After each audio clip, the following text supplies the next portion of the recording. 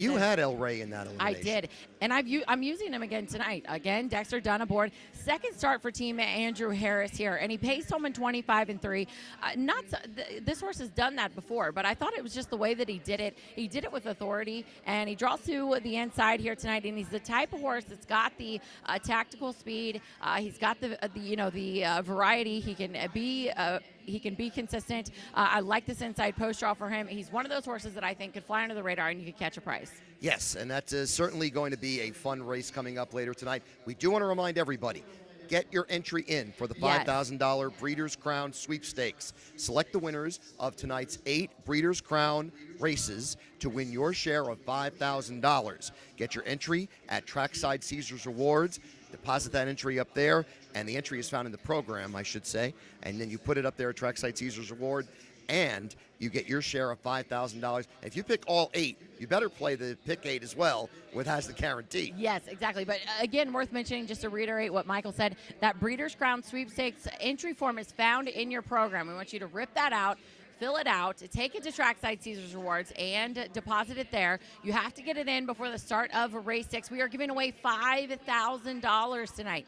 And, Michael, if no one wins, we're going to give away 4 consolation prizes. You could be going home with $250 just for simply putting your name in the box. Absolutely. So there's nothing to prevent you from getting your name in, make your selections, and as Emily said, you've got to get that in before race 6 on the card, because the Breeders' Crown races start in race 8. And we have anything else we need to tack on here? Yeah, a few things. Like we said, all the guaranteed wagers, of course, want to make sure folks pay attention there. But if you're not watching on the simulcast, there are still plenty of other opportunities to watch as well. So, if you've got some other folks at home or are curious to watch the Breeders' Crown, plenty of opportunities. We are excited to welcome our friends with Fox Sports. They are going to be covering tonight from 9 to midnight. Jessica Otten and Gabe Pruitt will be anchoring that broadcast here at Harris Hoosier Park. So they'll be providing coverage of live on scene. And then we're also welcoming our friends with Cosa TV. They're going to be doing a live stream as well. And a number of us will be popping on the set there. But you can hop on their Facebook channel and catch the live stream. We are also streaming live on our YouTube channel. So like I said last night, if you missed the Breeders' Crown or didn't get to watch the Breeders' Crown, it's your own fault. That's right. Absolutely. No one to blame but yourself. We've got 3 minutes remaining until post time for race 1. For Emily Gaskin, I'm Michael Chamberlain, wishing the best of luck to you all. It's still Temporal Hanover. Temporal Hanover will take the field by 3 parts of a length. You know you do takes the Peter Houghton Memorial. Sharton, a repeater in the Lady Liberty, a world record performance. Lion Sentinel wins off a ground-saving trip. In the She's a Great Lady, and she has set the stakes track and Canadian record tonight, the fastest freshman filly. Only the best horses become part of the Country Lane Standard Breds lineage.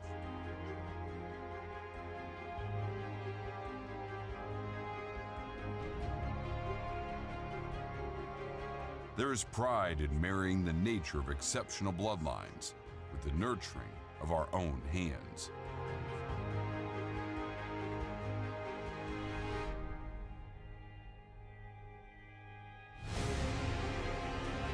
Every one of Country Lane Standard Breds horses is specially chosen to follow in the footsteps of winners.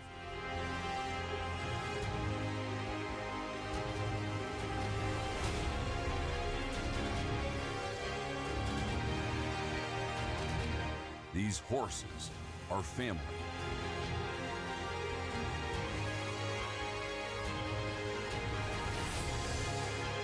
We personally own our mares and stallions. They are given personal care and affection.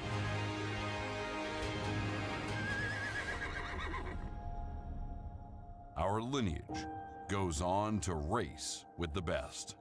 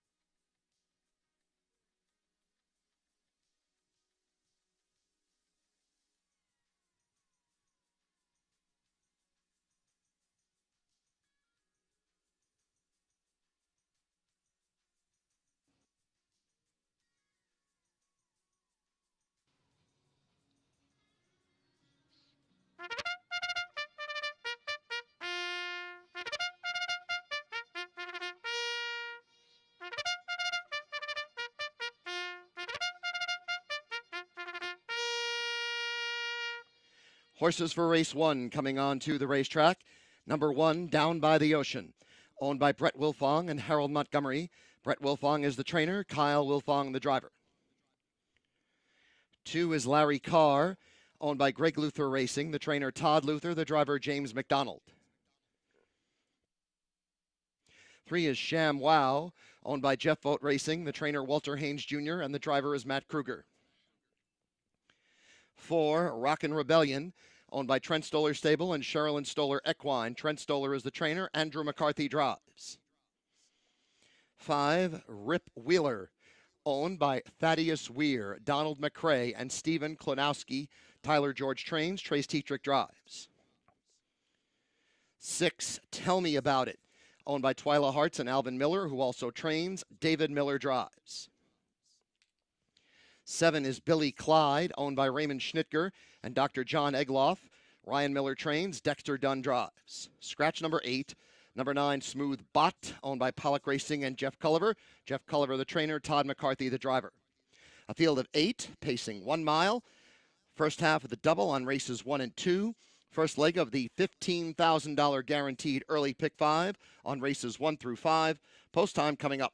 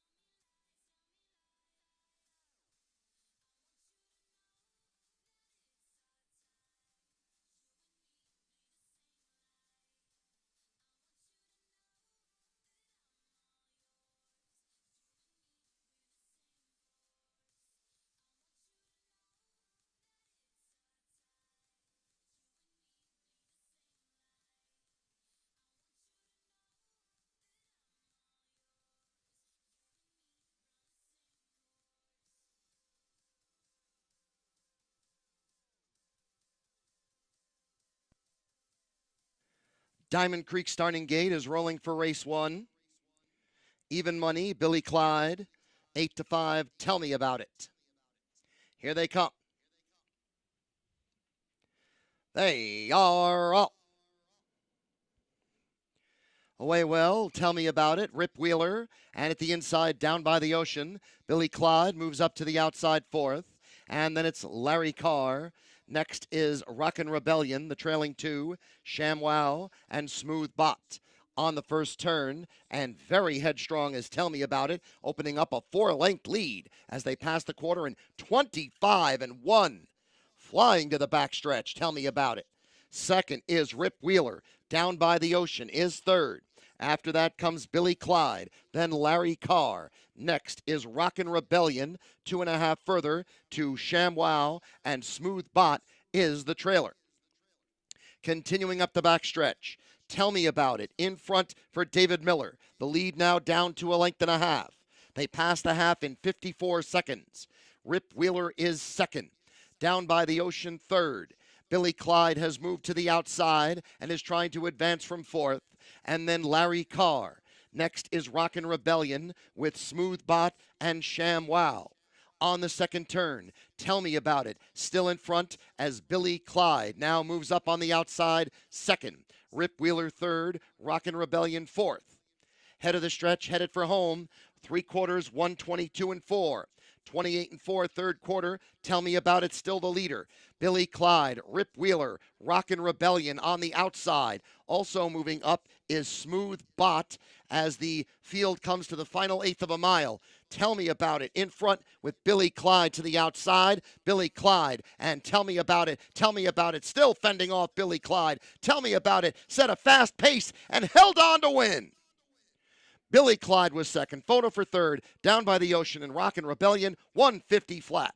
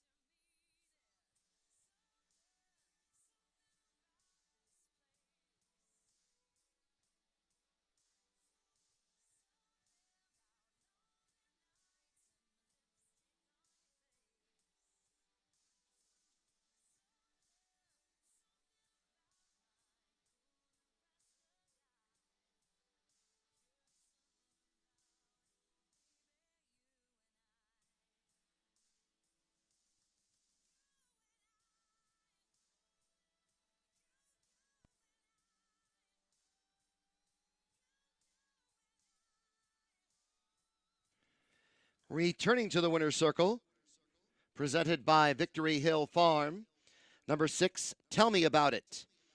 Owned by Twyla Hartz and Alvin Miller. Alvin Miller is the trainer, and David Miller is the winning driver. The breeder, LaVon Miller of Indiana. Tell Me About It posted first. Number 7, Billy Clyde second. We have a dead heat for third. Number 1, Down by the Ocean. And number 4, Rockin' Rebellion. 6, 7, dead heat, 1, 4. The unofficial order of finish.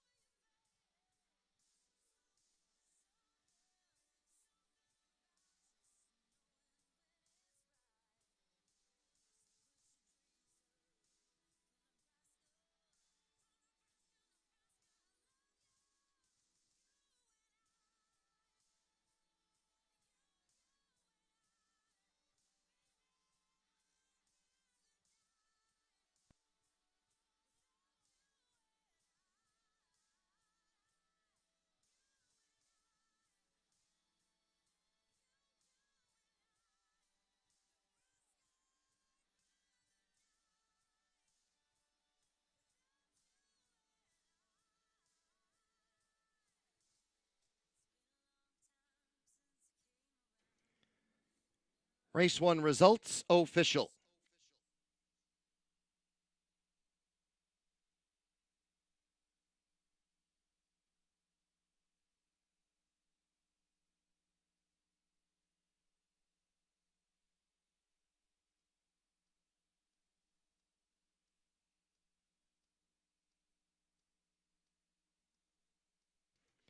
Tell Me About It pays $5 for the victory. $2 exacta, $10. The 20-cent superfecta, 6714, $11.58. 6741, $15.74. The 50-cent trifecta, 671,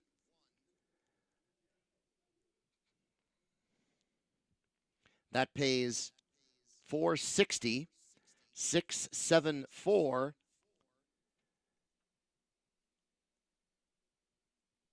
$14.10.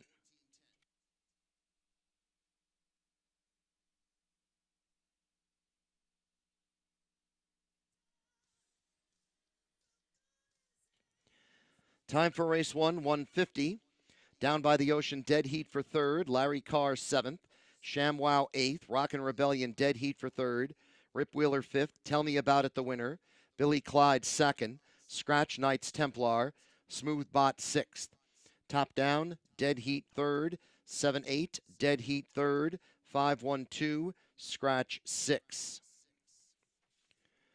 Next is race 2. First leg of the 50-cent pick 3 on races 2, 3, and 4. Scratch number 11, Call Out My Name. A field of 10 pacing 1 mile in 9 minutes.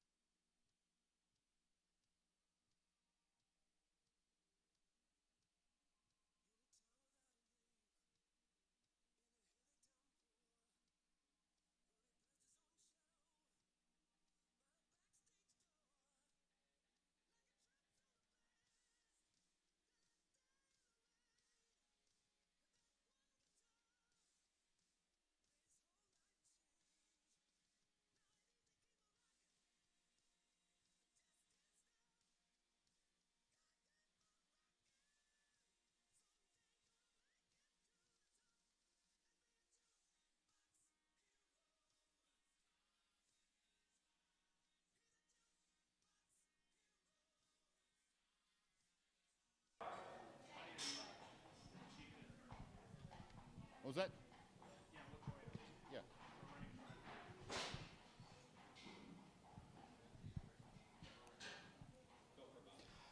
Okay, we're in the backstretch here with Andy Miller. Andy, the second race replay just ended here, and you have a pretty interesting evening coming up. Let's start with a Little Expensive in race 3. He's been racing good. He's got a shot in there. He hasn't really closed the deal on these bigger races, but he's always hanging around, and had an okay year.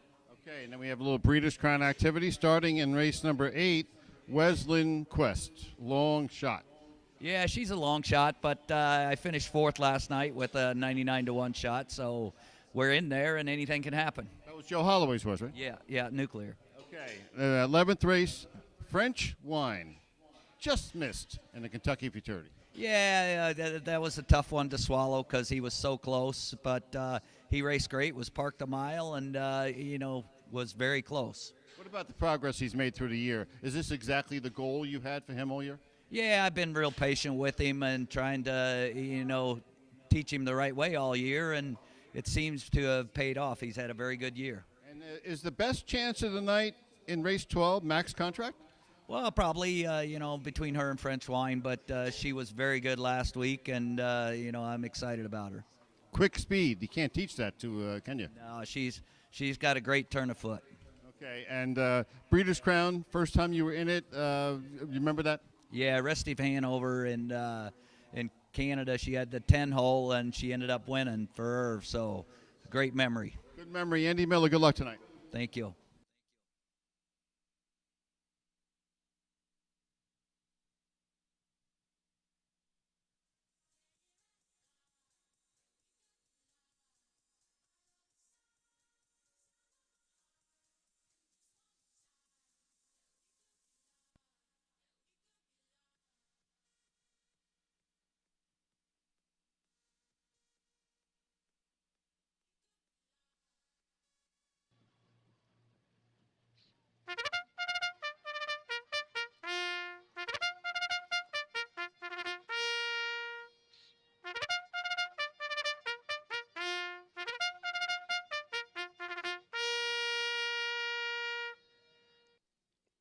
Bugler J. Elsmore calls the horses onto the track for race 2.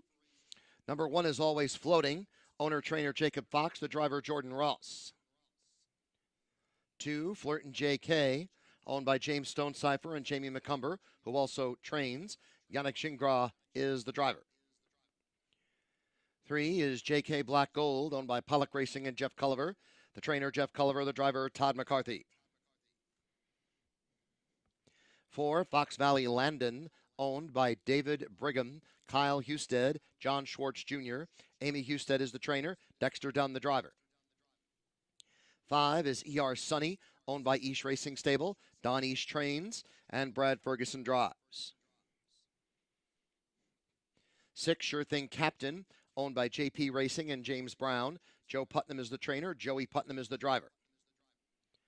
7, Fox Valley Jasper, owned by Douglas Overheiser and Engel Stable of Illinois.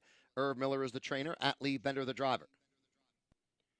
8, Ponda Executive, owned by Bottom Line Racing and Joshua J. Graber.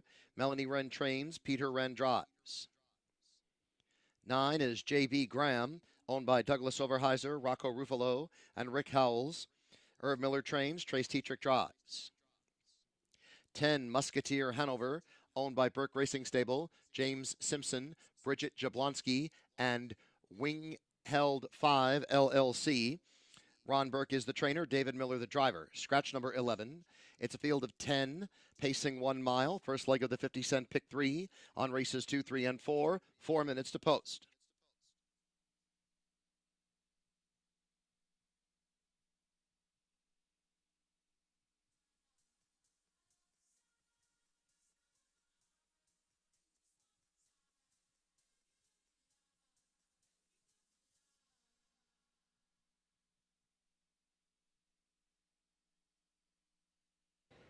We'd like to officially welcome you to Harris Hoosier Park Racing and Casino for the Saturday night of live harness racing action.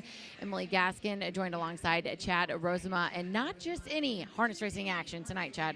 No, it is not. As we mentioned, it's Act 2 of the Breeders' Crown Championships. You could say we dipped our toes in the pool last night. We're diving in tonight, right? Head first. Oh, my goodness. No turning back. But I'll tell you what, I am happy to be inside for now in the warm confines of this great I'm glad facility. we were able to give you some good weather last night, so you didn't actually hate us when we put you out there in the paddock. But tonight we're going to test you a little bit. I didn't have to get in the vehicle and take off, right, and head back home. But as you know, home is north, and it's pretty chilly there too. So I'm used to this. It'll be just fine. But, yeah, looking forward to it.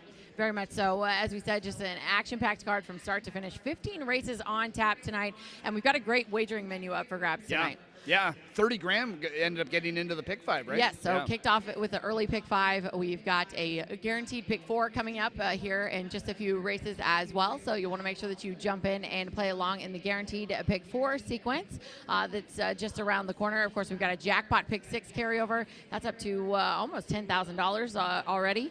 And plenty of great wagering options as well. We've got a $10,000 guarantee on the pick 8. We've got a $40,000 guarantee on that late pick 4, which, of course, is all Breeders' Crown races. $25,000 guaranteed superfecta and a $20,000 Hoosier High 5. And we're going to kick it off here, try to get a winner here in this evening's second race. And right now we're taking a look at the man of the night. Last night, that was Dexter Dunn. And, I mean, we almost looked like he was going to start the night with another win. But fell short. Dave Miller says, well, wait a minute. Let me have some of this fun, too. And I know Dave's got a bunch of live drives, and he's hoping to have, obviously, a big night and add to those 30 trophies he already has in the Breeders' Crown. But you and I here will ride with Dexter Dunn in this spot. I mean, a horse that's just simply awesome, especially this year. Racing at Hawthorne, has raced here twice in the past, did get a victory here. Kyle Husted's always driven this horse. Now you get Dexter Dunn on the bike.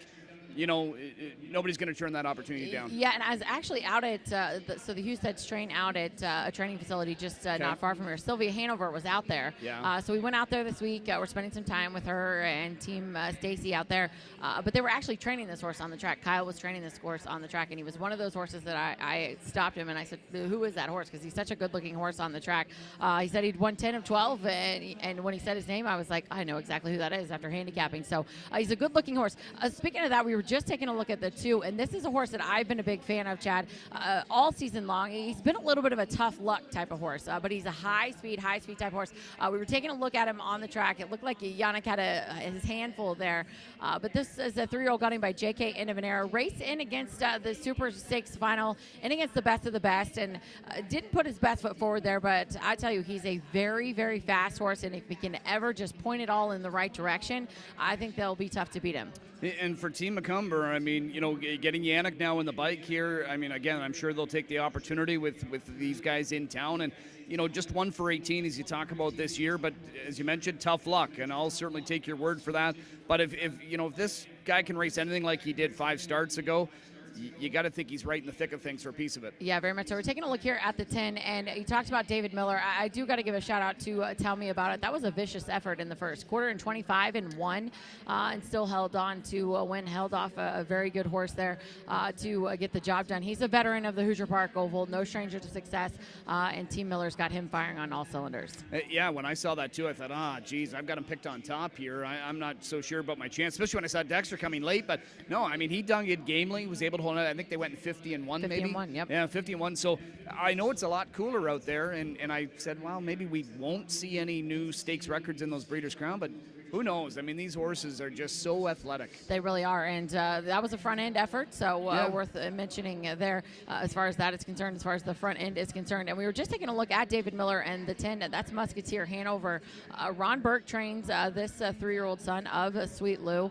He's won 3 times, maybe we'll say a step below that top group, but he was most recently a winner in 51 and 4, and I think this is a really good spot for him. I fully agree here, because in the pick 5 that I mapped out, although the board maybe says Fox Valley Landing could possibly be a single at 2 to 5, I definitely had to go too deep with Musketeer Hanover as another option. If he can just work out a trip from the second tier, he's going to be just fine, as Miller looks to sweep the first 2 on the card for Burke, who's obviously coming in off of a big night as well. And those are some big miles at the Meadows. Yeah, they really are. And like you said, coming in from the Meadows, we're looking here at the 9. That's J.B. Graham. Of course, Trace Teatrick at Team Miller are going to team up a little later on the program, try to get a Breeders' Crown title with Coach Stefanos. But this is his stablemate and also his classmate. He's the 3-year-old gunning by Tell It Like It Is. A subpar effort in the final, but is a colt that's got near 150,000 made. I'm trying to overlook the last couple. Was he just in too deep? I mean, the odds suggest maybe. But again, look at those races back, especially when he went in 48 and a piece. A couple of those spots where he was a fringe player, hitting the ticket. That's exactly what I see for him if Trace can work out that trip. We talked to you a little bit earlier, and we talked about Breeders' Crown races that, of course, are races 8 through 15. We've got that guaranteed pick 8, and I'm going to put you on a little bit of a spot here. But if you had to say, if you're talking about a horse that you think stands out, that you're is competitor at your horse, where are you going there as far as the lock in the Breeders' Crown races? Well, I'll tell you, my lock of the night is actually in one of the Breeders' Crown races. And those of you that are fans of Bond, and tough not to be because she is a high-level talent, but I'll tell you what, Swanstead's charge from the rail, special way, to see what she did last week. I mean, you got a bigger price than you're used to getting, and it's because so many times handicappers just remember the most recent outing. And Timmy mentioned it. She was expected to be short in Lexington, had missed some time. We know the backstory. She was sidelined, but she was clearly the best last year, and I think she'll prove tonight that she is the best in that division. Yeah, I agree with you there. I was actually just taking a look at that. Only 5 trotting fillies have won both the Breeders' Crown at 2 and at 3. So looking to become special territory there for a special way, but I really like her in there. As just looking here at Ron Burke's charge, I mean, it's cooler out there, and this horse is lathered up. Yeah.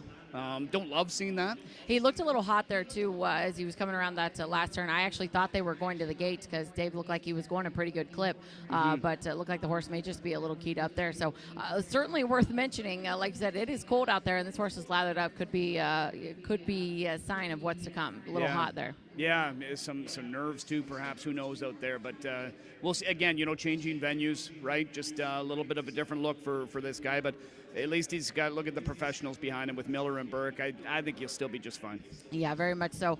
So the horses are turning into the line for this evening's second race. As we said, want to jump in and get some money for a little later on in the card. Chad is going to go 4-10, 9-7. I'll take 4-2, 3-10. Best of luck to you with your tickets.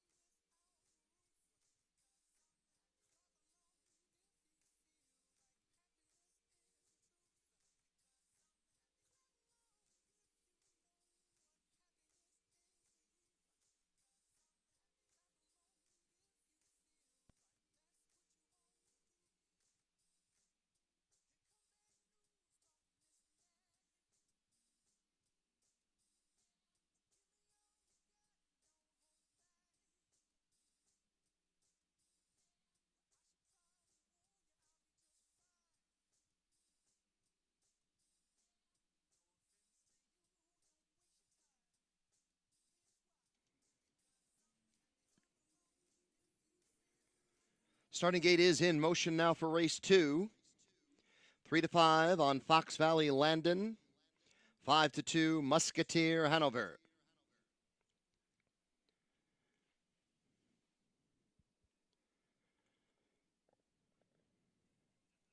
Here they come. They are off. Good beginning from the outside. Ponda Executive moving right up. To the inside is Flirtin' JK, and also there JB Graham. Musketeer Hanover from the second tier is now fourth, right behind that lead trio. And then to the inside is Always Floating. Fox Valley Landon is wide, moving through turn number 1 as they now come to the quarter in 25 and 4. And going on a break is Ponda Executive. Ponda Executive went off stride and did cause a little bit of havoc there moving out of the turn. So the quarter's up in 25 and 4 as we reset things, and moving with the lead is Flirtin' JK, but Musketeer Hanover is moving up on the outside, and Musketeer Hanover now takes over. Fox Valley Landon, despite that wide trip through the first turn, is now advanced into second, and then third is Flirtin' JK. 54 and 3, the time for the half mile as the field moves to the second turn. Fox Valley Landon now has taken the lead, and rushing up on the outside is JK Black Gold, right there with Musketeer Hanover. After that is Flirtin' JK and Sure Thing Captain, and then behind that JB Graham and Fox Valley Jasper. Then it's Always Floating and ER Sunny as the field now moves into the stretch. Fox Valley Landon with the lead. JK Black Gold to the outside second. 3/4, 123 and 1. Down to the inside is Musketeer Hanover. And trying to close here wide is Fox Valley Jasper. Fox Valley Landon has opened up a 4-length lead now. JK Black Gold trying to move through on the pylons is Flirtin' JK. It's Fox Valley Landon. Flirtin' JK is closing in at the inside. Fox Valley Landon, Flirtin' JK. Fox Valley Landon held on. Flirtin' JK was second, then ER Sunny and Fox Valley Jasper, 151 and 1.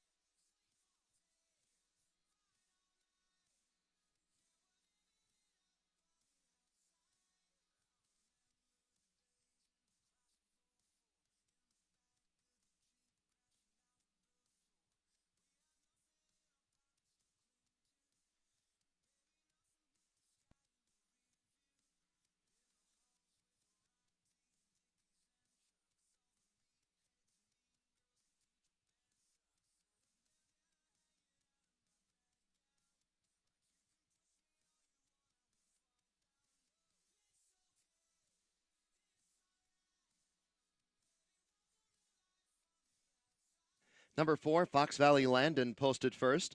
Number 2, Flirtin' JK second. Number 5, ER Sunny third. Number 7, Fox Valley Jasper fourth. 4-2, 5-7 is the unofficial order of finish.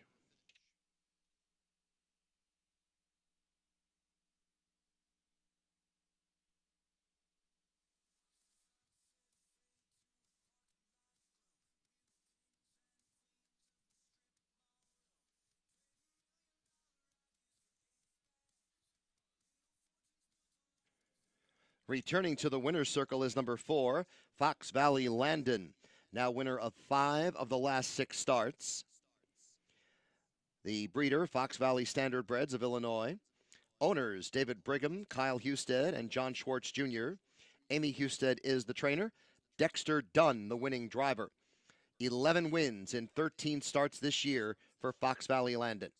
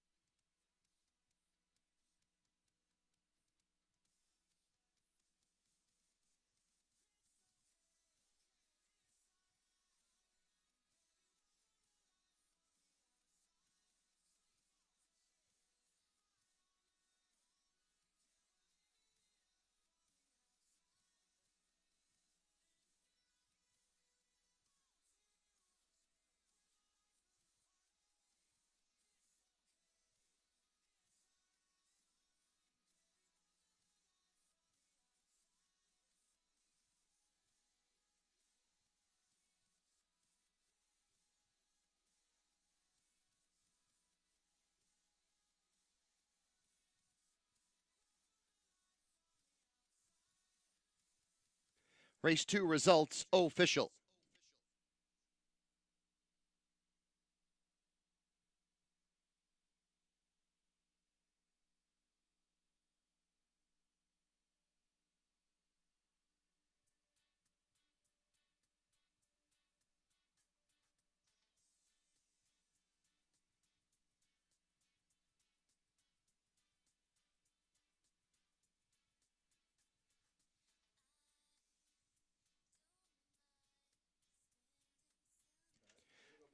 Fox Valley Landon pays $240 to win.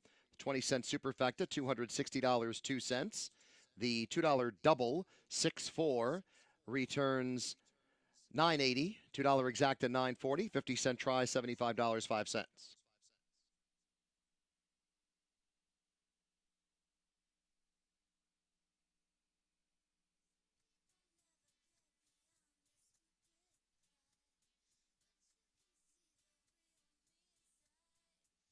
Time for race 2, 151 and 1.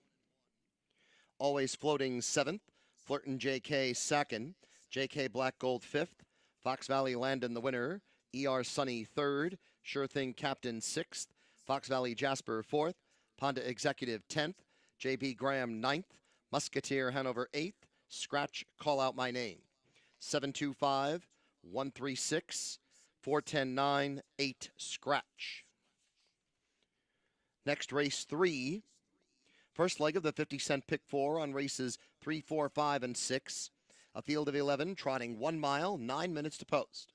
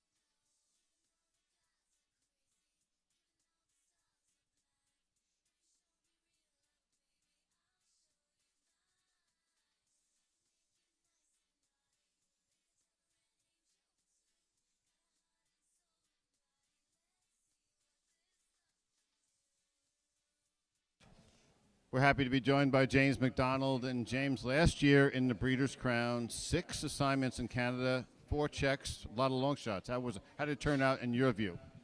Yeah, it was great. Like you and I were talking about off air, I had a second with Tattoo Artist, and any other year would probably be a win. But when you were going up against Bulldog Hanover, it was a pretty tall task. Yeah, and now this year you have some assignments again. By the way, the defending Canadian Driver of the Year. How about a Derry Castle in race number 8?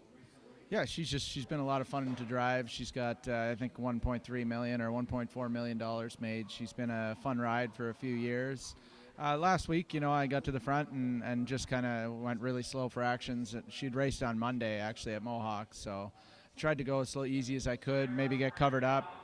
Didn't work out, but that's not really her cup of tea. She's a one-speed kind of grinder, and I turned it into a sprint and jiggy jog.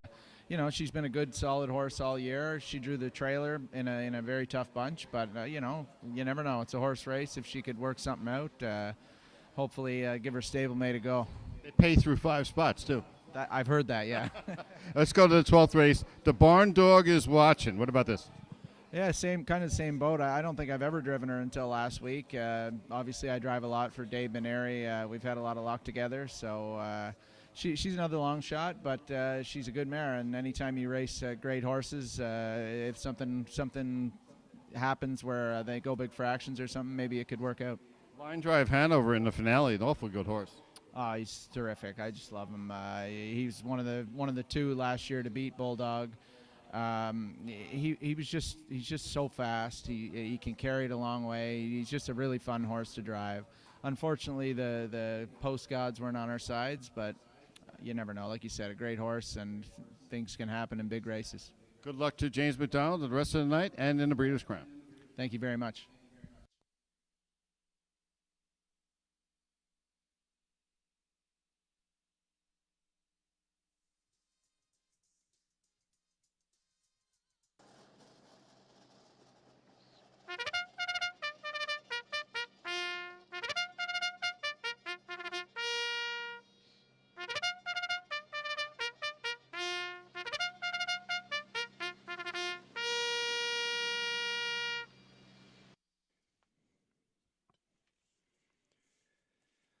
Field for race 3, being led out by parade marshals Rachel Leonard and Christina Smith.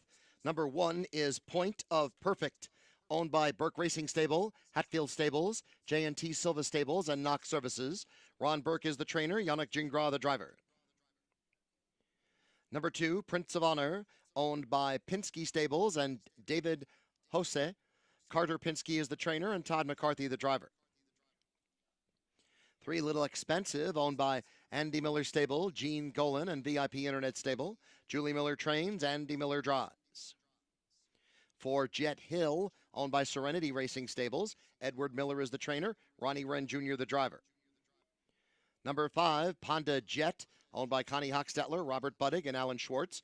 Jay Hochstetler trains, Kyle Wilfong drives. 6, Nico Man, owned by Douglas Overheiser and Anthony Lombardi. Herb Miller is the trainer, Atlee Bender the driver. 7 is Burton's Hill, owned by Joyce McClelland. Virgil Morgan Jr. trains, Trace Tetrick drives. 8, Full Strength, owned by W&W Farms and DKL Stables. Herb Miller trains, Andrew McCarthy drives.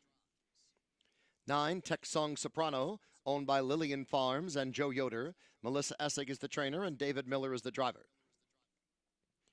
10, John Dutton, owned by Burke Racing Stable, Knox Services, Johnny Yoder, and Raz Racing. Ron Burke trains, Dexter Dunn drives. 11, Spitfire Overseas, owned by the stable, Spitfire Overseas. Ron Burke trains, and Tim Tetrick drives. A field of 11 trotting 1 mile. First leg of the 50-cent pick 4 on races 3, 4, 5, and 6. 3 minutes to post.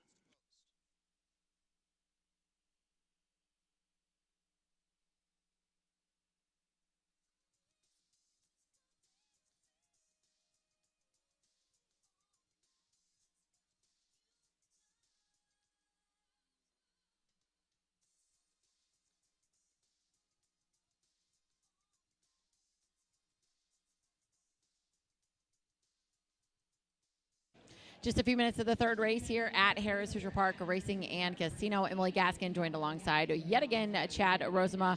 First stakes of the evening, and we're kicking it off with a nice field of 11 in the Pegasus, a $60,000 3-year-old trotting colts and geldings. Yeah, and a great-looking group. Some household names in here that we know, some that I had to kind of get familiar with in here, but I think it's shaping up to be a good race. As far as the pick 5, I think I find it fairly wide open. I've gone 2, 4, 5, and 10 as a bunch of options, but I've got Todd McCarthy and Dexter Dunn into the mix, Ronnie Wren in town as well, and then Kyle Wilfong, for locally here. I know he's hoping later on with Hochstetler to have a little bit more success as well. You said household name. I thought you were talking about John Dutton, Yellowstone. And Rip Wheeler was on the. Was he last night or? No, I think that was the first race. Oh, first okay. Race So tonight. I mean, you guys like your Yellowstone around here, right? That's right. Yeah. That's right. That's what I thought you were talking about. John Dutton, though, I do like him. He's been racing on the Ohio circuit. We were just taking a look at another horse that was racing on the Ohio circuit. Had a chance to venture over to Scioto Downs for those Ohio Sire Stakes finals, and this was a horse that I enjoyed watching. He finished a game second in that Ohio Sire Stakes final. He's got $465,000 made on his card, and I was interested to see this horse last week racing first time at Harris Hoosier Park. He has been racing on the front. Wasn't sure how he would do down this long quarter-mile stretch, and I was very impressed with his effort. 53-4, 28-4 on the end of it. Yeah, and you know what? I think he's just a hard-trying horse, right? I mean, he hasn't had the easiest of trips all the time, but he's just a hard-trying horse. He works tough. And, I mean, it's resulted in 10 wins this year, nearly 300,000. So, again, you've got Dexter who's going to drive him here from the second tier. Not worried about it. I think he's going to be able to find a way to get himself into the race. The thing I want to find out is he fast enough against the top ones in here? Yeah, and you talk about the top ones, of course, Andy Miller talking about Little Expensive, and I'll be honest, as we said, right now we've got 7-5 on Jet Hill, but Little Expensive was a horse I thought we'd be seeing a little more money on. He's right now at 8-1. Julie Miller trains, and like Andy said, he's maybe yet to seal the deal in any of the big ones. He's maybe a step below that top group, but he's got 147,000 made, and he's danced some of the big dances. He raced in the Bluegrass, finished second to Well, who was one of the early talks for the Hambletonian as far as the favorite is concerned. Raced in the New Jersey Classic, Canadian Trotting Classic, and the likes. But maybe just a step below. But this is a good spot for him, and he's right now at 8-1. I didn't use him, but I could easily scatter him underneath if I'm playing exotics. If I'm going to latch onto a few as win candidates and then use him to fill up some spots here. As you mentioned, he doesn't have a ton of wins. 2 for 14 this year. Last year only raced a handful of times, but he can pop up with some good showings, and it looks like a horse that can follow along well and then just kind of go the speed he's got to go to be able to pick up some good checks. Didn't work out for him back home in the Trotting Classic after cutting it out in that race, but I think he's come back well out of it with a couple of runner finishes. We both use the 2. That's Prince of Honor from the Carter Penske barn. This is actually my price play of the night. He's right now at 9-2, but he's won 5 of 8. He raced in the elimination of the Breeders' Crown. Trotted home in 26-3. That's what I love. I think this race sets up so nicely for him. I love his late closing kick. Like the inside post draw for him. Here's another one that I think this is a good spot for him. I ended up going with him on top, as is Hollywood as well. And you know what? And it's not the fact that he's just coming out of the Breeders' Crown a limb where he didn't race all that bad. It was just he was really up against it from a pace scenario, having to close off slow fractions. He did well in the final quarter, but it just wasn't enough to get in. But this is an overall easier spot for him. He wins a lot of races. Yeah, they're not the high-profile races that maybe some of the other Grand Circuit horses have been in, but Prince of Honor, I think, is just matched up well against this bunch here. Now he's 7-2. And, a horse that I wasn't sure what to do with. You talked about some of those big marquee races. That's the one Point of Perfect. This was an elimination winner of the Hambletonian for trainer Ron Burke. He won an elimination of the Hambletonian. I believe finished 7th in the final. But he's got speed. As you see, finished second in 50 and 4 down at the Red Miles. Got a mark of 51-2. Draws the rail here tonight, but that really was a subpar effort in his elimination. His last 2, last 2 have really been a question mark, so wasn't sure what to make of him, and he's right now at 9-1. He's got the ability, as you pointed out. I mean, he won a Hambletonian elimination, and he can beat the best horses. A bit of an in and outer. Right. He needs to find a way to string together those top efforts more consistently. This could be a horse that going forward gets better with age. I could see that. I agree with you there 100%. Looks like a horse that just needs to grow into himself a little bit. And that's a good story for the 5, Upon a Jet. This is a colt that showed talent as a 2-year-old. He's made that step up from 2 to 3. He's a huge, I'd venture to guess, huge horse by Dover Dan. Does his best work on the front. He's stepping up 2 stakes company. Made good showing of himself last week. 4-team Hostetler. He's right now at 5-1, and Kyle Wolfong aboard. And he's familiar with Jet Hill because they just raced off against each other last time, and I know Jet Hill got the best of him. But Ponda Jet, home field advantage and a great draw to work with. Again, I think there's a handful of horses in with a big shot to win here. Very much so. It does kick off your early pick 4, so make sure you jump in and play along with us. Again, a nice field to go postward here. Chad's going to go 2, 4, 5, 10. I'll take 4, 3, 2, 10. Best of luck to you with your tickets.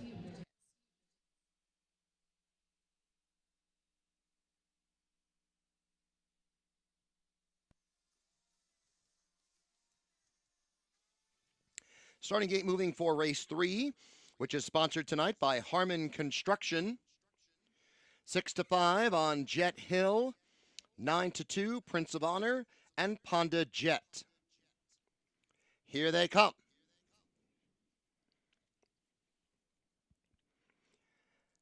They are off. Well behind the rest is Spitfire Overseas. Ponda Jet sent right up for the lead by Kyle Wilfong.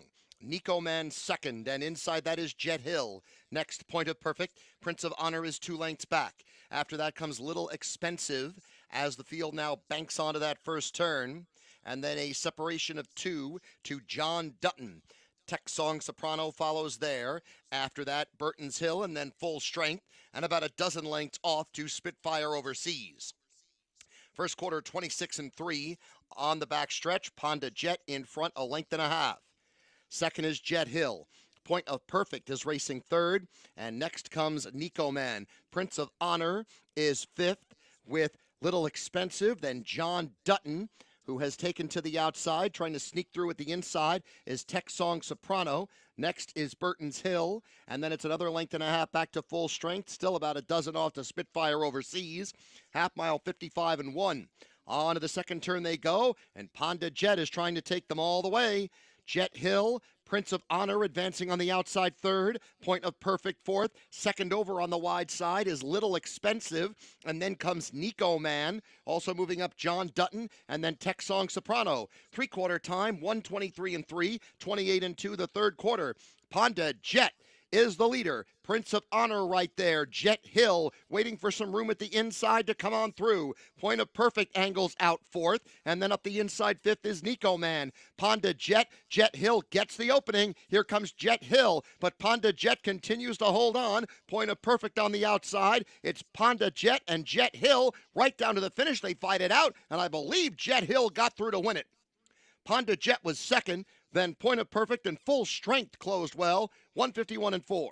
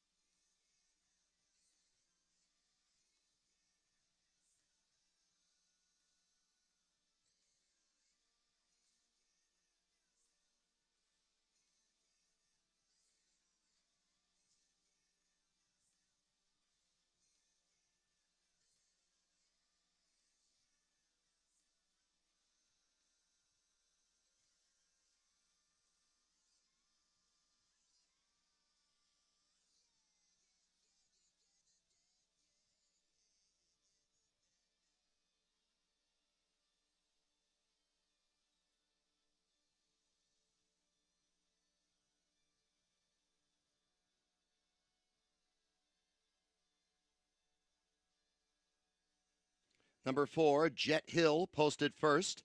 Number 5, Ponda Jet second. Number 1, Point of Perfect third. Number 8, Full Strength fourth.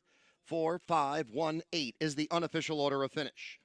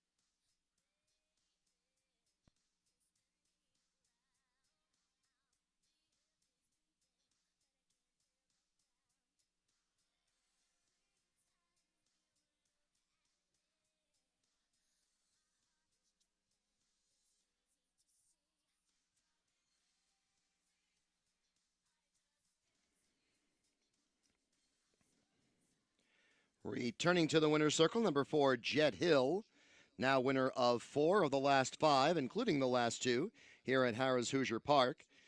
Owned by Serenity Racing Stables. Edward Miller is the trainer, Ronnie Wren Jr. the driver, the breeder, Mart's Creek Farm of Indiana.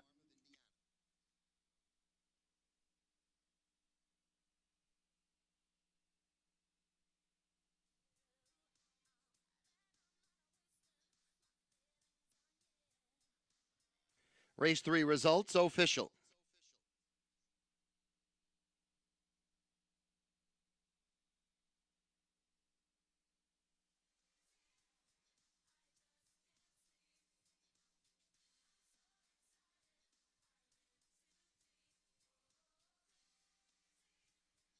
Jet Hill pays $3.40 for the victory in race 3. 20-cent superfecta, $133.94. 50-cent trifecta, $17.55. $2 exacta, $11.60. Time for race 3, 151 and 4. Point of Perfect third. Prince of Honor 8th. Little Expensive 9th. Jet Hill the winner. Ponda Jet 2nd. Nico Man 6th. Burton's Hill 7th. Full Strength 4th. Texong Soprano 5th. John Dutton 10th. Spitfire Overseas 11th. Top down 389 126 745 1011. And again, race 3 tonight, sponsored by Harmon Construction. We thank them for their sponsorship tonight. Next is race 4. First leg of the double on races 4 and 5. First leg of the 50-cent pick 3 on races 4, 5, and 6. A field of 11, pacing 1 mile, 13 minutes to post.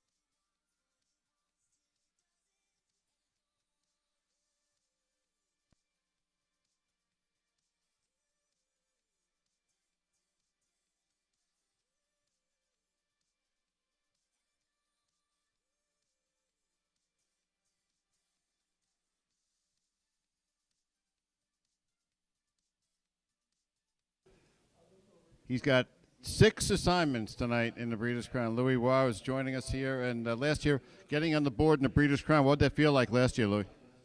It was nice when I won my first Breeder Crown with Gaines Hanover, so it was a pretty good feeling for sure. I hope I can repeat later tonight. Okay, let's take a look at the 8th race. HB Mama B for Ben Bayegeron. What about that?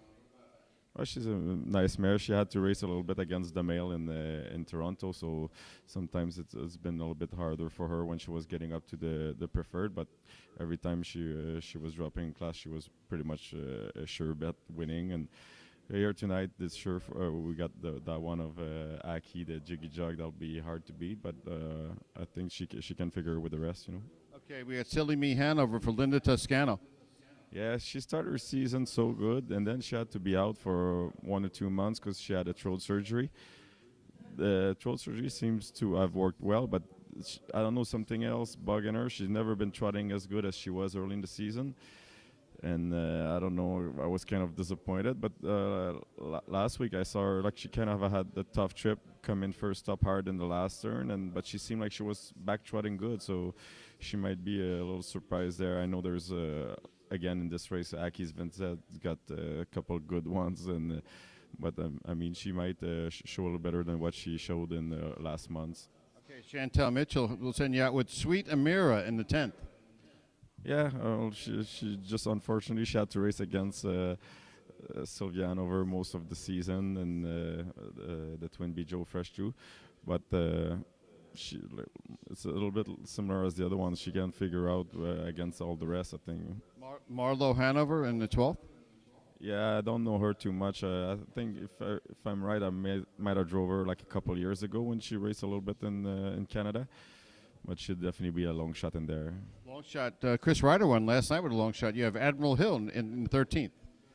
Yeah, same thing. I don't know him at all. I saw him race last week, but I couldn't tell anything else than that.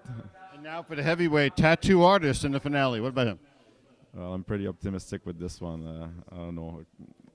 He's been so good lately. I'm really confident. Yeah. And Tattoo Artist, it'd be nice to see you in the winner's circle on the 15th, Louis. Thank you.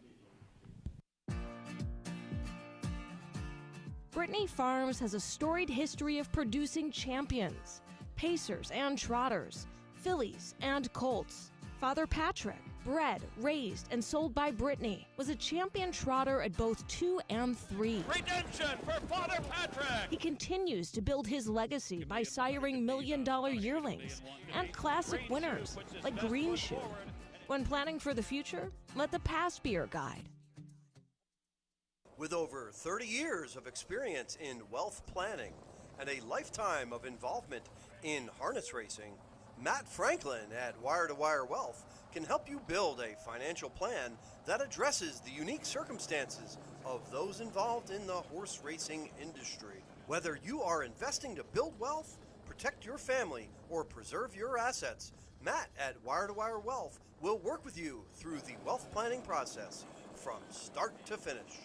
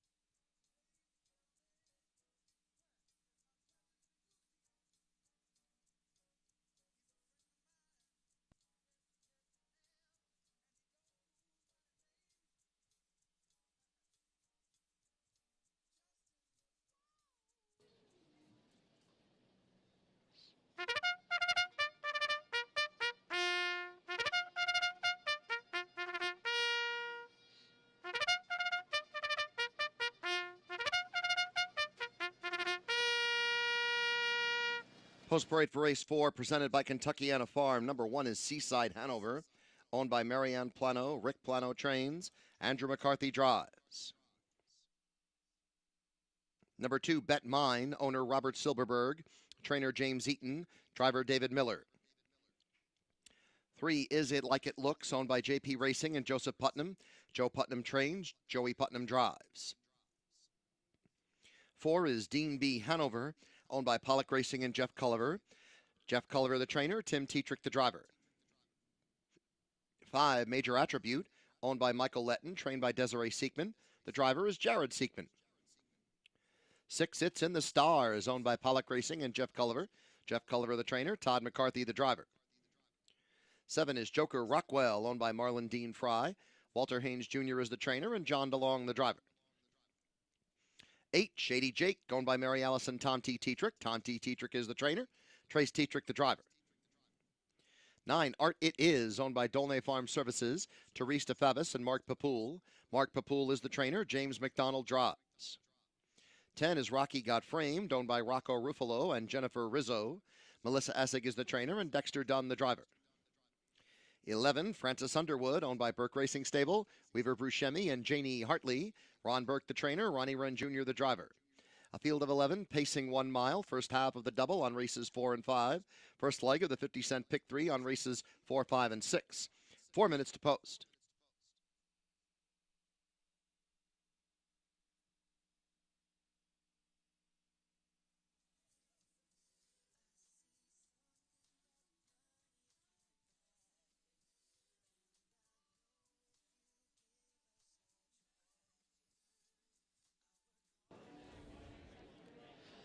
Fourth race on the track here at Harris Hoosier Park Racing and Casino. Jacob Reinheimer thrilled to be joined alongside by Chad Rosema as we get ready for a full field of 11 in a division of the Stay Hungry. Of course, named after that 2017 Breeders' Crown champion in the 2-year-old colt pace right here at Harris Hoosier Park. And we have a competitive field here, and right now we've got favoritism kind of ping-ponging back and forth between our 2 top selections. Right now, 7-5 on the board for number 4, Dean B. Hanover, who I went with. With that said, you, Emily, Bob, all going from the second tier with number 10, Rocky Got Framed. You're out on that limb all on your own. All right, 7-5 right now on Dean B. Hanover. I mean, I view him as a major win candidate, obviously, and included him in the pick 5 along with 3 others. I mean, I went 2, 4, 6, and 10 here because I am going to try and wrap it with a single in race number 5. But opted to go, yes, Rocky Got Framed from post 10. Plenty of experience from that second tier. I mean, even recently there, 3 recent starts from the second tier. Didn't work out in wins, but I just think that, coming out of that, age category, Ponda Warrior in that race, will probably enjoy this kind of a spot. So Dexter Dunn, back aboard, got familiar with him last time out for Missy Essig. And I know Missy just had her first starter of the night in race 3. Obviously the big ones, the Breeders' Crown debut is coming up later on with a couple of starters. Would love to just kind of, get something going here. And I think Rocky Got Framed as a big shot to get her going. Yeah, and absolutely with Dexter Dunn in the bike, too, who, of course, had those 7 winners on the card last night. Already a winner on the card tonight, so picking up right where he left off.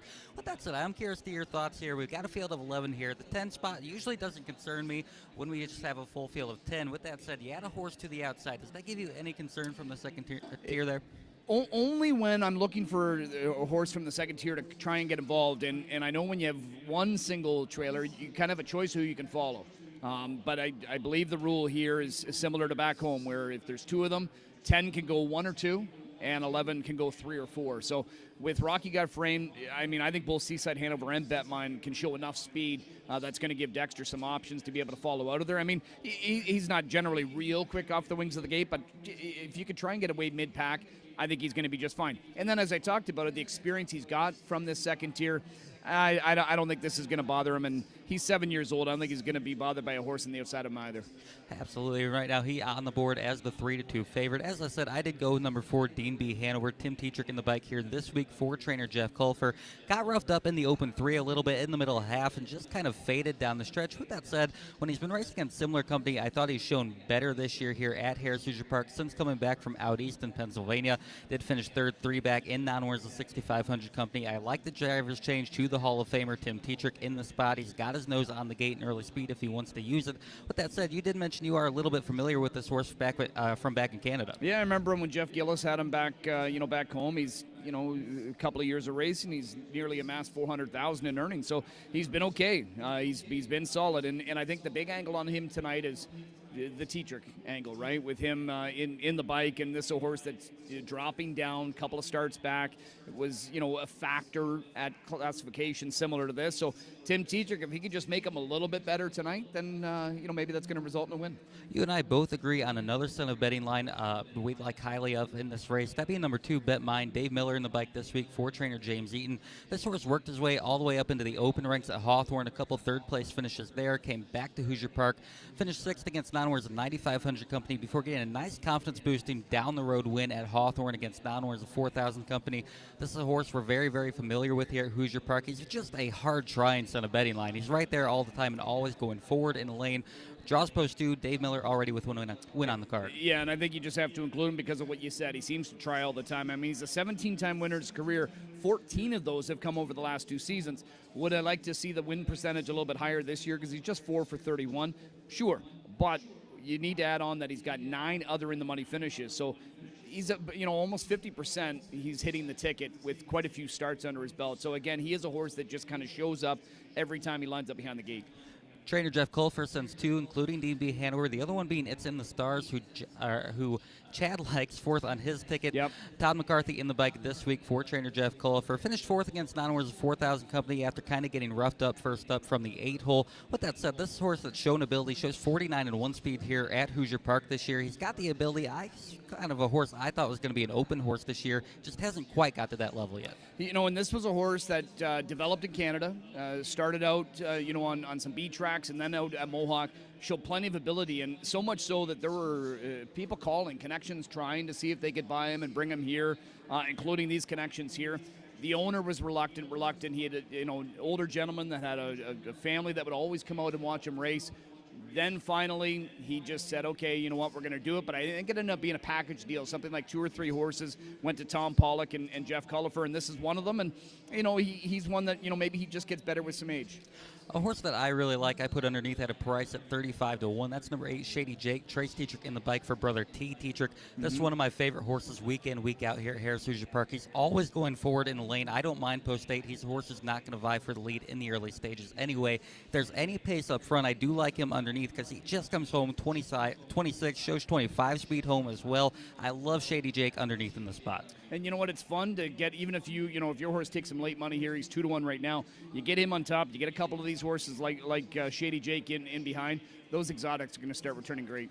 Absolutely. Horses coming into line here for the Stay Hungry. We've got a field of 11 here. Non-Wars of 6,000 in their last 4. Right now, 7-5 favoritism on Chad's top selection. Number 10, Rocky Got Framed. Chad's going to go 10-2, 4-6. I'm going to go 4-2, 10-8. Best of luck to you here in the 4th.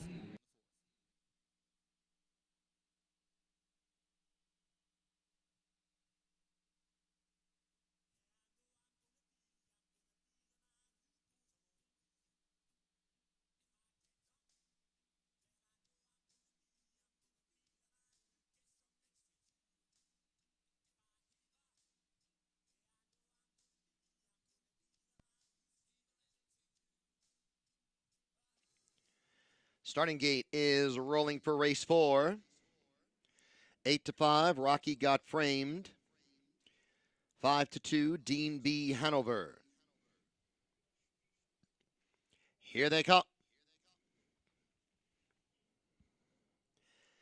They are up.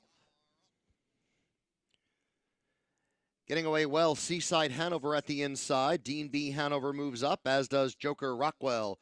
4th is It Like It Looks, followed by Bet Mine. It's in the Stars is to the outside of Rocky Got Framed, then Francis Underwood. Major Attribute is racing next in 9th.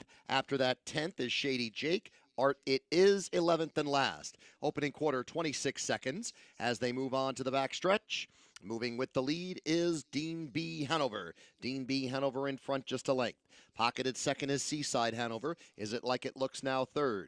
After that comes Joker Rockwell with Bet Mine moving in 5th. Next in 6th is Rocky Got Framed, and moving through inside there is It's in the Stars. Francis Underwood also advancing inside is Shady Jake. Racing 10th is Major Attribute. 11th, Art It Is. 54-2 for the half, 28-2 the second quarter. Moving on to the second turn. Dean B. Hanover still in front, a length and a half. Seaside Hanover is second. Bet Mine on the outside third. Then Is It Like It Looks. Next are Joker Rockwell and Rocky Got Framed. The next pair, Francis Underwood, It's in the Stars. And then Shady Jake and Art It Is, three-quarter time, 122 and 3. 28 and 1/3 quarter, Dean B. Hanover a length. Bet Mine on the outside, Seaside Hanover at the inside. Is It Like It Looks in behind this group? And Joker Rockwell is making progress too.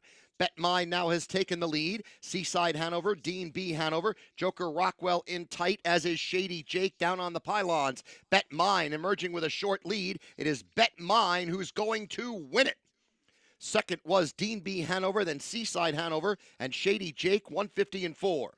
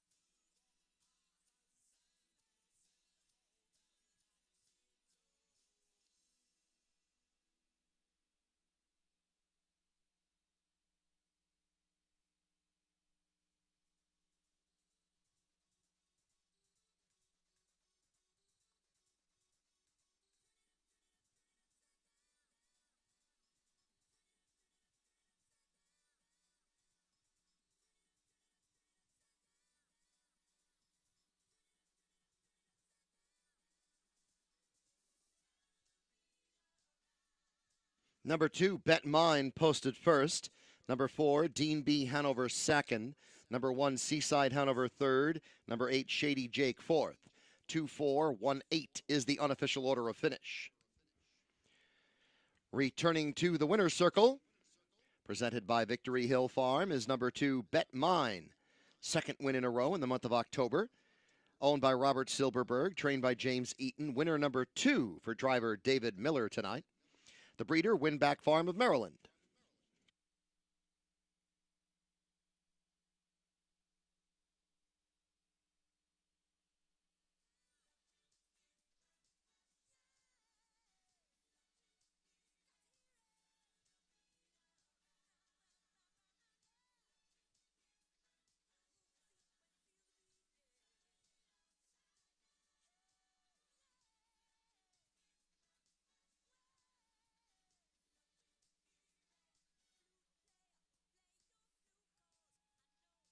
Race 4 results official.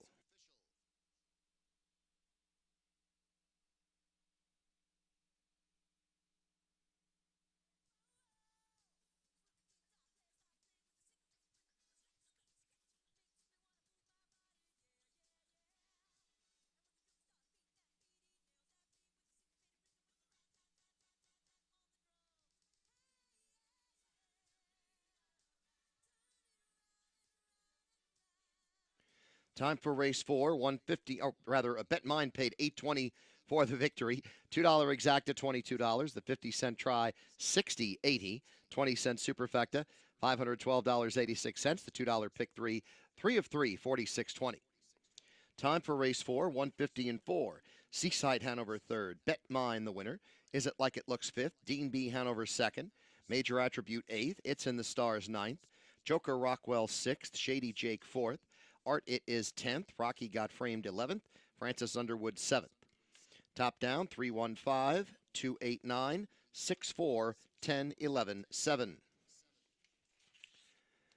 Next is race 5. There is a 20-cent Hoosier High Five on race 5, which is sponsored by Watch and Wager. A field of 10, pacing 1 mile, 14 minutes to post.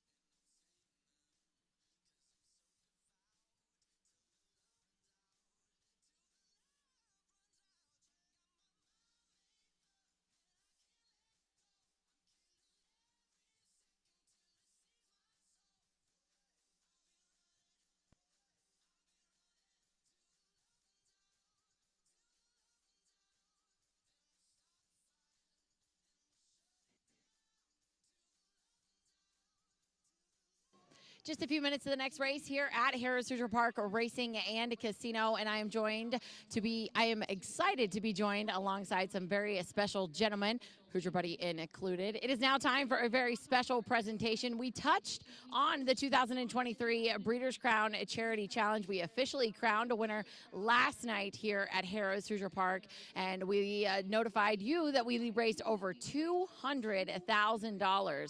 And of course, the Breeders' Crown Charity Challenge, a staple as part of the Breeders' Crown programming. And now for a few words, we're going to hand it over to the president, Mr. John Campbell. John? Thanks, Emily. On behalf of Marvin Katz, I just want to say thank you for being recognized. Marvin brought the concept of the Charity Challenge to our Hambletonian Society board in 2018, and we instituted in 2019. And Marvin Katz and Al Lebfield have been the driving force, getting it started, executing, planning the first few years, and it's just become an event inside an event. So just on behalf of Marvin, I just want to say thank you for the recognition, and it was certainly Marvin's passion and vision, and I think it exceeded everything he thought. And as you said, John, the Katz-Libfeld partnership, just an absolute staple as part of the Breeders' Crown Charity Challenge, not only in philanthropy, but just in harness racing as a whole. Their passion just unrivaled, and we are proud to see what the Charity Challenge has done to this day. Over $2 million raised, and as we said, Al Libfeld joining us right here in the winner's circle. Marvin, unfortunately, unable to join us, had some travel issues, as I understand, but he is here in spirit, and we are very honored to recognize these gentlemen for all that they have done as part of the Breeders' Crown Charity Challenge. And now to say a few words on behalf of Harrah's Hoosier Park, our Vice President and General Manager of Racing, Mr. Rick Moore. Thank you, Emily.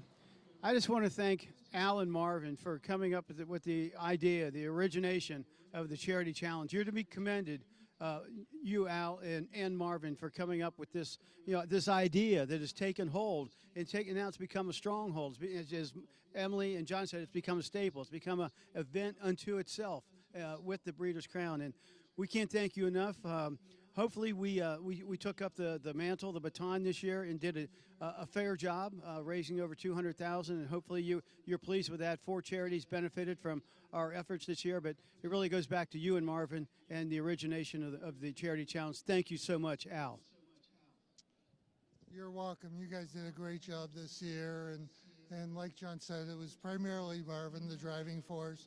I was along for the ride gladly, and it's important to do good things for the community that we deal with. So congratulations to everyone, and thank you. Thank you, Al. Back to Emily.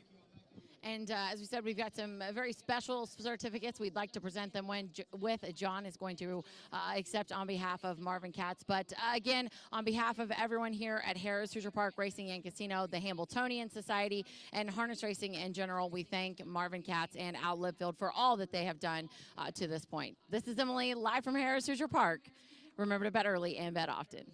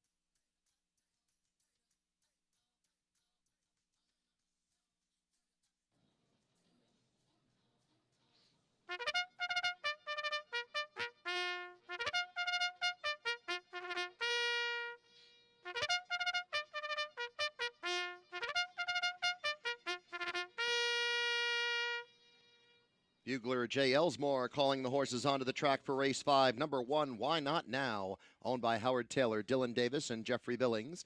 Dylan Davis is the trainer, Dexter Dunn the driver. Number 2, David Allen, Whoa, owned by JP Racing, the trainer Joe Putnam, the driver Joey Putnam. 3, Ants Marching, owned by Howard Taylor, Nancy Tactor, Joseph Patrick McLeod, and William Waiters. Nancy Tactor is the trainer, José Fonseca the driver. 4, Henry the Horse, owned by Joshua David Carter. Jay Hochstetler is the trainer, Kyle Wilfong the driver. 5, Dynamite Dylan, owned by David and John Prushnock. Brian Brown is the trainer, Trace Tetrick the driver. 6, Act Fast, owned by Burke Racing Stable, Knox Services, Rich Lombardo Racing, and Beastie LLC. Ron Burke trains, David Miller drives. 7, Irvin Hanover, owned by Burke Racing Stable, J&T Silva Stables, James Simpson and Weaver Buscemi. Ron Burke the trainer, Yannick Gingras the driver. 8, Lightning on the Beach, owned by Renee Bercury. Christopher Beaver is the trainer, Andrew McCarthy the driver. 9, Frankie, owned by Rocco Ruffalo, Douglas Overheiser, and Rick Howells. Herb Miller the trainer, Scott Zeron the driver. Number 10, Strength from Above, owned by Save the Day Stable. Melissa Essig trains, John DeLong drives. A field of 10. There is a 20-cent Hoosier High Five in race 5. And race 5 tonight is sponsored by Watch and Wager. 3 minutes remaining until post time.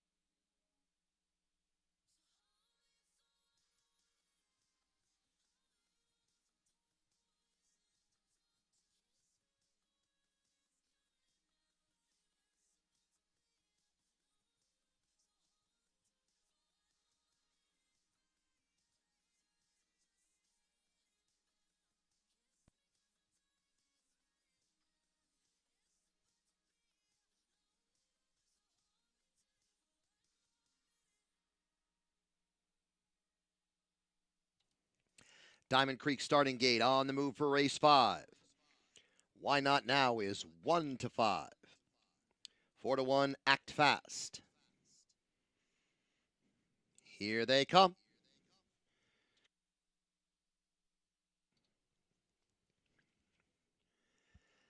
They are up. Swift start for Lightning on the Beach from the outside, who has moved up to take the lead. Moving up also is Act Fast, and Why Not Now is third early on. Then it's Strength from Above. Outside that is Ants Marching as the field moves on to that first turn.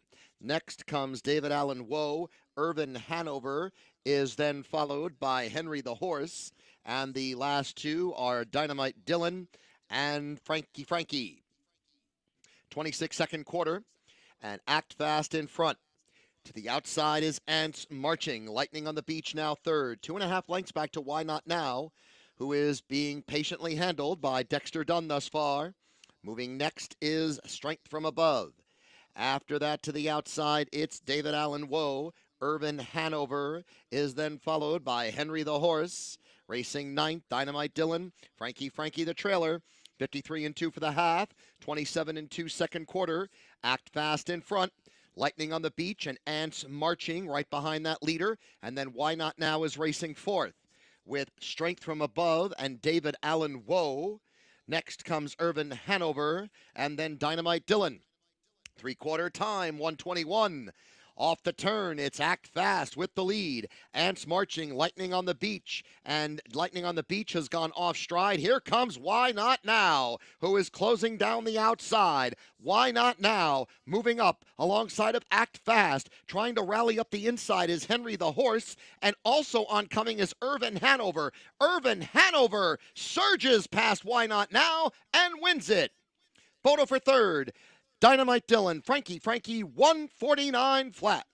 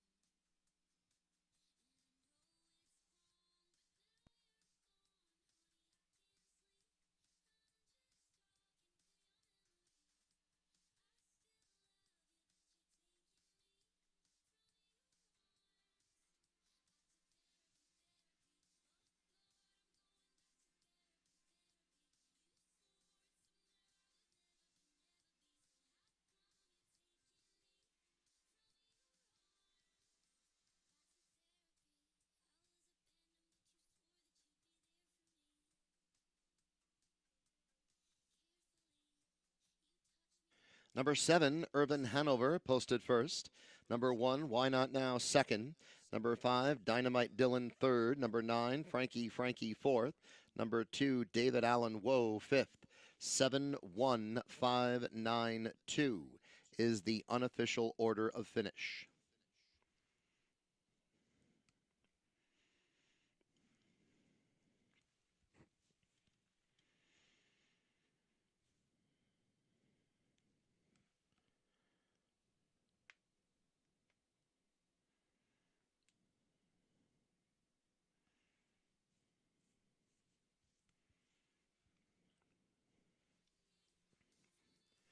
Returning to the winner's circle is number 7, Irvin Hanover.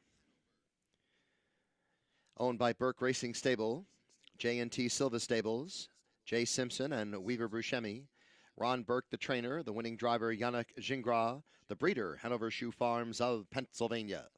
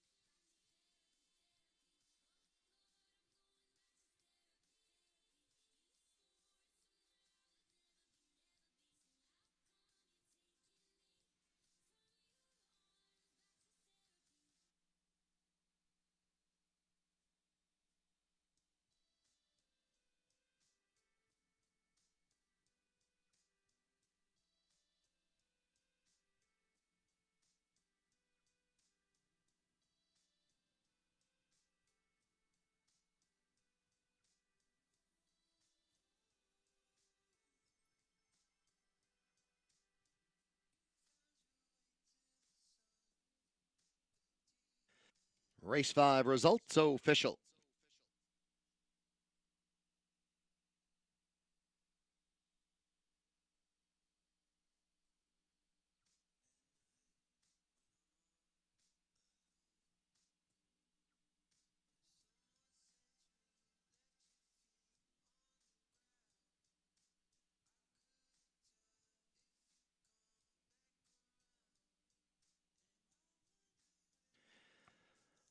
Irvin Hanover pays $16.60 for the win. $2 double, 2-7, $88.80. $2 exacta, $31.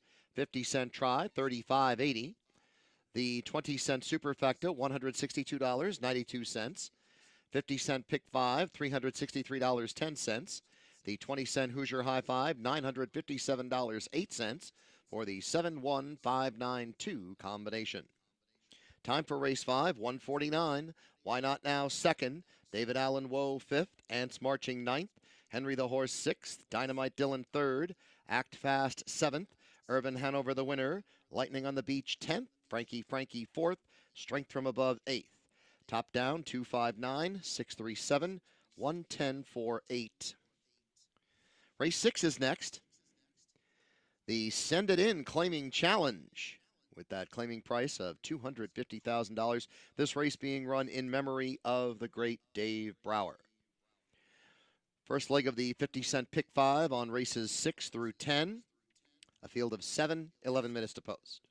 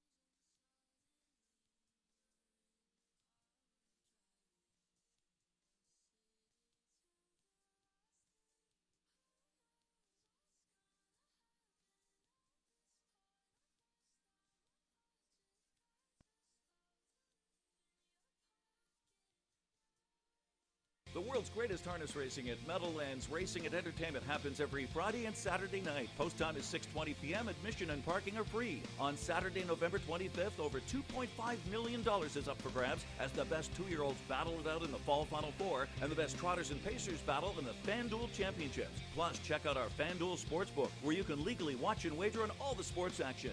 Visit PlayMeadowlands.com for complete racing and sports wagering information. Must be 21 or older to wager. Gambling problem? Call 1-800-GAMBLING.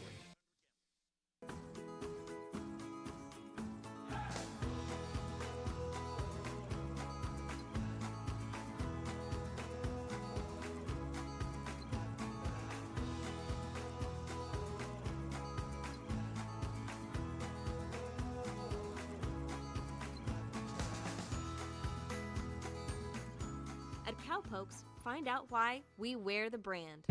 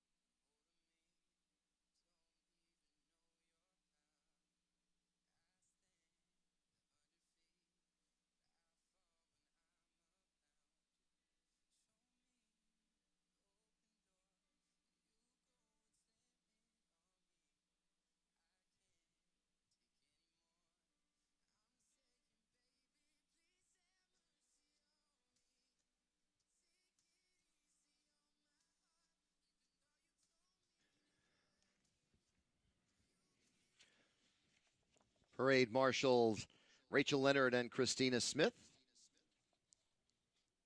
on hand tonight here at Harrah's Hoosier Park, and they have been doing a fantastic job all weekend.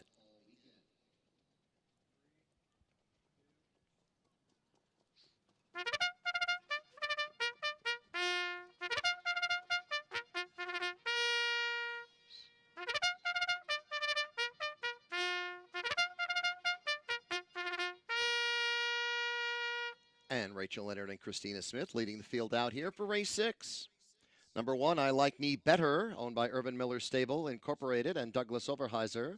Irv Miller is the trainer. Scott Zeron is the driver. Number 2, I'm Sir Blake, owned by Douglas Overheiser. Irv Miller is the trainer. Atlee Bender drives.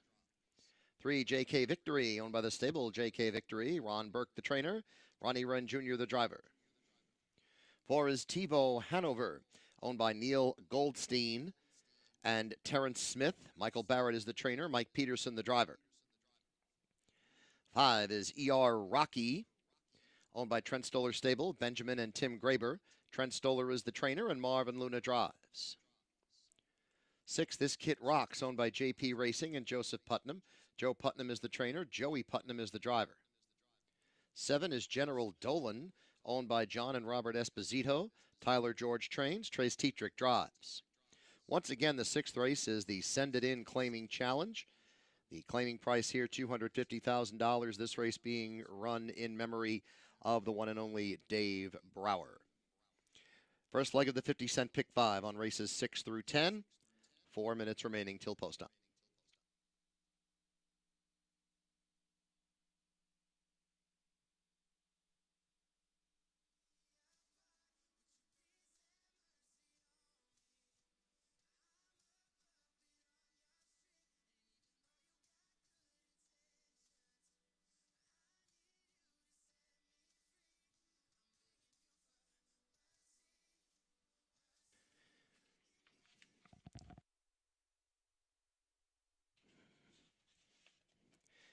In race 8, number 3, MM's Dream will race with no shoes. No shoes for number 3, MM's Dream in race 8.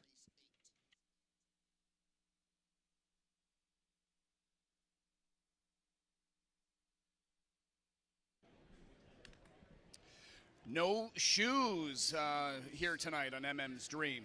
From post 3, she has a rematch with Jiggy Jog, and Frank Baldacchino, a good friend of mine, speaking to him earlier tonight, she wasn't wearing shoes when she beat Jiggy Jog on a couple of occasions earlier this year. So trying a recipe that has worked in the past. Yeah, and a lot of times when you see that, you'll see it at a track. You won't see it a lot because you want to make sure a track is friendly.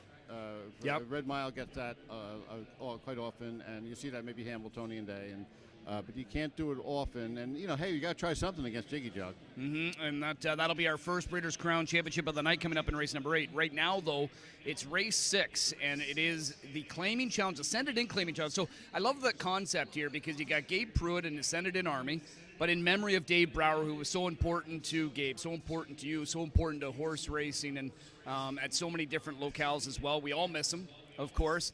And then a $250,000 claiming price tag. Not that there's any claims in it. I thought you were maybe going to put a claim in tonight, Bob. No? Well, this is not the first time this has happened. I remember I was talking to Scott Piney about 2 weeks ago, and the Meadowlands did have this. They had a base $200,000. We had about half a dozen claim for about $200,000. Bad Bert was one of them. We used to have some pretty high-level guys who throwing money around pretty good in there. And occasionally someone would be in for $250. So it's not a precedent, not an all-time first, but it's kind of a fun thing to see. And you no matter how good your horse is, you're still taking a chance on losing them. So it's fun. It's about $1 million Canadian. Oh, it's $1 million Canadian? No, I don't, maybe not quite that bad, but it's getting there. We've got a field of 7 that are going to line up. Favoritism was kind of really solely on General Dolan, but it's switching over now to JK Victory in this spot, and that's who you're going to go with. On the board here, we're all going a different direction than you, but you are going JK Victory. What do you like about this Burke pupil? Yeah, well, I like, Ronnie Wren is not in the Breeders' Crown tonight, which to me is a little bit surprising, especially driving for Burke. But, God, he's a top driver, so I really want to see him get a couple opportunities in there. And I think simply because he drew inside of General Dolan, he gets away from any issues early, and I'm going to assume General Dolan's going too, but he might have an issue or two with some inside levers. Yeah, I'm hoping that my pick, I like Me Better from the inside, leads out of there enough to be able to work out, somewhere in that 2 or 3 hole perhaps, and give himself a chance to just kind of pounce down the lane. And, right now he's 5-2, so he's one of the favorites. General Dolan, as we mentioned, getting plenty of play from out there as well. Any price horses you think that could get a good piece of this? I was talking to Marvin Luna extensively. This year here in the paddock and a couple times at the Red Mile and stuff like that, and I just think this guy has got something. I think the guy can handle the horse pretty good. Gets him out of the gate. He's lighter. He's eager. He's worked 5 years with Tony Alagna, so he's been around those kind of good horses, and I just think he can kind of sneak in. I put him second in the program, as you can see, with my 3-5-7-1. I think Rocky can be part of this race. I can't believe he's 35. I thought he'd be about 15-16 to 1. And what are Marvin's plans? His plans are he's going to head down to work with Tony this winter. And, of course, when you work with Tony with babies and stuff, especially with sales, one more sale coming up, that's a big operation. And then he'll try full-time. He wants to try it full-time here next year. See that 196 drives? Yep. I think in his world, you can double or triple that, but next year at this time. All right, so an up-and-comer. Yeah. Here to look out for he's not Marvin bad. Luna. He's not bad. Yeah, I've met him in his times that, again, working for Tony, coming to Canada and, helping out with the horses. They're great guy. So wish him all the best. I love talking, Breeders' Crown nuggets with you. So after what happened last night, and I'm not sure if this changes anything for you, but did anything happen last night that could maybe parlay into any kind of new nuggets coming up here tonight? Is there something in the works? Well, yeah, there's, of course, we have some Dexter nuggets coming up later on. I mean, for instance, like Dexter, I'll give you an example. Dexter was born on September 1st, 89. The day he was born, there had been 5 Breeders' Crowns already in. Campbell, 10 wins, O'Donnell, 9 wins. This is Dexter's 5th Breeders' Crown. He's got 14 and counting. Now, you can't argue with the numbers because it's Campbell and O'Donnell who were in front after 5 crowns. These are Dexter's first 5 crowns. He starts off with Jiggy Jog. So we might be looking at 15 with 7 races to go. But one thing I have noticed so far tonight, though, Dexter is getting plowed at the windows. I mean, everybody who didn't bet Dexter last night is mad and is betting him tonight. And everybody who bet Dexter last night is parlaying tonight. Yeah, and it's just that the horses aren't working out here tonight, but you're right. I mean, he just attracts attention. We were talking off camera, similar back home, James McDonald, because of the success he has had the last couple of years and kind of dominant at times, people just naturally, gravitate to him and bet him. And so it's a good betting angle if you happen to not like a certain horse he's on because you're getting an inflated price on others. They had a rule years ago with Steve Cawthon. I remember with a firm back in the late 70s. When he came to New York, they didn't have the rule in place yet. He was named on like 5 or 6 horses in every 8-horse field. They had to change the rule because of Steve Cawthon. He was dominating so much and being named on so many horses that it kind of fouled up. Like people wouldn't know what race he was riding in and what horse and everything else early on and OTBs, etc. But it kind of messed things up a little bit because he was so good. All right, some more great stuff there as they begin to line up. It is your last chance to jump in on this Pick 5, which gets underway in race number 6. It's the Send It In Claiming Challenge.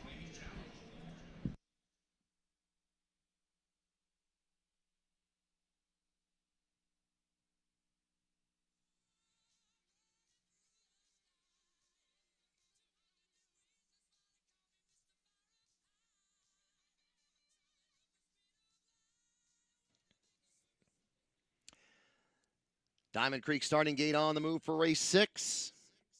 8-5, I Like Me Better. 2-1, JK Victory. Here they come. They are up.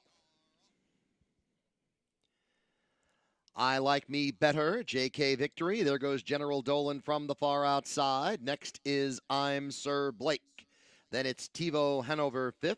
ER Rocky 6th, the early trailer, This Kit Rocks. On to turn number 1 they go, and General Dolan has now taken the lead by the quarter-mile mark in 26 seconds. I Like Me Better is second, and then third, JK Victory. I'm Sir Blake races 4th, and next 5th is TiVo Hanover. ER Rocky is 6th, and the trailer is This Kit Rocks. Moving out now is JK Victory. JK Victory was 3rd, is now 2nd, and is also right alongside General Dolan. And JK Victory and Ronnie Wren Jr. take over just outside the half-mile pole. That half, 54 seconds. That second quarter, 28 seconds. JK Victory the leader. General Dolan is next. Then I Like Me Better, I'm Sir Blake with TiVo Hanover. The last two are This Kit Rocks and ER Rocky. JK Victory, 2.5 lengths in front. I Like Me Better moves to the outside and goes past General Dolan. Also moving up is I'm Sir Blake on the outside. Head of the stretch, headed for home. 3 quarters, 122 and 1. 28 and 1/3 quarter. JK Victory in front with I Like Me Better right alongside now. I'm Sir Blake. And also there is This Kit Rocks. JK Victory trying to fend off the challenges of I Like Me Better and I'm Sir Blake. This Kit Rocks nearest the grandstand is closing in. 4 across the track. I'm Sir Blake goes off stride. JK Victory is going to hold on and win. Photo for second with I Like Me Better and This Kit Rocks, then ER Rocky 150 flat.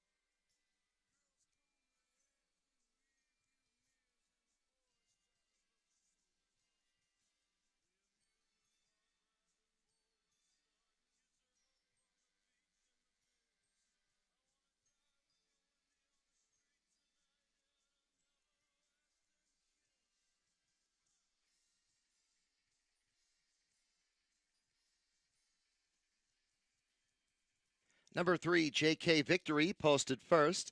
Number 6, This Kit Rocks, second. Number 1, I Like Me Better, third. Number 5, ER Rocky, fourth. 3, 6, 1, 5 is the unofficial order of finish.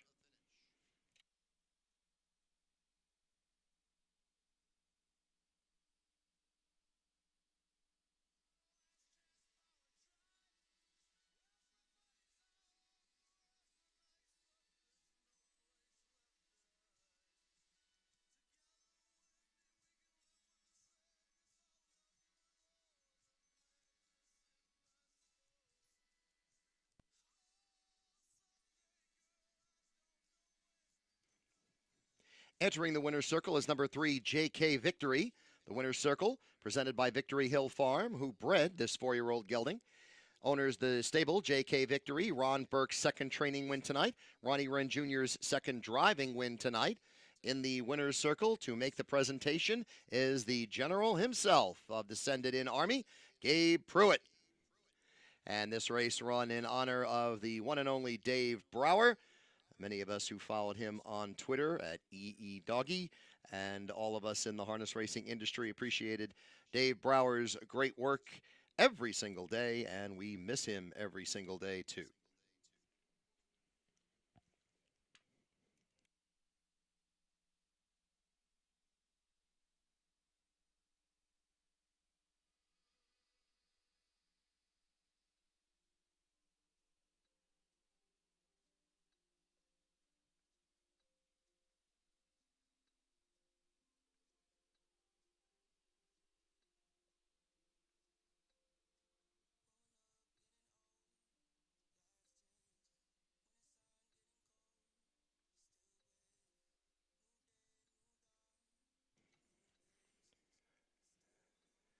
Race 6 results official.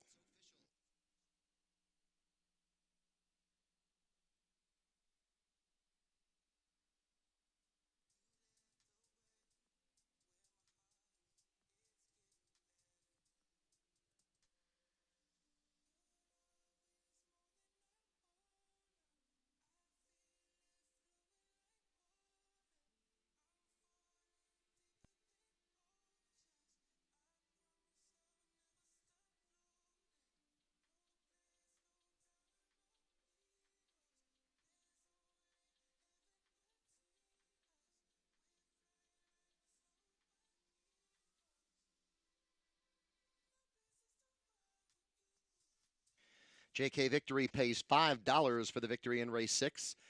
The $2 pick 3 of 3, $418.20. 20-cent superfecta, $41.44. $2 exacta, $41. 50-cent try, $25.30. The $2 pick 4 of 4 correct, $965.20. Time 150. I Like Me Better third. I'm Sir Blake fifth, placed sixth for failure to lose ground while on a break. JK Victory the winner. Tebow Hanover sixth, placed fifth. ER Rocky fourth. This Kit Rock second. General Dolan seventh. Top down 3, 5, P6, 1, 6, P5, 4, 2, 7. Up next is race 7, the Joe DeFrank Memorial. First leg of the $20,000 guaranteed pick 4 on races 7 through 10. A field of 10 pacing 1 mile in 12 minutes. And get down to the track apron and get around that winner's circle, because we've got the Harrah's Hoosier Park t-shirt toss coming up.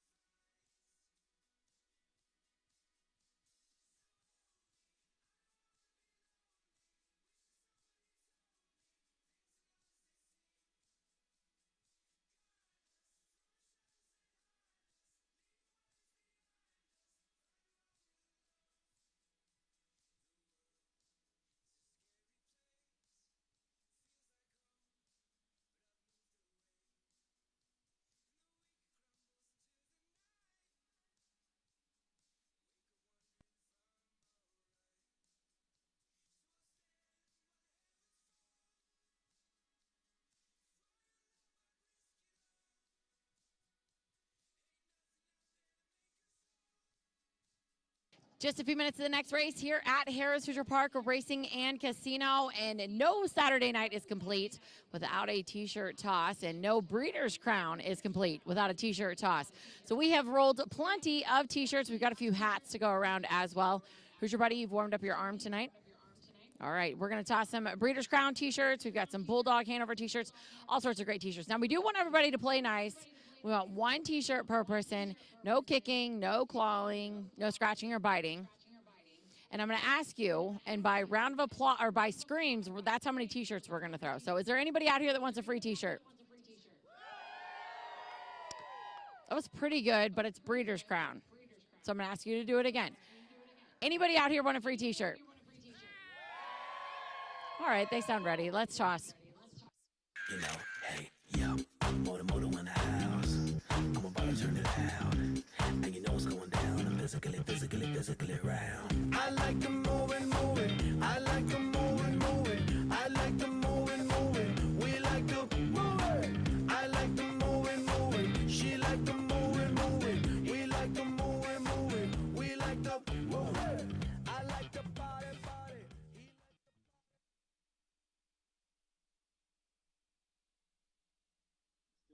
That there's no such thing as luck. He said luck is where hard work meets opportunity.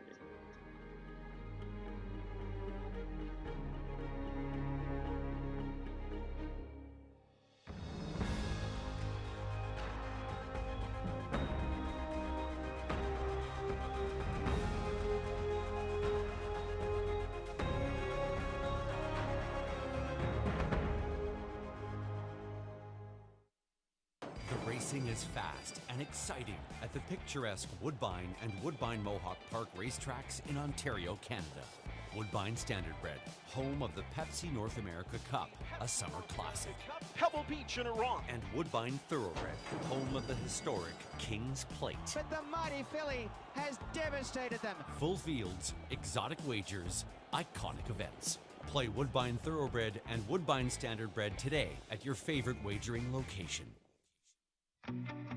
We are athletes. We are drivers. We are caretakers. We are owners. We are trainers. We are fans. We are harness racing.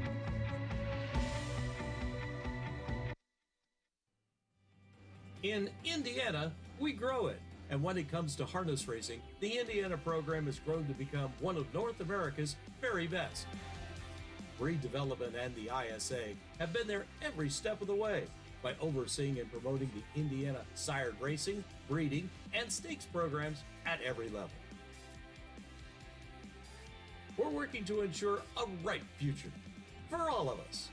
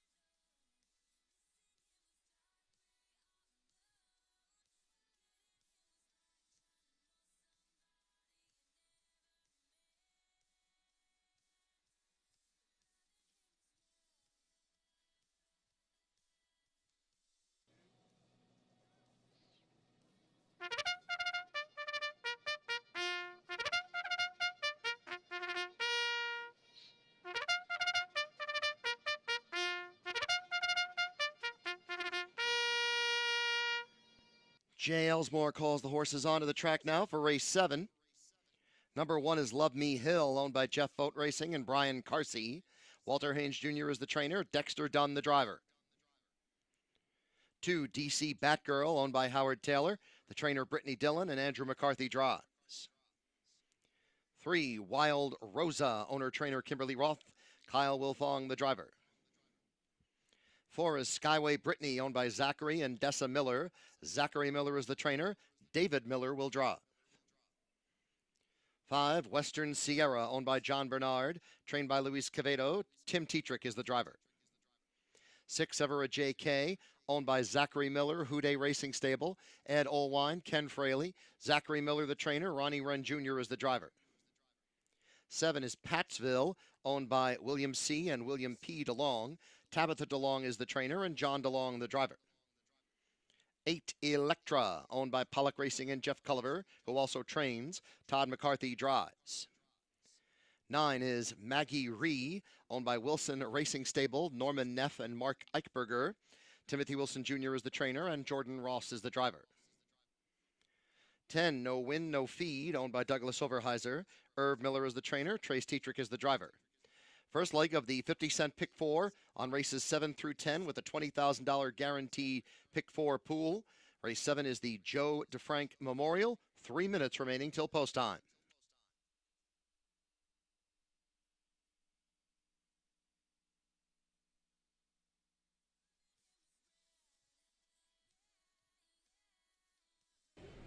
It is our last non-Breeders' Crown race of the night before we get into those 8 championships. Race number 7, the Joe DeFrank Memorial, as I, Chad Roseman, welcome you back inside our location here in the grandstand alongside Bob Hollywood Hayden. We feel the anticipation, Bob, as we're getting closer to those 8 championship races. Yeah, we really do. And how fitting that the man who ushered in the $1 million era in the sport, Joe DeFrank, is now staring at $7.2 million worth of weekend Breeders' Crown races. Joe DeFrank was a major, major force, a 1993 Hall of Famer, and he changed the face of racing almost single-handedly in the late 70s into the 80s. All right, and he's got this Phillies and Mares Invitational named after him here. Field of 10 will be going to Postford here in a few minutes as we kick off the $20,000 guaranteed Pick 4. There's still a $40,000 guaranteed Pick 4 starting in race 12. So looking forward to all of this action coming up as we kind of peer through this field of 10. And I'm just looking at picks here. So 3 of us are on to the second tier starter, No Win, No Feed, who at 8-1. That surprises me, actually, that there's that many going that direction. 10-1 right now. You're going the direction, Bob, of the 5 Western Sierra at 14-1. I got a feeling, though, that this board's going to correct itself because right now Pattsville is 2-5. And although that one might end up being the favorite, I think it's got to kind of float up a bit. That is absurd, 2-5 on Pattsville. I mean, beaten favorite last 2, favorite last 3. Very good horse. Roger Welch trains and then hands it into the very good combo there, John DeLong and wife Tabby DeLong, for sure. And I can see the favorite like you can, but I can see like 6, 7-5. This is a wide open race. Any way you slice it. Dexter on the rail is 8-1, down from 20, off a look-alike season last year and this year. Talk about consistent. And who's the sire of the one? How about the fastest 3-year-old in Breeders' Crown history? That'd be Racing Hill back in 16. All right, Racing Hill there. And, you know, you were talking about Dexter Dunn horses getting overbet a lot of. Well, here's one. I mean, that was, again, 20-1 morning line, 8-1 right now. Probably shouldn't be 8-1 either. No, and if you think about it, the Chris Ryder winner last night could easily have been 40-1 if you're on the paper.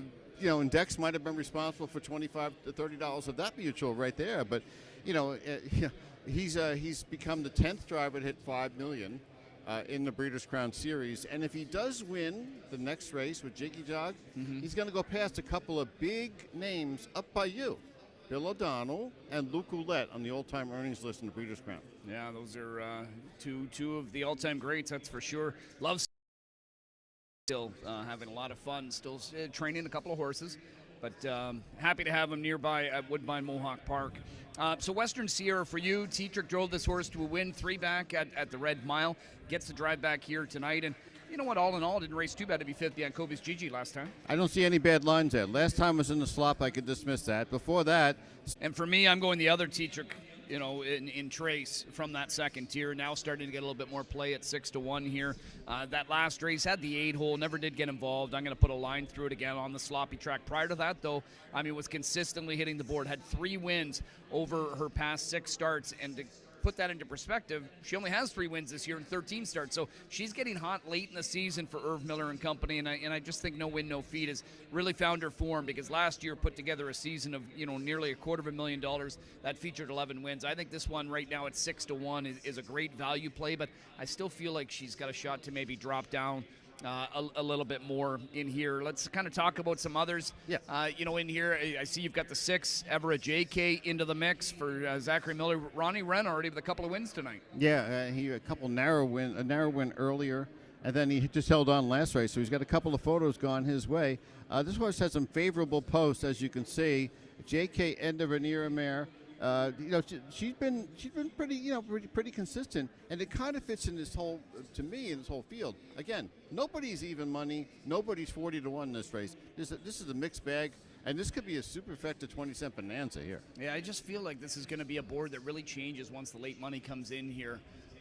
Again, don't forget about this $20,000 guaranteed pick for, so running out of time to play that. Maggie Ree I tossed in here, one that's been hitting the board lately too, but just has to navigate from a tough draw. But 7-2 morning line, 17-1. Maybe 7-2 was a little low in the morning line here, but this is one that can hit the ticket with the right trip. Jordan Ross, you were telling me, you've got some high praise for this guy. Yeah, you could see it a couple years ago. Very patient guy, quiet. Horses like him. You don't see that kind of patience in 22, 23-year-old guys a couple years ago. Now he's getting up there now. Now he's 25, 26 years old. Mm-hmm. Look at last year and this year. 8 wins, consistent 120,000 both times. This is a nice one. This is a daughter of a Breeders' Crown winner back in 2005, Jeremy's Jet. Jeremy's Jet. Paul McDonnell got to drive him as a 2-year-old, right? Yes, Paul McDonnell. That's right. Jeremy's Jet was a good one. And Tom Harmon. Remember, he was just light years ahead of them at 2. Oh, yeah. Yeah. He was just better. Just wicked. Yes, he was. Yeah, just wicked fast. As again, we see the promo here for the guaranteed pick for. With these Breeders' Crown races are going to start, all the winners will be able to have the opportunity to go into that Diamond Creek Winners Lounge. And, Diamond Creek, give me kind of some, back history here and about Adam Bowden. Diamond Creek's 15th anniversary is this year. Adam Bowden was 26 years old, and they had a big investment. He had 50 broodmares on the farm when he started, and he was working by himself. Okay, he graduated from Southern Maine University, then went to horseshoeing school. That's right. But by the time they got a few people working there, their first crop of yearlings averaged $53,000. The first great broodmare they had was Loyal Opposition. First stallion was Ponder. First $250,000 sale was Social Butterfly to Jerry Silva. And tonight, on this card, Diamond Creek has bred 5 horses in the Breeders' Crown. Bond is 3-5 in the morning line. Mm-hmm. We know what Confederate is a huge favorite on the morning line, but also some other names that begin with C. Charleston's in there for the fillies. Cannibal's got a good spot, and Command. So this is an impressive group. Back in 2015, Diamond Creek exploded in the Breeders' Crown, winning 3 that they bred with. So Creatine was in there, Pure Country, and Divine Caroline. So they're a force, a huge force, and almost certainly have the horse of the year this year. But remember, Bond's in there too, so they're doing it on both gates, and they're doing it at the highest level. I know obviously a lot of talk about Sylvie Hanover, Twinbee Joe Fresh meeting up in that 3-year-old filly division, but Charleston, as you speak of, I'm intrigued by the additional Lasix. Yeah, I'm intrigued by the consecutive 6 in a row, 25 last quarters too. And last year she was a runner-up, remember, in the Breeders' Crown. So Charleston is not to be dismissed. Not to be dismissed, and you are running out of time to jump on in this 7th race. Kickoff to this pick for $20,000 guaranteed in the pool. 3 of us are putting 10 no win, no feed on top, who right now is 4-1. Mr. Hayden, he is going to try center of the gate. Tim Tetrick, Western Sierra, currently at 8-1. Not as low, but still floating up now at 8-5 is 7. Pattsville, we'll see if that one remains the favorite. It's the Joe DeFrank Memorial Fillies and Mares Invitational. Enjoy.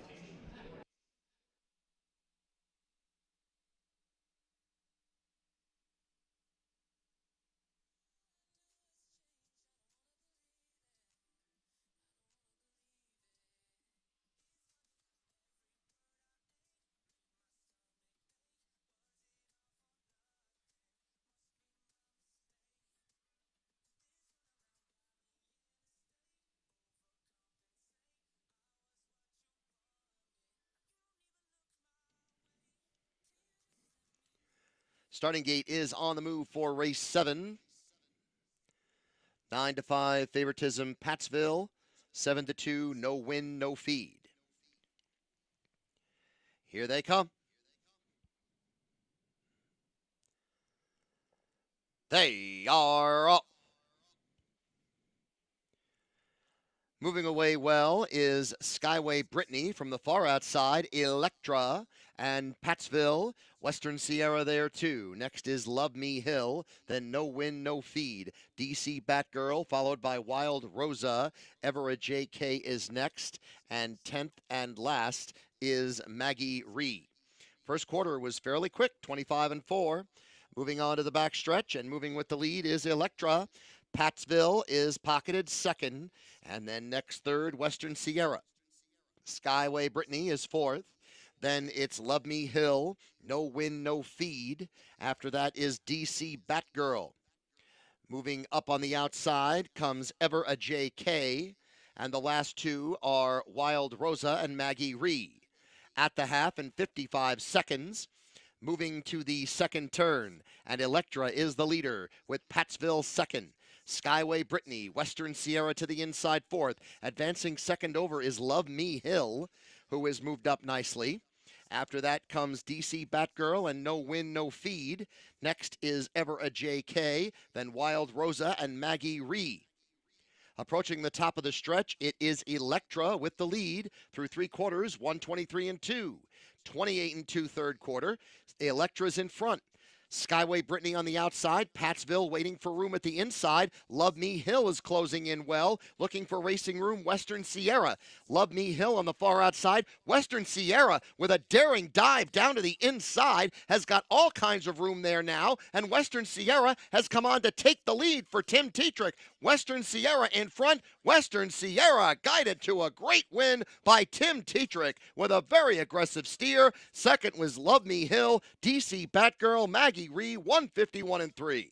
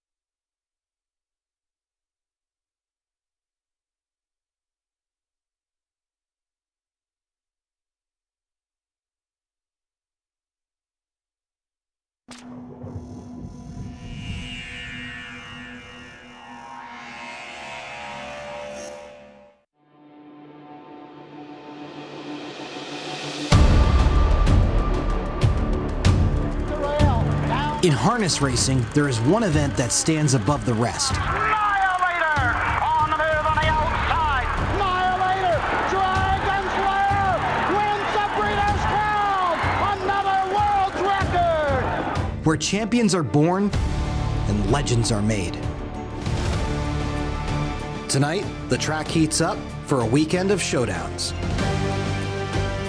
With Harrah's Hoosier Park serving as host for the third time. Outside with a short lead, down to the wire. The Breeders' Crown may have been stay hungry. It's a cavalry charge to the wire. Tall, dark stranger under attack on the inside. Cattle Wash and a host of others down to the line. It all comes down to the Breeders' Crown.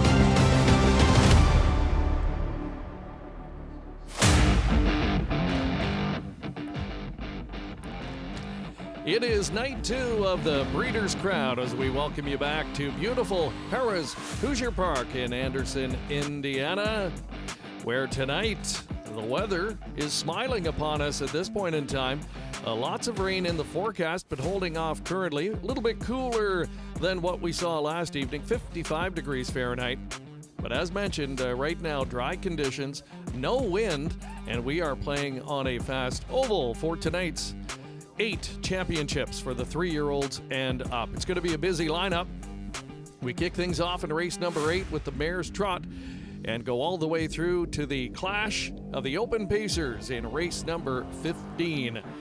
The Stars are back out once again here on night 2 at Harrah's Hoosier Park. Hi and welcome everybody, trackside next to our Winter Circle location here this evening. Greg Blanchard, pleased to be joined on the desk for the opening segment by Rick Uppel. And Rick, I of course know you as the longtime voice of Fraser Downs in British Columbia, but in recent years you've become the voice of the Indiana Fair Circuit. Tell us how that happened. Well, I was at Fraser Downs for 34 years, and you know, with casinos coming in and stuff like that, just there wasn't room for me there, and so I had to make a move, and the wife and I decided to make a move, and we tried here in Indiana and just fell in love with Hoosier Park, the surrounding area, and made our move here back in 2013. And I think I started calling fairs, Robbie, in 2014. Ventured off to Ocean Downs. I did a couple of seasons there as well, but kind of had my heart on the fair racing because coming from the West Coast, I had never heard of fair racing. Sure. And I got involved in the fairs, and I thought, well, this is the greatest thing that's on earth. You know, you're running them off like qualifiers. It's exciting. The people love you. It was fantastic. That's awesome. And your wife, Cassandra, of course, well-known trainer as well. You operate that stable along with your work doing the calling on the fair circuit. So we understand the lure of racing here in Indiana for sure.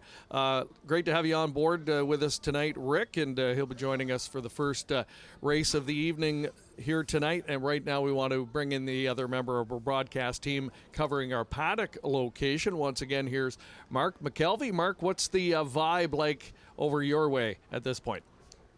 You know what? It's exactly like you would expect. Just like last night, a lot of excitement and a lot of anxious, I guess you could say, participants as I get set for these Breeders' Crown finals. 8 finals in total here tonight. We're going to get that underway in mere moments. We'll be over in the paddock all night long. We'll catch up with various connections and see what kind of scoops and tidbits we are able to pick up. Now, it is a little bit cooler than it was last night, but I'd say very comfortable. I mean, the track is in excellent shape. We've seen some pretty big miles. We're just hoping that that rain will hold off. There is a chance it could sprinkle here as the night rolls along. But hey, fingers crossed we'll be all right. Looking forward to another fun evening, guys. Let's go back to you. Thank you, Mark. He will be a busy guy. The paddock on nights like this, what a cool place to be. You've got the best horses in the world. You've got the best trainers, best drivers. It really is who's who.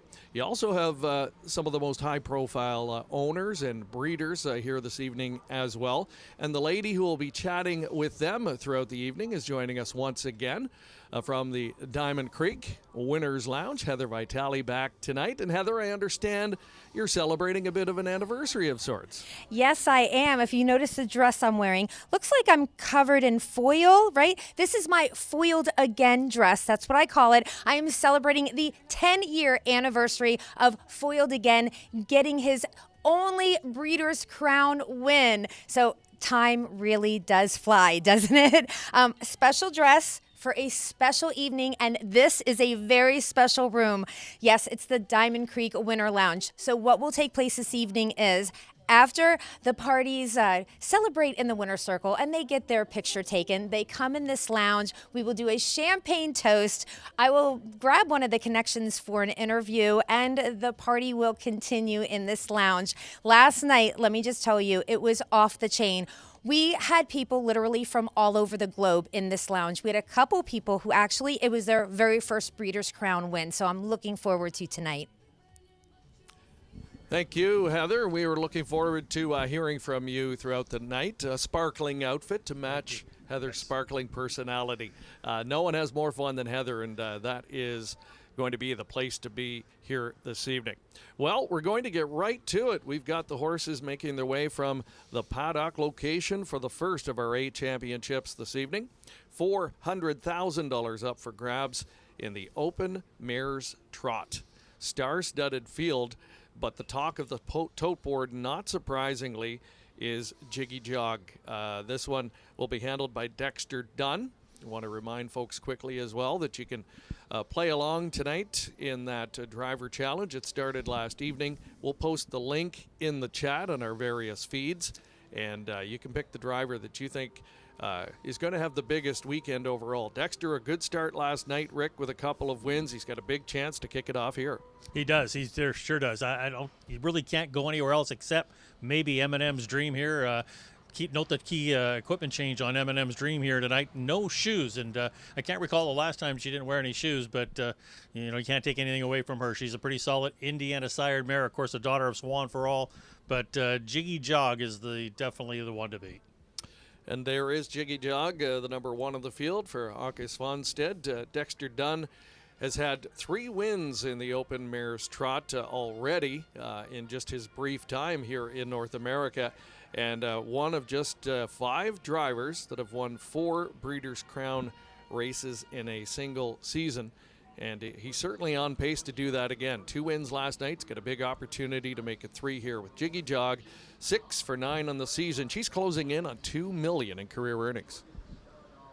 Here's the 2-horse Adair Castle, a daughter of Muscle Mass. Spent a lot of time up in Canada, Woodbine there, and raced at Georgian Downs as well. But just recently went over the $1 million mark, and he's got the veteran James McDonald. I've been very impressed the way he drives. He's got a chance here tonight, even though he's 57-1.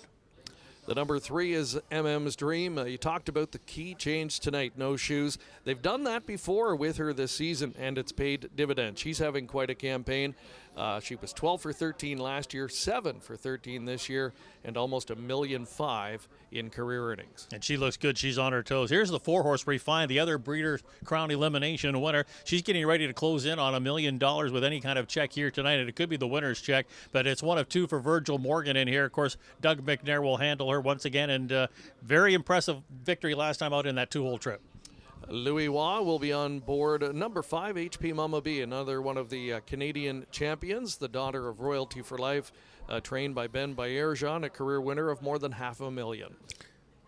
Here's the 6-horse Warwi Xenia with Tim Tetrick aboard, and she struggled a little this year, obviously, 0 for 17, but she's not afraid to show up anytime if she can get the right fractions up front for her, and if she likes to kick, she's got a chance to kick here with this big, long stretch. The husband-wife team of Melanie Wren and Peter Wren team up with 7. Ghost in the Shell. She's winless, though, in 11 this year. It will be a tall task to upset this group.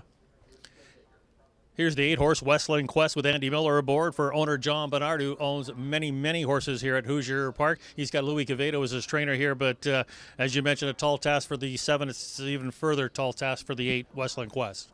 Number 9's Raised by Lindy. Exactly that. This one, a homebred of Lindy Farms. Domenico Cecere, the trainer. Scott Zeron, having an outstanding season once again. Will be on board this daughter of Wallner. She's a 2-time winner and almost $800,000 lifetime. And to complete the field, here's the 10 Herculesa. Virgil Morgan, 2nd of 2 in here, and this one with the trailing 10-hole here at Hoosier Park gets the call from Yannick Gingras here this evening, and raced pretty evenly last time. So if the right trip comes up, you never know with that horse, 43-1. A star-studded group to kick us off here in race number 8. A quick hello to some of the viewers tuning in tonight. Checking on the COSA Facebook feed, we've got Nancy Hubbard, regular viewer on board tonight from Downers Grove, Illinois. Brandon Levesque is tuning in from Cedarville, Ohio. Mel Dennis on the show as well, watching. And hope you enjoy the coverage here all evening long.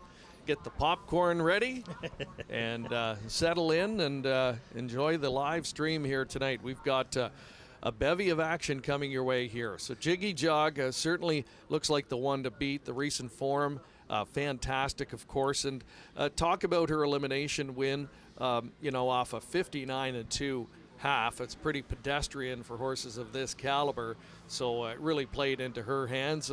She was very strong, though, at the end of the mile. That's exactly what you want to see. Exactly. Like you said, a soft fraction, soft half, and you expect horses to kick home pretty good off of those soft early fractions, but 25-2 coming home here and opened up with ease makes her double tough here tonight. Of course, Aki's Fonstead had a victory in the Breeders' Crown last night in 1 of 4, but it is Breeders' Crown action. We've got 8 coming up here. This is the first of the 8, and expect the unexpected, I think, Greg. Absolutely. So we are moments away from getting things kicked off. We're going to head back over to the paddock. Mark McKelvey has more on this opening contest. Yeah, thank you very much, Greg. And, the horses are on the track. We're getting set for our first of 8 finals. And I heard you and Rick talking a few moments ago just about the fact that MM's Dream, they've pulled the shoes, going to go barefoot here tonight. And, of course, I think that catches everybody's attention when you do hear that change just a few races in advance. But the one thing to note here is this has been done before with MM's Dream. Actually, it was on Hambletonian Day where she was able to upend Jiggy Jog in the Dr. Steele Memorial. So they've had success doing this in the past, and they'll look to see if maybe that just gives them another little boost here tonight in what should be a really good showdown in our first of 8 Breeders' Crown finals. Thank you, Mark. Let's talk elsewhere. Let's go outside the logical horses, Jiggy Jog and MM's Dream. Sometimes when it looks like a 2-horse race, Rick, they'll tend to focus on each other and sometimes set it up for another to take advantage, pick up the pieces, if you will.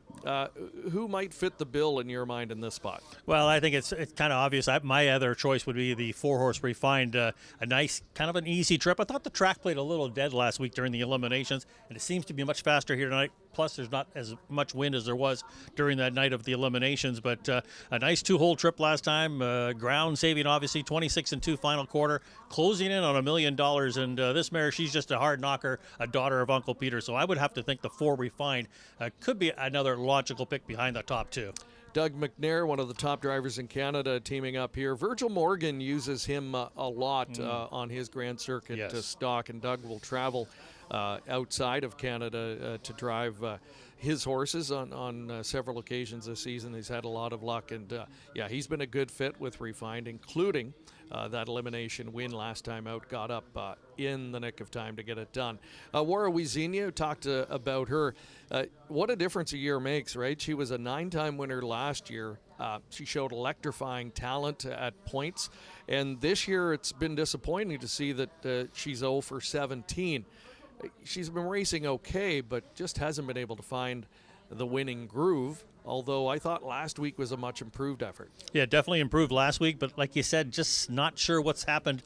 Obviously, that 3 to 4-year-old switchover campaign always plays a factor with a lot of 3-year-olds moving into their 4-year-old campaign. They're hooking up with obviously older horses, but I remember Wara Wizinha, she can win from almost impossible spots and overcame that. And I don't know, maybe that was just too much for her, but I'm hoping for her connections, and Mark Stacey, a great guy. I hope they can at least get a good check here tonight. Just had a look at James McDonald with Adair Castle, the Canadian champion trotting mare. She's a winner of more than $1 million lifetime. Mark Etzel, the trainer, would be looking for his first Breeders' Crown trophy, as would James McDonald. It's been elusive to this point in his career. He certainly won everything in Canada, and this will be the next step. I get the impression with a guy like him, once he gets the first one under his belt, and the floodgates might start to open. Absolutely. You couldn't have said it any better. Once he gets that one under his belt, it's there's no stopping him then. And what a night we look forward to this evening. Some big guns will be in action throughout the night. Of course, we look ahead to Confederate later on this evening in the 3-year-old Colt Pace. We've got Tattoo Artist on some kind of a form spree going into the open pace. But one of the stars in harness racing will be in action here. Her name is Jiggy Jog. MM's Dream, of course, has had an amazing campaign this season as well. So the horses are starting to assemble on that far turn and getting ready to move in. So again, just to reiterate your pick, are you picking against Jiggy Jog here, or... I can't go against her. I got to be honest with you. Obviously, 1 to 5, you can't bet to win, but you're gonna have to play a gimmick. I think the gimmick could be with either M&M's Dream or Refined. I really can't go against the toe board. First of our 8 Breeders' Crown Championships on night number 2, getting ready to go here. Once again, let's go up to Michael Chamberlain for the call. 5-2, MM's Dream. Here they come. They are up. A quick beginning from the outside for Raised by Lindy, who is sent right up to take the lead by Scott Zeron. Refined is second, MM's Dream third, and Jiggy Jaw gets away in fourth. Next is Adair Castle, who's got the 5th spot. Racing next, 6th, is Herculesa, who has moved up from the 2nd tier. After that, HP Mama B, Warawee Xenia, another 2 lengths back to Ghost in the Shell. Wesleyan Quest is the trailer. First quarter was 26-2, and up to take the lead now, Refined. MM's Dream, though, is right there on the outside. MM's Dream and Refined, the top 2. MM's Dream on the outside takes the lead. Raised by Lindy back in 3rd. Jiggy Jog is 4th. And Jiggy Jog now moves to the outside from that 4th position. Adair Castle is inside her as the half is on the board in 55-1. Moving on the outside is Herculesa, and then 3rd over out there is HP Mama B. Warawee Xenia is getting to the outer flow, and the last 2 are Ghost in the Shell and Wesleyan Quest. MM's Dream in front. Jiggy Jog looms on the outside. Jiggy Jog and Dexter Dunn right there with MM's Dream. They have 4 lengths on Refined. 3 quarters, 124-1, a 29-second third quarter. Jiggy Jog takes the lead.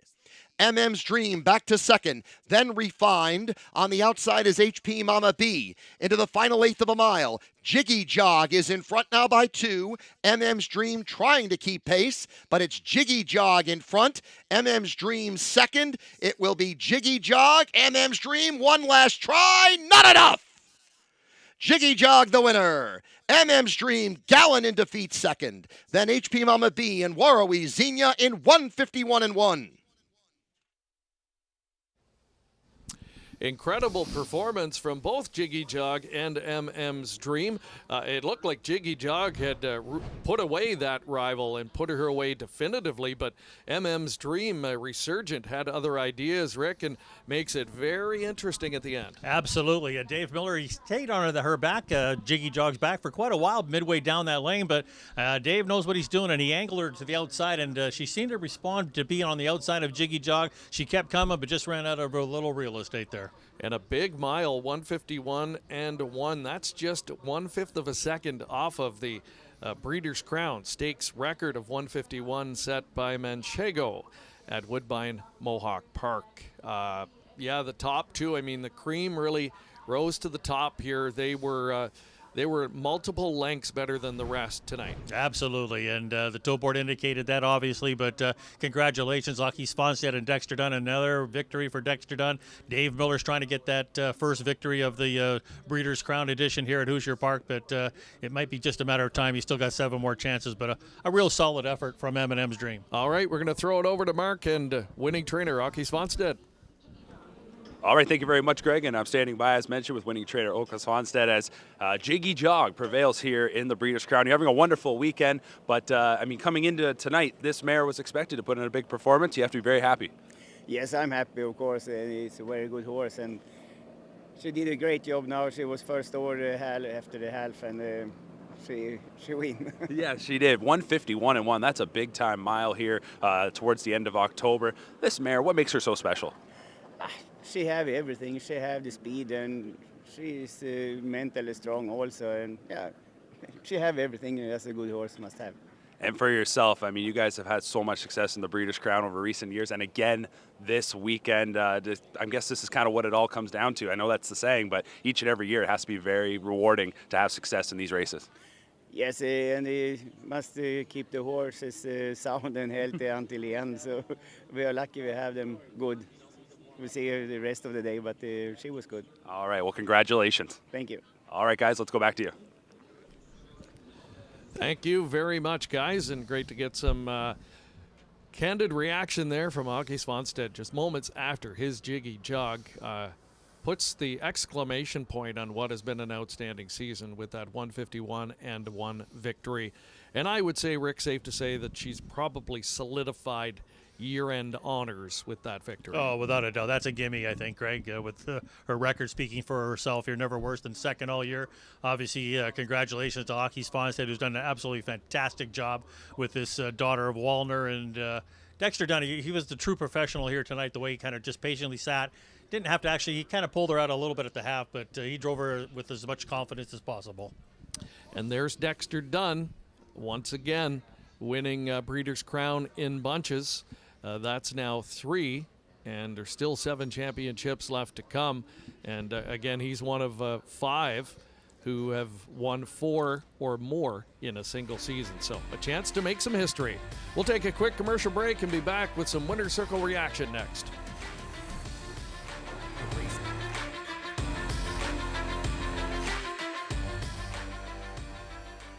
Is fast and exciting at the picturesque Woodbine and Woodbine Mohawk Park racetracks in Ontario, Canada.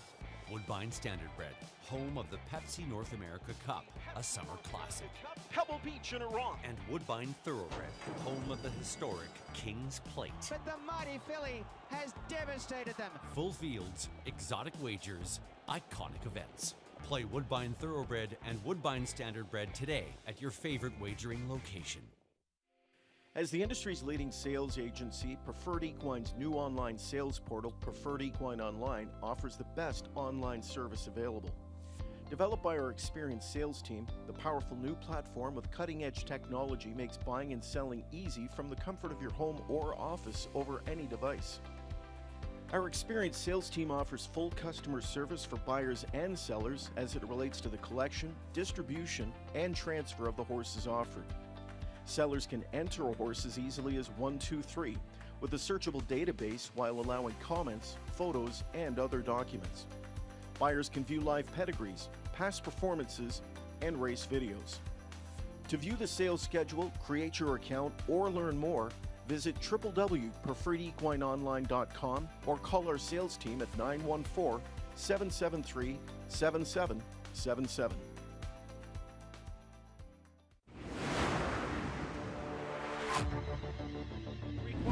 Shambhala picks up the live cover. He's second over now in prime striking position. Split the house on the inside, 4th. Delta Winner is 5th on the outside. Makatso needs racing room from 6th. To the outside, all bets off is 7th. 3/4 for Wiggle It Jiggle It, 1:22 and 1:27 flat. And it's a sprint to the wire in the Breeders' Crown open pace. Wiggle It Jiggle It squaring off with Always Be Mickey on the outside. Shambhala needs to do more.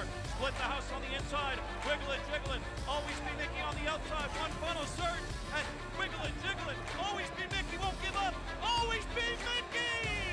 He's a Breeders' Crown repeater, and he delivers the knockout blow on Wiggle It Jiggle It in 1:49. Yeah, I don't really get nervous. I usually sleep good and had a good sleep in this morning and a good day. The only thing that ruined my day was the All Blacks getting beat in the World Cup final by South Africa. It was a bit of a downer, but that's probably the nerves I get watching the rugby. But no, pretty plain. Talk about this mare's effort. Just another top-notch performance from her again. Yeah, she's amazing. I probably let her go a little bit early in the straight. She towed me out around that last turn. I was sort of trying to slow her down a little bit, and she just cleared and got a little wandering, which she can do. But she's just an amazing mare. What about MM's Dream? I mean, it's been a fun little rivalry to kind of watch, and maybe look into the future. If both come back, it'd be great to see it. Yeah, I mean, I put her away a couple of times, and then towards the line, she's coming back at me in a few races. It's been a good rivalry with those two great mares, and it's fun being out there with them. When you made the move here in 2019, started driving in these crowns, you've already won 4 of these mare trots now aboard some great mares. What can you say about them collectively? You know, I mean, Manchego, Ballabellini, and this mare, it's, man, I've just been so lucky to sit behind them. They're just champion mares, and, you know, there's no better feeling than driving a great trotter, and these girls have been doing a great job for me. Anybody you want to give a shout out to down under? Oh, absolutely, all my family. They'll be watching. You know, my dad, they'll be in Auckland watching, my mum, and all the guys. So, no, it'll be shout out to you guys. And they're seeing you killing it again. Well done, Dexter. Yep, thank you. All right, Dexter Dunn, Oka Swanstedt, Jiggy Jog, back-to-back Breeders' Crown wins for her. Fantastic way to kick off the night. Jiggy Jog with a sparkling 151 and 1 victory. So we are underway, and we've got a new person in the chair beside me tonight, Emily Gaskin from here at Hoosier Park. You handle the marketing and publicity and kind of jack of all trades. What's it like, Emily, when you're hosting the Breeders' Crown? I know it's an incredible amount of work and planning and organization that goes into it. It certainly is. You know, I don't think that I could necessarily categorize it in words. I think I could probably take the length of the show to discuss what it means to bring the Breeders' Crown. But, you know, when it's finally here and you're able to actually get down into, of course, what it's all about, the racing, you know, it's a feeling like none other. And just to feel the excitement in the air is truly something spectacular. And I get the sense you guys have a lot of pride in hosting this and showcasing the facility and racing here in Indiana. And I think it's for good reason. I mean, you put on a great show. Yeah, you know, and that's something that we really pride ourselves on. And racing is a priority here at Harrah's Hoosier Park. And as long as I'm here, it's going to stay that way. And so, you know, being able to bring an event like the Breeders' Crown here just speaks volumes to the dedication and the commitment to racing. And it's something we're really proud of. And, you know, it just makes for magical racing. So we're really excited. Well, you've got a great team. An important part of the team is your voice of racing here, Michael Chamberlain, and I know he's excited to be calling his first Breeders' Crown Championships this year. And earlier today, we took a trip up to the booth to see how he was doing. Thanks a lot, guys. My first Breeders' Crown. I've been calling races for 26 years all across America, and I'm very excited for tonight. Going to be a lot of fun, a lot of great horses in the action tonight, and I am very excited to call these races and see these fantastic horses and describe the action. And speaking of, I've got some action to describe right now, so I am going to take care of that. All right, great to get a quick behind-the-scenes look with Michael from his vantage point. He's got probably the best seat in the house to watch these races, of course, and doing a wonderful job of calling the action here last night. And I think he'll be feeding off the adrenaline, so to speak, as we move on here this evening. So we do move on here. 3-year-old filly trotters will be competing next in this Breeders' Crown contest. $600,000 will be up for grabs. Jiggy Jog won the division last year. We just saw her coming back to win the open trot here tonight.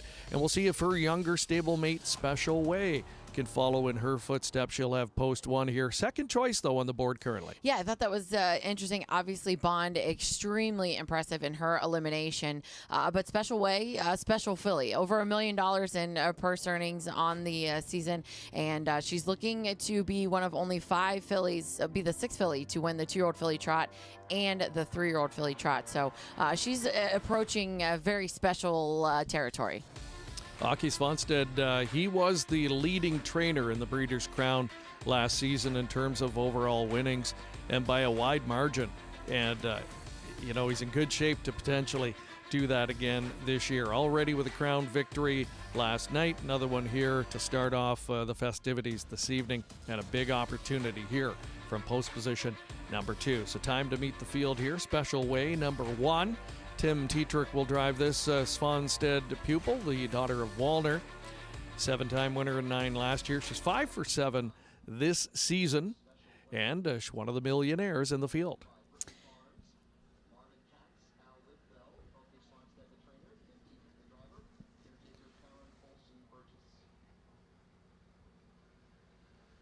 And we're just waiting on a couple of them. So it looks like they're going to be coming out of order here. I believe the 2 and 3 are going to be last. So, Emily, we go next to Baroness Hill. Doug McNair driving the Chantel Mitchell pupil.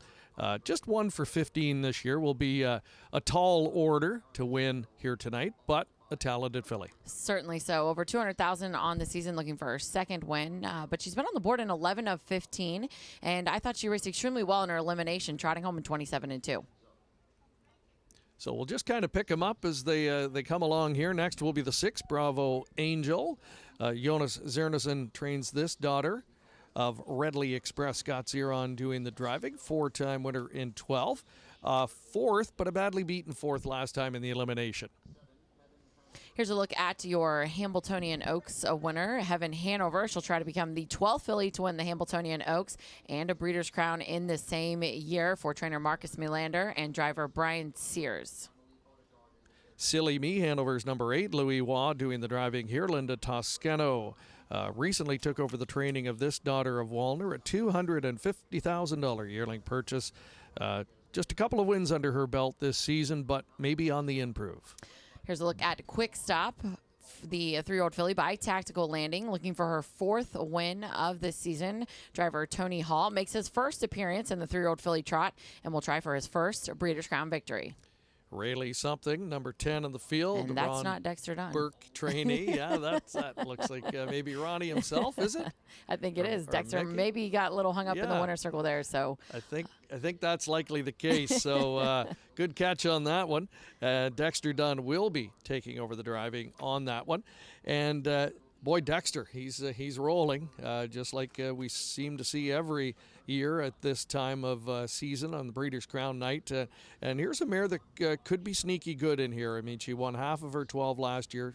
She's already got 6 wins this season and will have a trailing post to work with. Yeah, you know, Greg, it wasn't that long ago. We were talking about these fillies just over in East Rutherford, New Jersey. Absolutely. Yeah, it wasn't long ago. You and I were working on the Hambletonian broadcast, and here's an interesting conversation going on. We got Dexter cracking up. So, yeah, Dexter's a pretty cool customer, isn't he? I was just going to say, imagine winning a Breeders' Crown. I mean, I would be running around like a chicken with my head cut off, and he's calm, cool, collected, just not much going on. Yeah, things are good for Team Burke and Dexter. So, yeah, he's just awaiting patiently for his mount as we get a look at some of the others. We saw Blonde Bombshell a moment ago, Nifty Norman trainee with Dave Miller driving. Here's the 4 Rose Run Yolanda. Todd Luther trains this one. Again, another one with a real solid resume this season. Yeah, very much so. She raced extremely well in the Ohio Sire Stakes, a winner of $392,000, and she's one of those fillies that raced extremely well. She wasn't in the Hambletonian, but she raced extremely well on Hambletonian Day out at the Meadowlands, and they've done a great job of managing her between the Ohio Sire Stakes and the Open Stakes as well, and she's really made the step up. A lot of times these fillies can sometimes struggle stepping out of States Company into Grand Circuit Company, and this filly's really done it flawlessly for trainer Todd Luther. We want to quickly say hi to some of the viewers tuning in this evening on our various platforms. I'm going to try and shuffle through all of them and see who is watching tonight. We've got Vicky Brockman saying hello to Vicky. Pete Lawrence, good friend of the show, tuning in tonight from New Jersey. Elizabeth Cheeseman tuning in as well. And we'll get to some other shout-outs a little bit later on. I'm sure, Emily, you've got some folks watching, but I'm sure you've also got a lot of friends and family here tonight on track to take in the festivities. Yeah, before I came out here, I made a point before things got crazy as we get into the final stretch of Breeders' Crown races. I made a stop out at the tent because the last 2 years we've had the Breeders' Crown here, I haven't really left the studio. So this year I said I'm going to make it. I'm going to make a trip out there, and so I ventured out there and got back here just in time. There you go. There's a look at the overall trotting records in the history of the Breeders' Crown. The fastest trotting mile, well, 4 horses are tied for that with a mark of 1:51. Last quarter, the fastest in that category, Green Chew and Chin Chin Hall back in 2019 at Mohawk. We've seen some final quarters on the trot faster than that this year in the eliminations. Yeah, you know, and we talk a little bit about the weather. Obviously saw track records and stakes records last night with the, we'll say, unseasonably warm temperatures. It's a little chillier tonight, but that was just a track record we saw by Jiggy Jog. So, like you said, we've seen some fast quarters, and the track seems to be in incredible shape. We talked about MM's Dream removing the shoes, so it's all systems go. And then, like I said, the track seems to be lightning fast. All right, if Mark McKelvey is online. We'll bring him in at this point in time to talk about race number 9. First of all, Mark, good to see Dexter picked up his mount there. He had to wait patiently. Is it going to be the Auke Svanstedt show continuing here in the 9th? Well, Greg, you were just cutting in and out there a little bit. I heard your first part about Dexter, and you're right. What a cool customer he is, as he just was waiting by. And on a night like tonight, everything's got to move on schedule, so the horse had to get out there and get paraded by its trainer, Ron Burke. But Dexter going to have to really work some magic here if he wants to get the upset victory and get another crown title here. You know, guys, we're talking about Åke Svanstedt, and we caught up with him after that victory by Jiggy Jog in our most recent crown event. And here you have Special Way, who is trying to double up. She was just a dazzling winner last year in the Breeders' Crown 2-year-old filly trot at Mohawk, setting a track record. And she's kind of in the shadow of her stablemate Bond, yet you look at her record, 12 for 16, and she did have to take some time away from the track during this racing season, some time off due to health and an injury issue, but she's come back. And again, really hasn't done much wrong. And I just wonder if maybe there's a little bit of freshness there for her. And as well with the way the races have been playing. I mean, the speed up front, it's going to be tough for that to really hold up. But I think Bond's the kind of horse. She's so versatile. I just think, though, Åke Svanstedt's going to really put her in play. And maybe it'll be the other stablemate that kind of can flip the script and upset here. So give me Special Way to try and double up in the crown. You love seeing returning champions come back and have that opportunity. It doesn't happen all that often. I mean, it's happened quite a bit over 40 years, but it's not every year. We saw the cream rise to the top of the first event tonight. The two favorites were easily the best in a 1-2 finish there.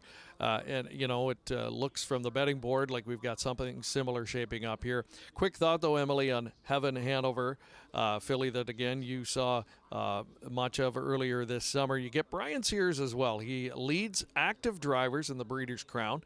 And he leads in this particular category with 6. We've seen him weave his magic before in races like this. Yeah, and I would not be surprised. The way this filly raced in our elimination, it was one of those efforts that I thought I made a note. And like you said, Brian Sears, if anybody can get one, it is certainly the White Knight. Well, the starting gate is rolling. Breeders' Crown trot for 3-year-old fillies on deck next. And will Bond live up to that 4-5 promise? Again, Michael Chamberlain with your race call. Bond, 2-1 on Special Way. Here they come.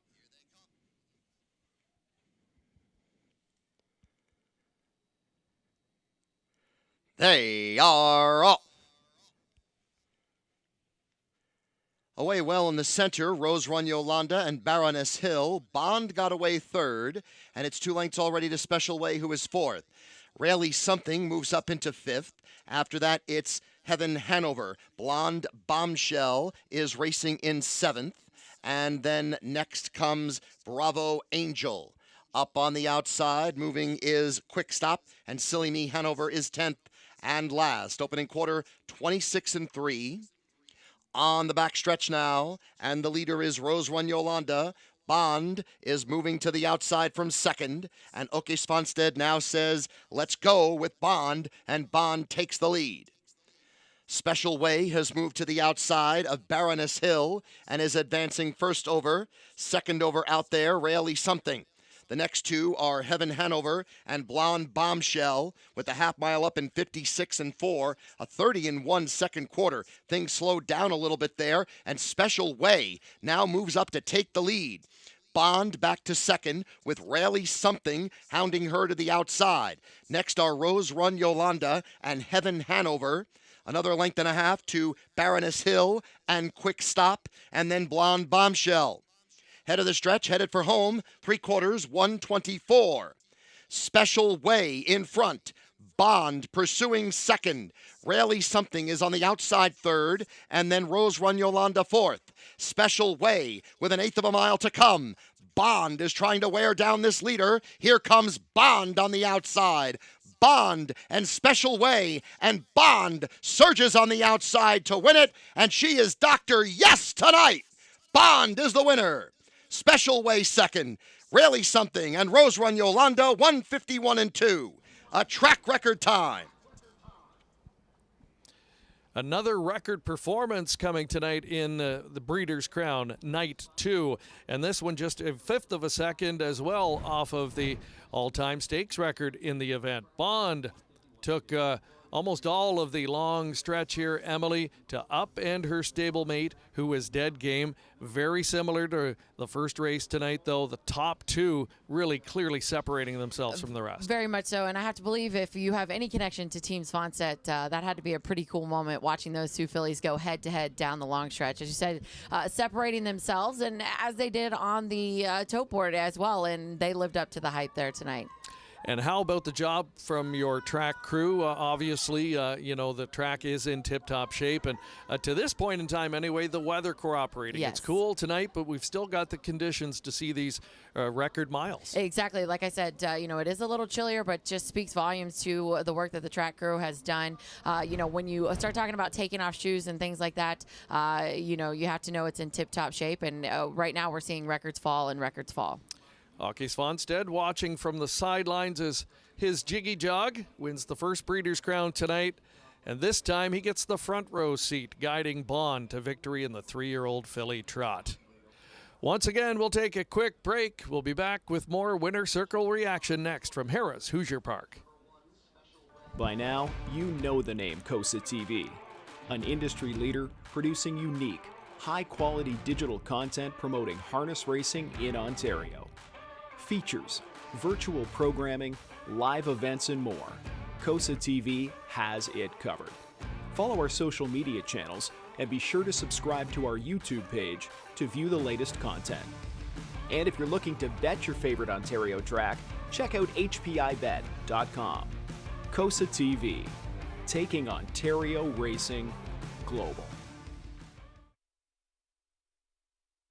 Enjoy the thrill of the race anywhere, anytime with hpibet.com. Join for free and use your smartphone, tablet, or PC to watch and wager when you can't be at the track. Stream live racing from over 450 tracks. Bet with ease from anywhere. It's safe and secure. Get rewards, race alerts, tips, and more. For a limited time, get $100 when you become a member. Plus, 1 month free live race streaming and your first bet is on us. Go to hpibet.com to join for free today. Hi, I'm Nifty Norman. I'm a standardbred trainer based here at Ketchum Farm in Allentown, New Jersey. I have a stable of around 60 horses, and we use polyglycan pretty much exclusively on all of them. I'm Dr. Steve Dye, a standardbred veterinarian from New Jersey, Dye Equine Vets, and primarily I do most of Richard's vet work. And we use polyglycan extensively to maintain joint health, and polyglycan is a big part of this process for us. Bella Bellini is probably the best horse I have and probably the best horse I've ever had. She is relatively high maintenance and has raced hard for the last 2 years. In that 2 years, she's basically won $1 million each year, and polyglycan's been a big part of keeping her sound and healthy. Polyglycan is restricted to use by or on the order of a licensed veterinarian. And we welcome you back. Åke Svanstedt, the driver, trainer, co-owner of Bond for the second consecutive year. Åke scores in this category and gets it done here in impressive fashion. A 1-2 finish for that camp and just a tick off of the overall stakes record. So Bond, the beat goes on for her. And another one that very likely, Emily, with that victory tonight, you know, is a clear front runner now when it comes to year-end honors. Yeah, and trainer Åke Svanstedt, back-to-back victories in this division, as you said. He drove his first Breeders' Crown winner in 2021 in the mare trot. And as we said, Jiggy Jog getting the job done last year. So, you know, you talked about horsepower for Team Svanstedt, and they just continue to churn out not only champions, but as you said, divisional winners, as divisional year-end winners as well. All right, we've got a big winner circle group there. I see Jason Settlemore. I was just going to say, we saw Jeff Gorell. We don't typically, we usually see him in the winner circle, but usually it's at the Meadowlands. So good to see Jeff Gorell here at Harrah's Hoosier Park. Yeah, that's right. And yeah, we'll see who joins Heather Vitale in a few moments as well. Bond, yeah, she is a class act, daughter of Southwind Frank. a past Breeders' Crown winner himself in this spot. And just year after year, the Svanstead camp seems to turn out these horses, and it's amazing. And I think it speaks to the horsemanship, how they hold their form over the course of a long, grueling season with all kinds of travel. Yeah, very much so. And like I said, Southwind Frank, so I find that very interesting too. He's maybe not the biggest and most retail sire that we see, the likes of Walner, Chapter 7, and that have you. So, the fact that he's able to reach in and grab a Southwind Frank like this filly, $80,000 yearling purchase, bred by Diamond Creek Farm, I think that speaks volumes, like you said, not only to their horsemanship, but obviously to their commitment to trotting pedigree. Let's check out the parimutuel details, and it is a very popular win by Bond. The public all over this 2-1 exacta combination. $2.60 on the nose, one of the lowest win prices in the history of this particular division, and the exacta payout. We're going to have a look at that. That could very well be a record low for an exacta in this particular spot as well. $3.80 as horse players cash. There's a lot of them cashing. That's the good news. Bad news is you're not exactly going to be able to retire on your winnings tonight. But hey, a long way to go. I was going to say, we've got plenty more races for us to dig out and get retired, Greg. All right, time to go to the winner's circle and hear from the winning connections. Great so far. Talk about Bond. I mean, can she be raced really any way, Oka? Yeah, it seems like that. Today she showed up a very good fighter instinct. I never felt it in her earlier like she did today. Tonight, slow second quarter, your other filly moved to the lead, braving your filly up, but down the lane, what kind of a duel was that? The only way to beat the special way was to let her go and go behind her until the stretch. But she really fight today. Talk about Jiggy Jog and her performance tonight. Yeah, she was good, but she's good every time. She's a really good horse. Do you have a star pupil, or do you not want to send her one out? What do you say? Do you have a star of the barn, a favorite for you? No, I never had so many nice horses as this year, never in my life. So I'm happy. It's easier to go up in the morning and train the horses. You might not want to look too much into the future, but I like to do that. So next year, when you're talking aged mares, you could be loaded for bear.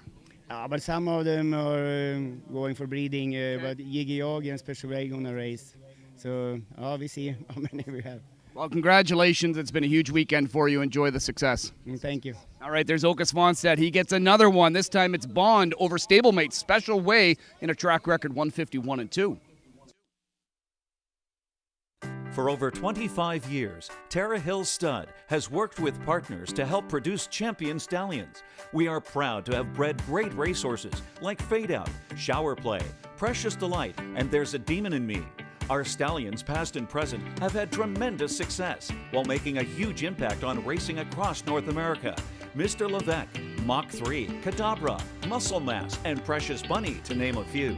Our stallions' progeny have won major events, including the Hambletonian. Tara Hill Stud are currently standing 9 of the industry's top stallions.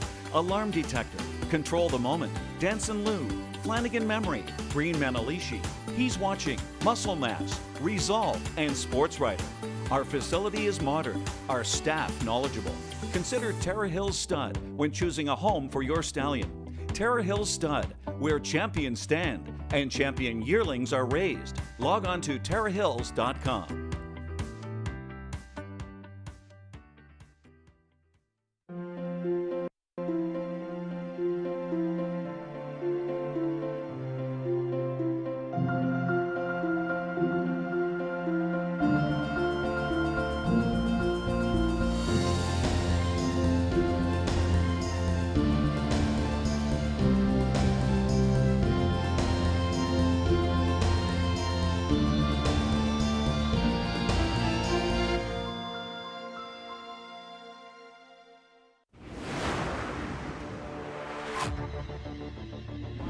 Donato Hanover now meets up with Arch Madness on the outside, who comes calling with Sears.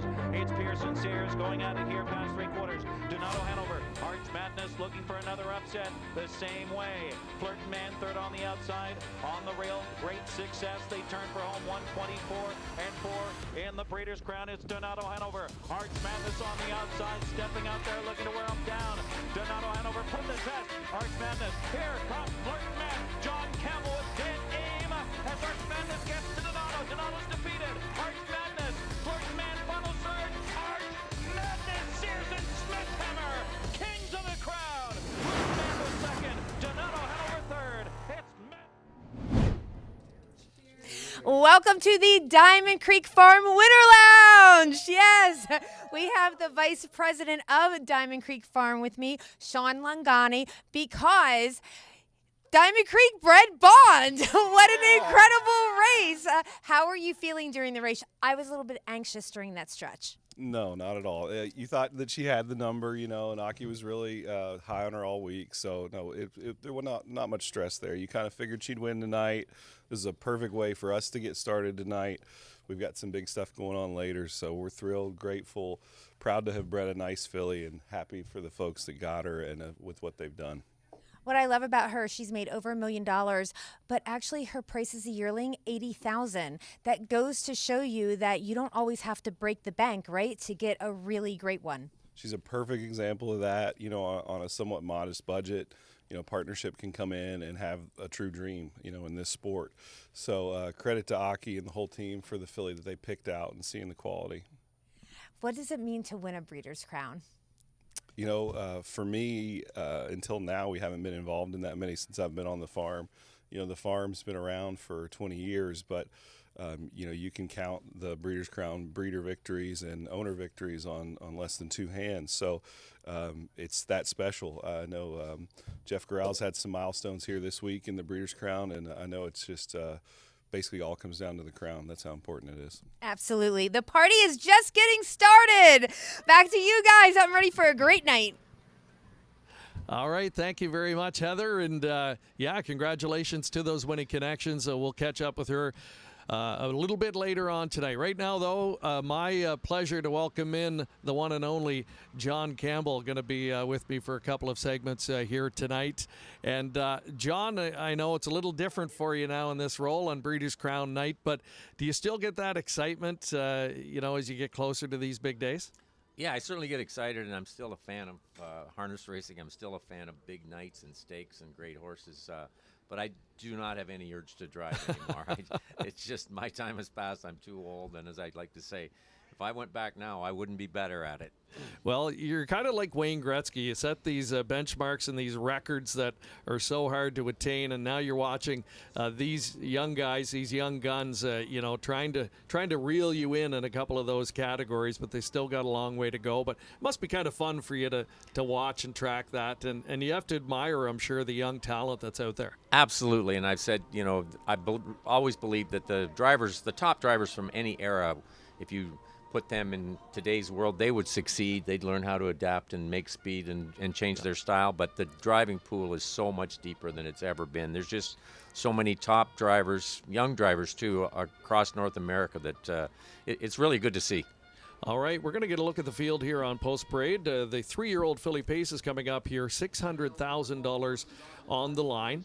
The record for most driving wins in this division, surprise, surprise, that is John Campbell with 4.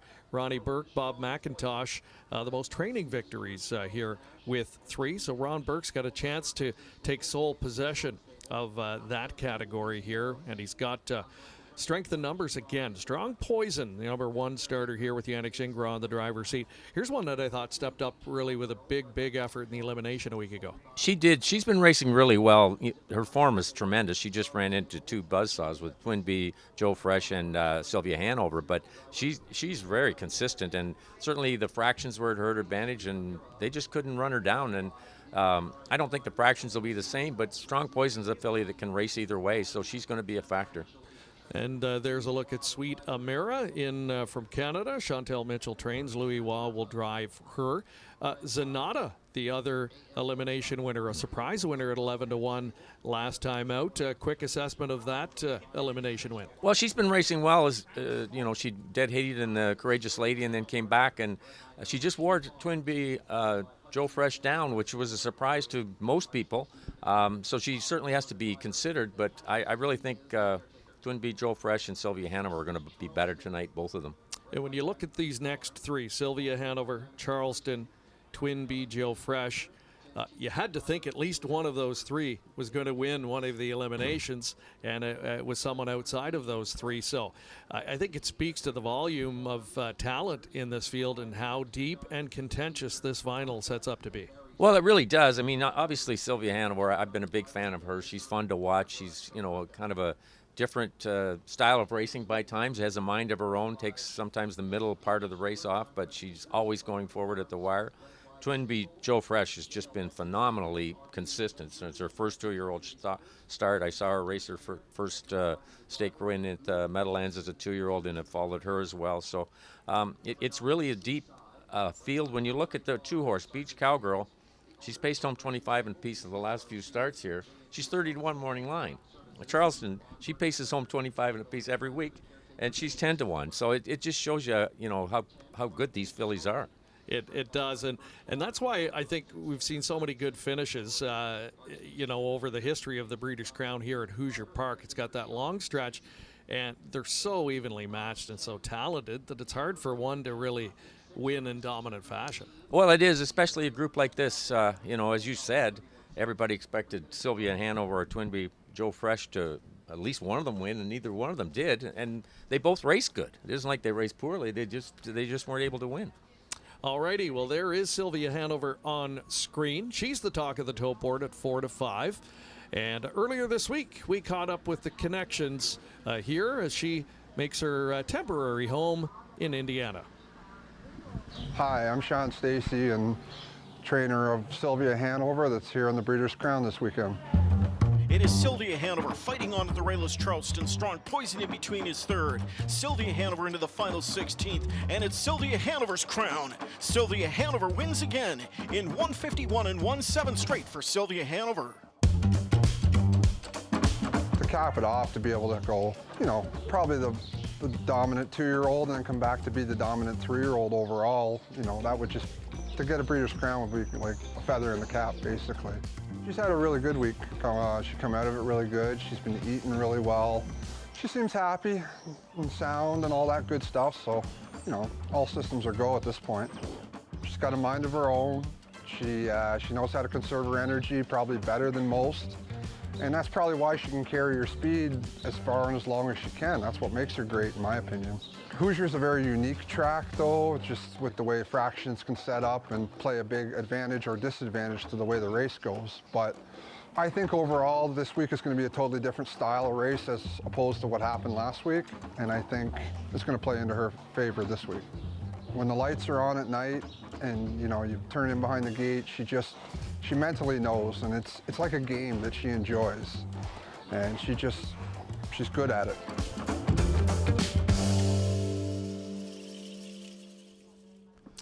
Another look at Sylvia Hanover, calm, cool, and collected. That's really her demeanor at all times.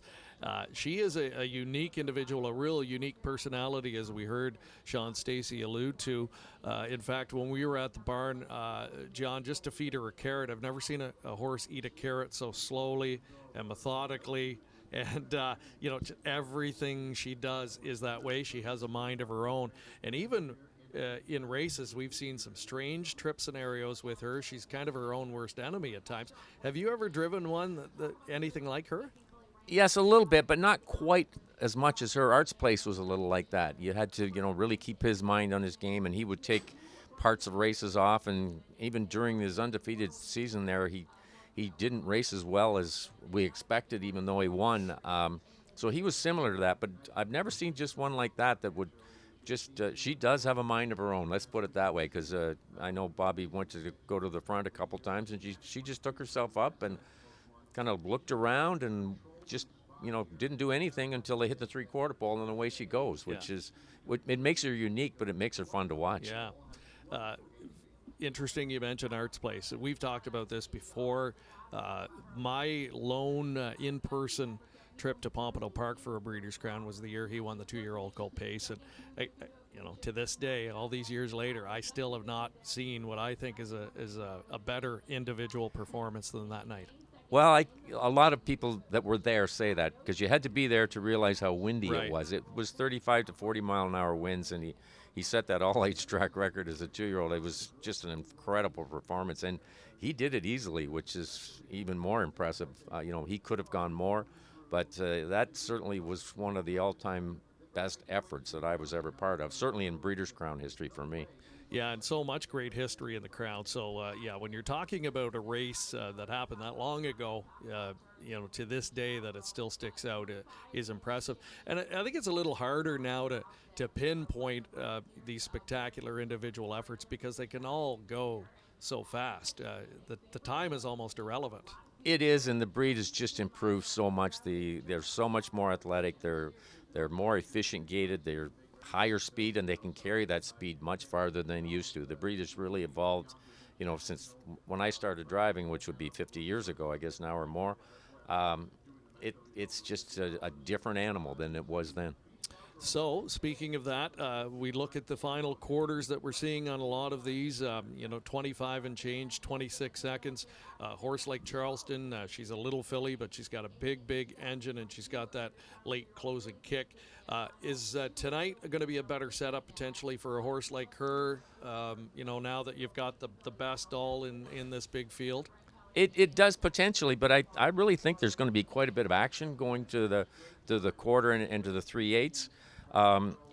She's a stone closer, and Timmy races her that way, but she might be too far back. I mean, it's so hard to come from very far back, even when you're coming 25 in a piece. So if she is close enough at the head of the stretch and they fight it, she's got a chance. And you would have driven here and all of the other bigger tracks. What's the difference driving at Hoosier? Tell us a little bit about track configuration and how it usually plays. Well, you can't use them too much on that backstretch because that home stretch is so long and they'll get tired on you. At the same time, if you think you have all that stretch to work with, but if you're not close enough at the head of the stretch, you just can't make up enough ground. These horses, they carry their speed, and even when they get tired, they're still going 27 in a piece. And in order to pass them, you got to really fire home, and horses just can't do that. Well, it's going to be a good one. This is certainly one of the most anticipated championships this evening. 3-year-old filly pacer, Sylvia Hanover, even money. She has been the best in the division overall this season, but not by as much, or not quite as dominant as she won last year. Certainly would be a feather in her cap tonight, and perhaps could lock down divisional honors with a win in the Breeders' Crown Final. $600,000 on the line. Again, Michael Chamberlain with the call.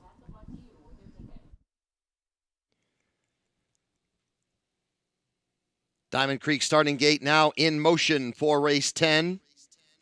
Even money on Sylvia Hanover. 2-1, Twin B Joe Fresh. Here they come. They are off. Good start from Twin B Joe Fresh. Strong Poison there too. Zanata is up front with Sweet Amira. Beach Cowgirl at the inside. Sylvia Hanover is 6th and in behind horses as the field goes on to that opening turn. Racing next in 7th is Front Page Story. And then next is Charleston, Always Be Naughty, and the early trailer, McSeaside. 26-2, the opening quarter. And Strong Poison now has Twin B Joe Fresh right alongside. Twin B Joe Fresh takes the lead. Strong Poison back to second. And now on the outside, there goes Sylvia Hanover, and she's moving fast on the outside. Moving up now to take second, and has Twin B Joe Fresh in her sights. Strong Poison back in third as they hit the half in 54-4. 28-2 is the second quarter. Moving on to the second turn. Twin B Joe Fresh and Sylvia Hanover. The gloves are off. These two are going right at it, and Strong Poison is right behind them. Charleston is 4th, and then down on the inside, Zanata. Third over comes Always Be Naughty, followed by Beach Cowgirl, Sweet Amira, then Front Page Story and McSeaside. 3/4, 121-2. Twin B Joe Fresh has it now by 2. Sylvia Hanover trying once again on the outside. Charleston is diving down to the pylons. The three of them across the track with an 1/8 of a mile to come. Always Be Naughty at big odds. Sylvia Hanover, Charleston, Twin B Joe Fresh, Sylvia Hanover, and Charleston. It's Charleston narrowly, Twin B Joe Fresh, photo! Always Be Naughty rallied for third. Beach Cowgirl fourth, 149-2. Oh, what an incredible finish and what an incredible effort from Sylvia Hanover. Big sigh of relief there for Team Stacy, or perhaps they are not sure if they got there. And yes, I think the realization is that she holds on by a nose in a thrilling edition of the 3-year-old filly pace final. Sylvia Hanover, McClure, I think realizing on that final turn that his filly would re-rally in the home stretch, and she did that. She got back on even terms, went by Twin B Joe Fresh, but then had Charleston to worry about diving to the inside, and Charleston really pushed Sylvia Hanover to the limit. You can see the raw emotion there. John Stacy and wife Natasha there in tears as they celebrate a defining victory for Sylvia Hanover that represents everything that this filly is about. Talent, durability. Boy, she had a tough trip scenario, punishing trip scenario, parked out from the quarter on, and had to dig deep to fend off the dead game Charleston on the inside.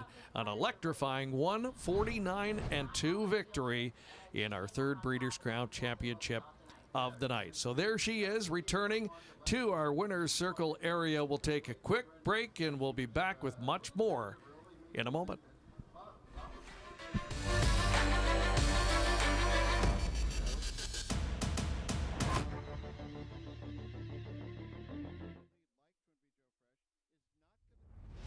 Harness Racing Update is the sport's most comprehensive and timely news source.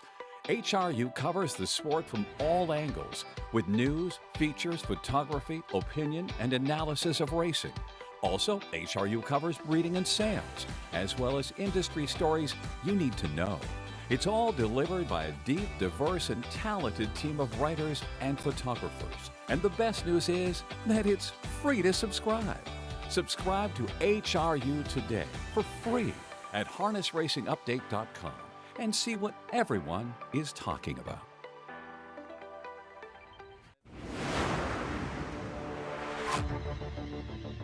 The start applying pressure. Sunfire Blue Chip with a loose pocket spot third. Lucan Hanover well spotted second over on the outside. Beach Memories is jammed in at the rail. Vegas Vacation third up on the outside. 3/4 and 122-1. 26-4 on the backstretch. It's Captain Treacherous and Sunshine Beach, and they are slugging it out. Captain Treacherous kicks out the earplugs, and Captain Treacherous leads the way. Sunshine Beach won't go away, hanging in there on the outside. The Captain put to the test. Sunshine Beach on the outside. Captain Treacherous game. Sunshine Beach, Lucan Hanover. Captain Treacherous wins again. The Captain, not to be denied.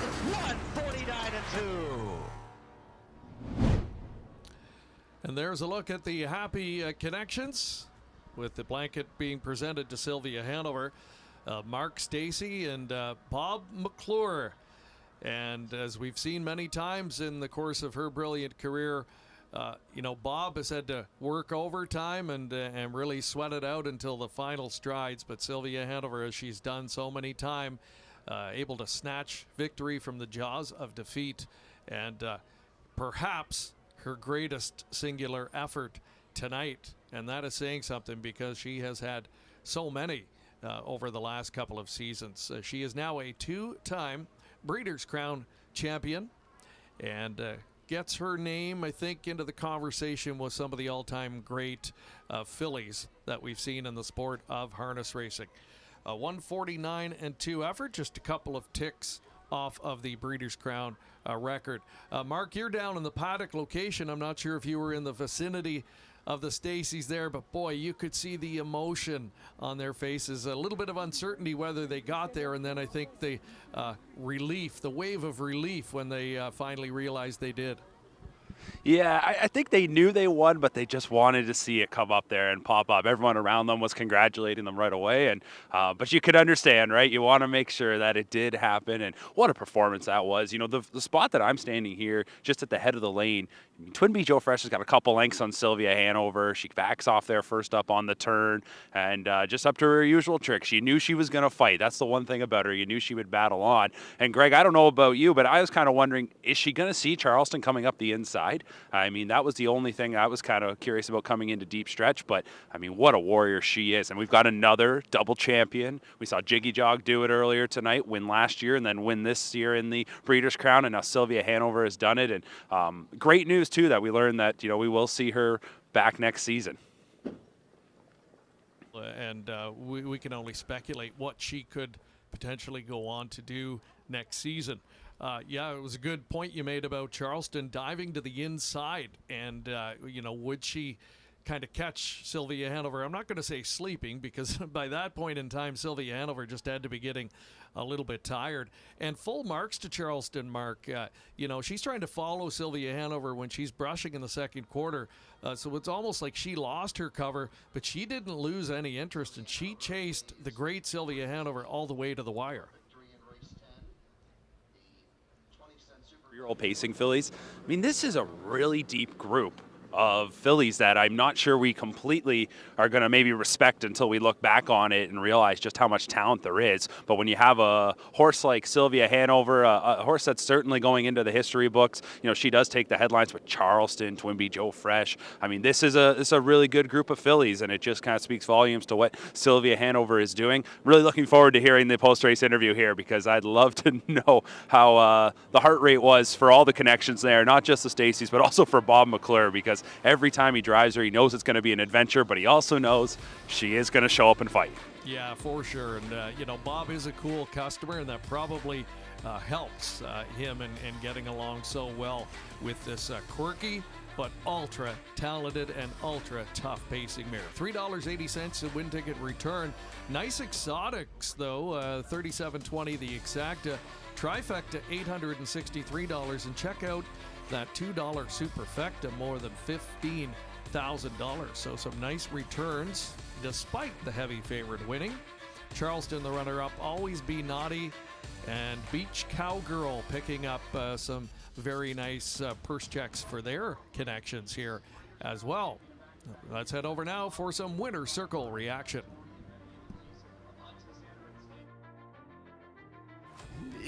Was that her gutsiest effort? Was that her strongest effort? How do you describe it? It's up there, you know, the Mistletoe Chalet there. That was pretty crazy that night, but it's definitely up there. That's one of the most impressive performances I've ever seen. That was a really, really tough trip and some great fillies, and I'm just really glad she's as tough as she is. How nice is it for you to come back to the scene where you're not your first Breeders' Crown win, and now you get your third? Well, I've always loved this place. This is, I think this is about as good a place as you can have to host a Breeders' Crown.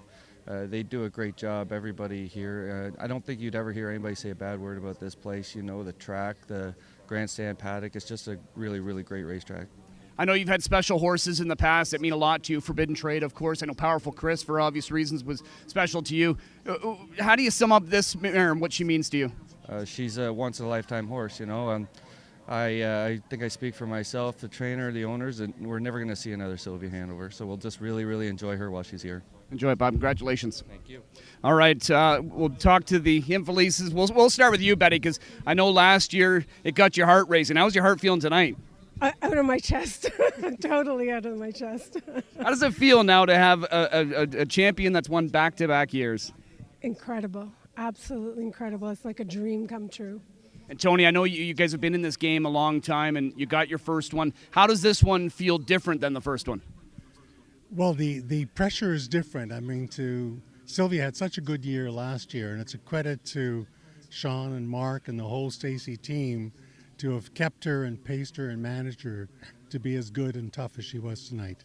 Feels very, very special and different to last year, sweet, and maybe even sweeter in some ways. you know, you've got 2 years now worth of watching her race, and a lot of times she's got the flair for the dramatic. So now when you watch her race, do you almost expect that, or do you kind of stay calm expecting it, or how are you feeling, you know, throughout the race? Now, calm is the furthest thing from what I'm feeling, I can tell you. And I did not lose, faith in her at all when she was on the outside. As we've seen before, she can gut it out. She's a very gutsy, lots of heart to this field, lots of talent. And I was confident, and I think Charleston surprised her up the rail. And I think actually got her head in front, her nose in front, and as soon as she saw her, she popped back up in front and showed her real class.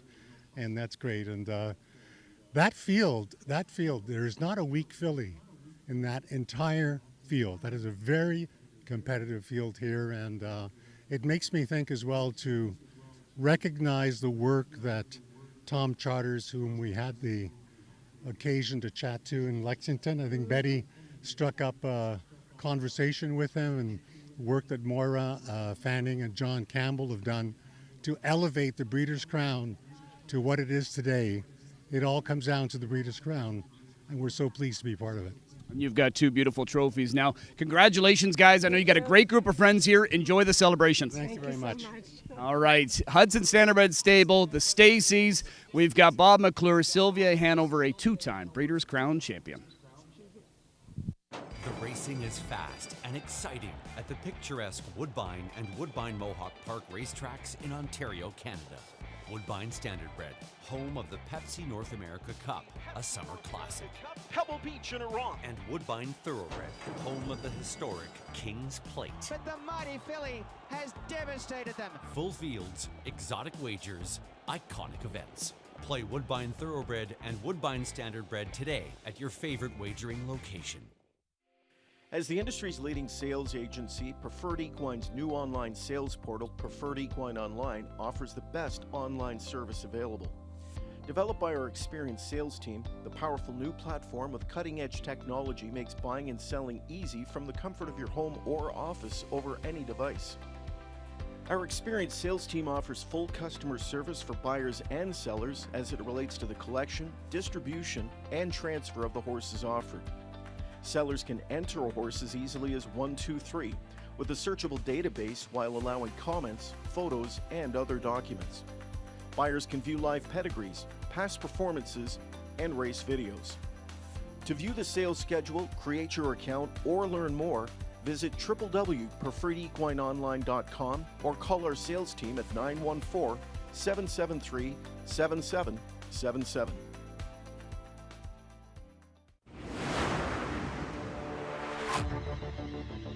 Braids is our own worst enemy. She has made a break, and Lady Luck is shining on out Continental Victory. She's opening up with long, powerful strides, past 3/4 in 1, 26 in 2. She spread her wings, she's in full flight, and Continental Victory is on her way to year's honors, leading in 5. On the outside, taking second, an entry mate Broadway Diamond, but the eyes of the harness world are on Continental Victory. She is a class act indeed. With guts and determination, hits the 16th pole, and she's the best of her class this year. Continental Victory goes under the Garden State Park finish line and will win this one by a convincing 6. There's a photo for second and third between entry mates, but the mile and the best.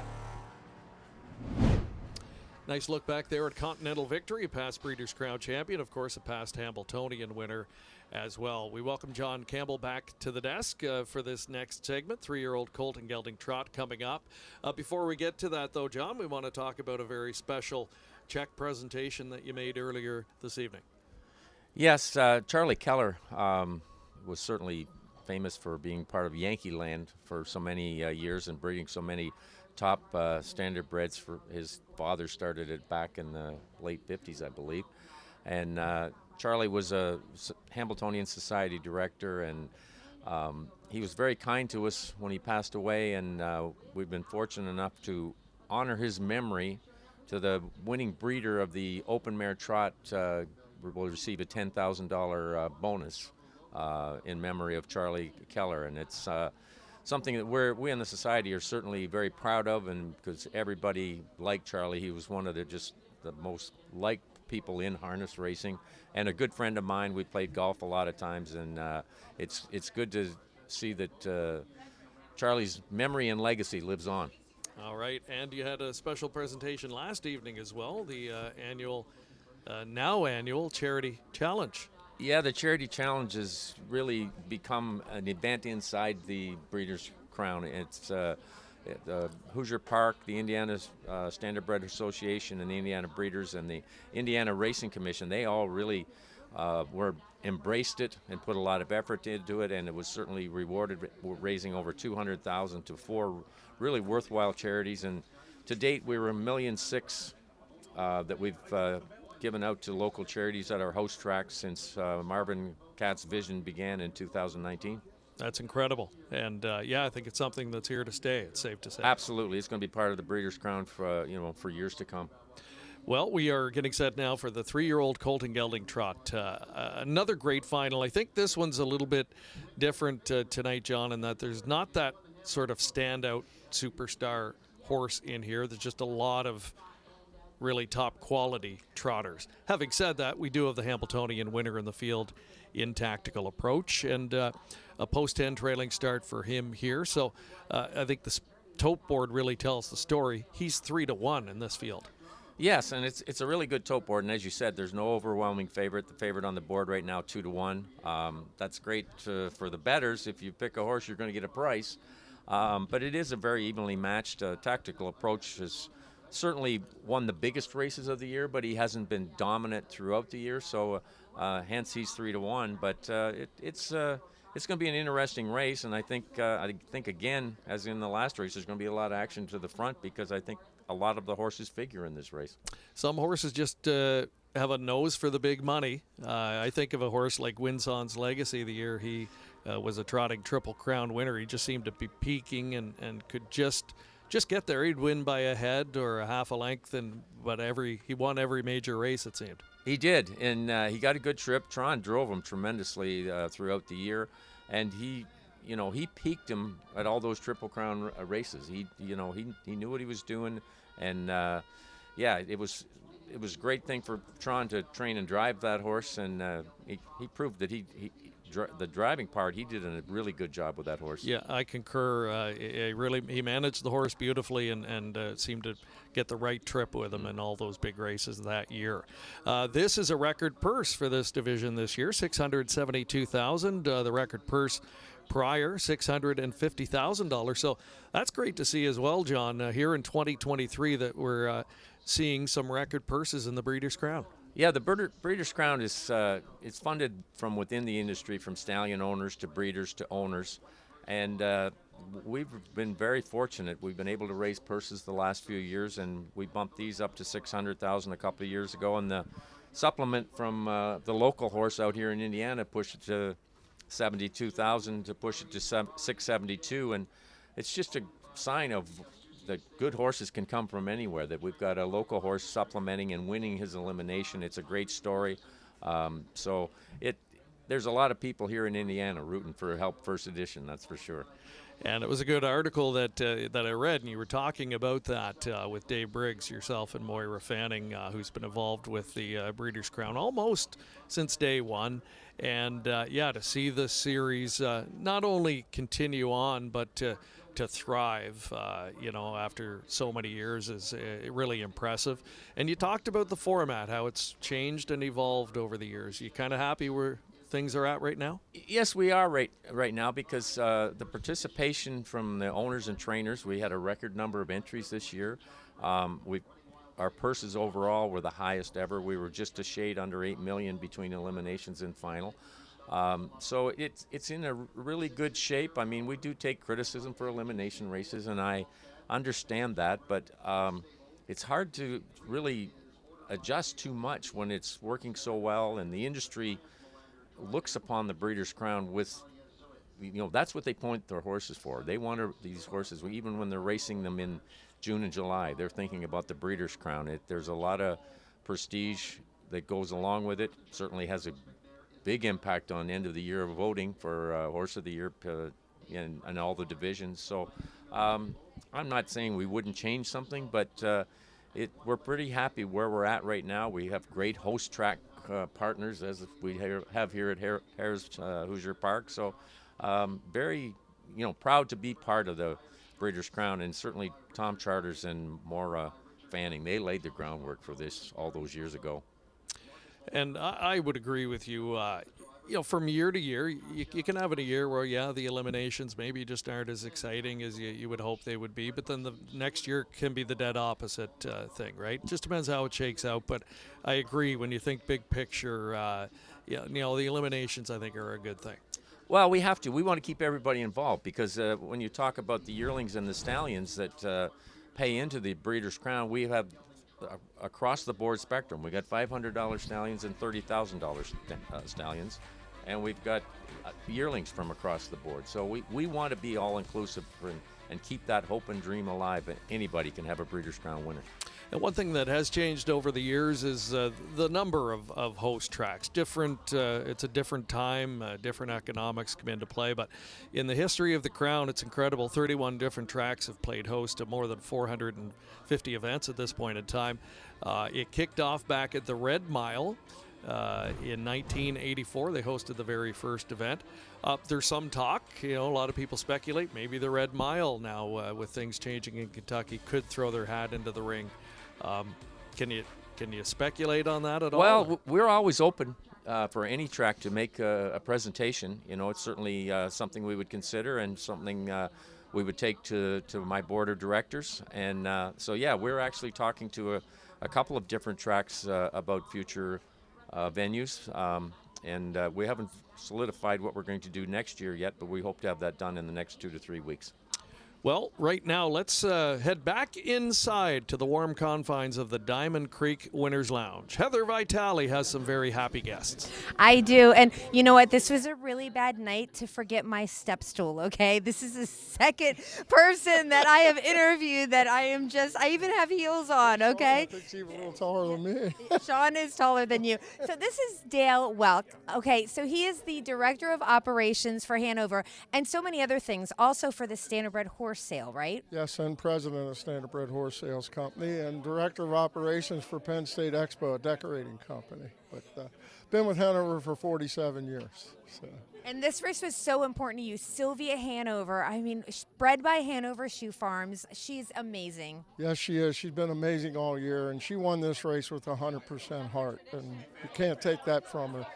And the Hudson Standardbred people have been great at Harrisburg and with Hanover horses, but she's just incredible. Now, it's really interesting because Dale was telling me he has not been to a Breeders' Crown in quite a long time. So explain why. Well, it's been probably 15 years for me to come, but it's just one of those things. I was able to do it because we flew out. That's the only way. Otherwise, I'd be in Harrisburg. We're about half done setting up for this year. So. And Hanover has actually won more Breeders' Crowns than any other breeder, but still so special, right, to have this Breeders' Crown trophy. Right, it's very special. Everyone's special. Everyone's a new one. Everyone's a new era and a new thing, and it's just incredible. So. Love it. I will see you at Harrisburg. I'm looking forward to it. Come out and see us. Back to you guys. Thank you again, Heather, and wonderful night happening inside the Diamond Creek Winners Lounge here this evening. That's where the celebrations are happening. The champagne is flowing, and a lot more winning connections that we're going to hear from before the end of this night. There's a look at a great betting board in the 3-year-old Colton Gelding Trot. You look back at the history of this event, John, it's got to bring back a lot of good memories for you as I'm looking down through past winners. Of course, Mac Lobel immediately comes to mind. You won a crown title in this division with Pine Chip, Muscles Yankee. That's a who's who. Yeah, they were pretty good horses for me, I can tell you. They were fun to drive, and all with Chuck Sylvester, who's still a really good friend of mine, and Paulus. And they kind of went about it in different ways. Mac was good at 2, 3, and 4, obviously, and Muscles Yankee came along kind of late in the year at 2 and showed some ability and just came back as dominant at 3. Pine Chip, he ran into a buzzsaw, an American winner early in the year, but he just kept getting better and better throughout the year, and by the end of the year he was quite dominant as well. Well, in case you forgot, Mac Lobel still has the largest margin of victory in a Breeders' Crown in this division, 12 3/4 lengths. And he beat Napolitano, who's a pretty nice horse in his own right. Yeah, Napolitano had beat us in the Kentucky Futurity, and we had no excuse. He just out and out beat us that day, and I guess I was showing off that night, winning by 12 3/4. But at the time, it was going to be his last start ever because he was going to stud at that time. So I just opened him up and let him go, and then it turned out he wasn't that fertile at the time, and he did come back to race at 4. But that was the mindset. It was going to be his last race. Might as well show him off. Well, let's put you on the spot here quickly as they get ready to turn in. Give us your pick in this really wide open affair. Well, I've been friends with the owners, the Smucker folks on Help First Edition for over 35 years. I first met them at the Jug, and so I'm going to go with him, just the local hero, and it'd be such a great story, the supplement from out here, if he could go on and win. All right, and he's 7-2, so the public giving him a real good shot here. John, thank you so much for joining us, and enjoy the rest of the night. Thanks very much, Greg. All right, here we go. Michael Chamberlain has your call of the 3-year-old colt and gelding trot next. 7-2 on Up Your Day-O and Help First Edition. Here they come.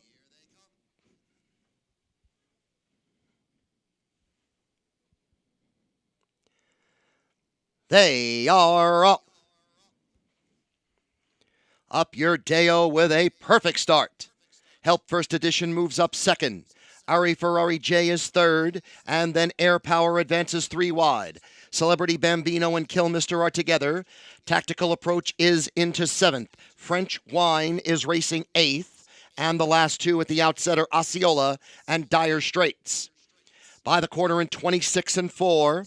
And moving up on the outside is Air Power, and Air Power has taken the lead.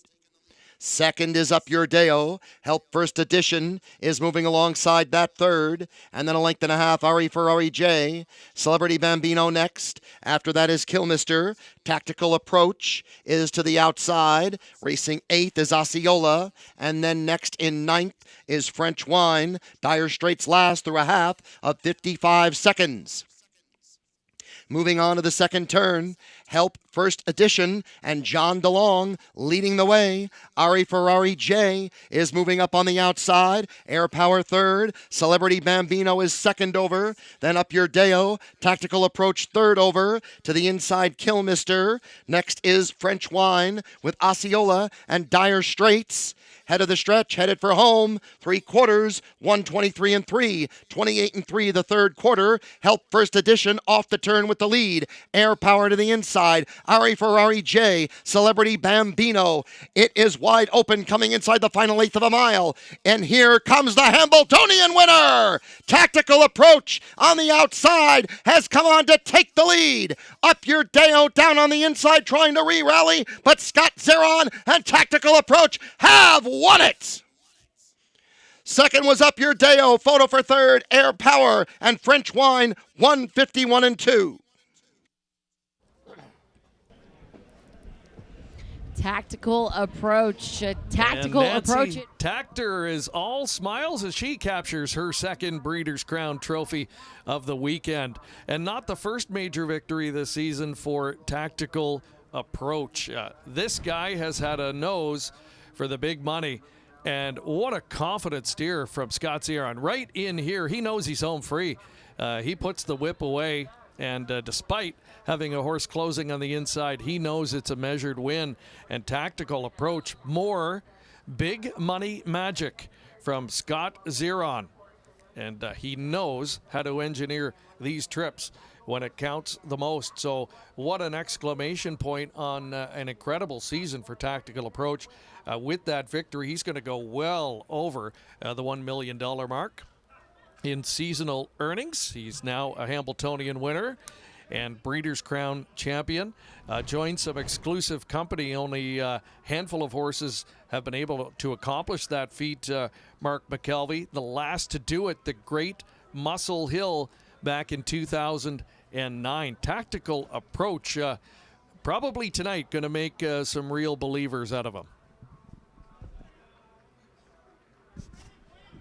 coming into this race, another 10-hole for Tactical Approach, and these poor draws, they have kind of been the story of this horse, and he's still been able to overcome them. Of course, this was the second-tier starting spot, and I know Greg heard Scott Zier on yesterday talking about the fact that maybe he would just suck along on the rail, and there is a passing lane. He could get his chance if he waits, but of course, no, he gives him a perfect steer, sitting on the outside, and has that nice cover to follow, and you mentioned it, just a measured victory, never any panic, calm, cool, and collected, and Tactical Approach, I mean, we're at the point now. These are the big victories just continuing to pile up. We got to talk about him in that upper echelon. I mean, I don't know if anybody would say he's not a superstar, but I'm just, I think we've kind of rich with so many good horses this year, Greg, that I think, you know, maybe some of them do get lost in the shuffle. But, I mean, we're looking at a horse that could be your trotter of the year when we get to, you know, those year-end honors.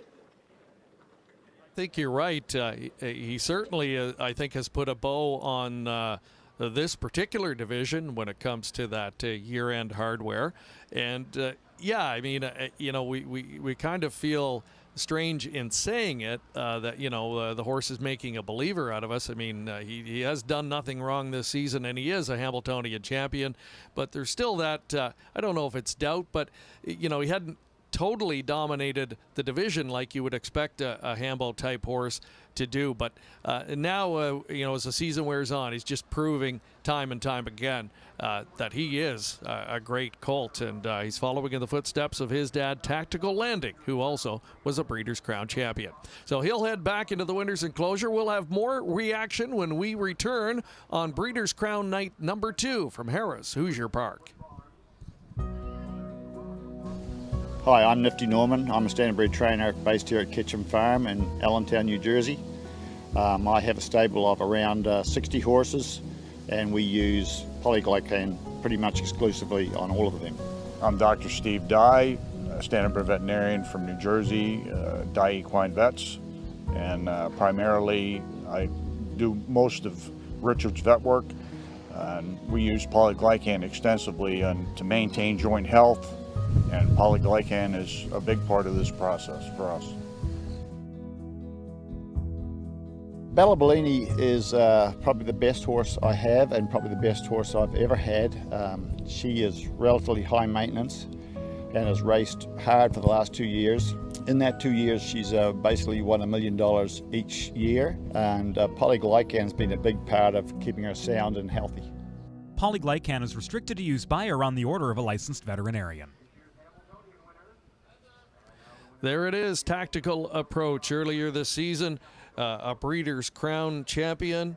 He was a winner in the Bluegrass. Then he captured the Kentucky Futurity, and now adds a Breeders' Crown title to his resume. So he has put together one of the greatest seasons for a 3-year-old colt trotter that we have seen in quite some time. And a very happy winner's circle, Nancy Tactor.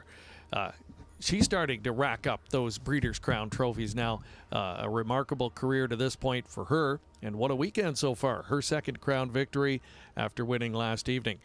Quick hello to some of our viewers tuning in. We've got the Facebook feed fired up here. Had some glitches earlier, but we'd like to welcome in Jason Horton's tuning in from Charlottetown. We've got Diego Hernan Bernardi from Argentina, great to have you on board. Our friend Justin Turnbull from the east coast of Canada. Dale Liska as well, Andy Carnegie, John Webb, hello to John, and many others watching in here this evening. Roland de Kaiser as well. Thank you for tuning in. Hope you're enjoying the coverage so far.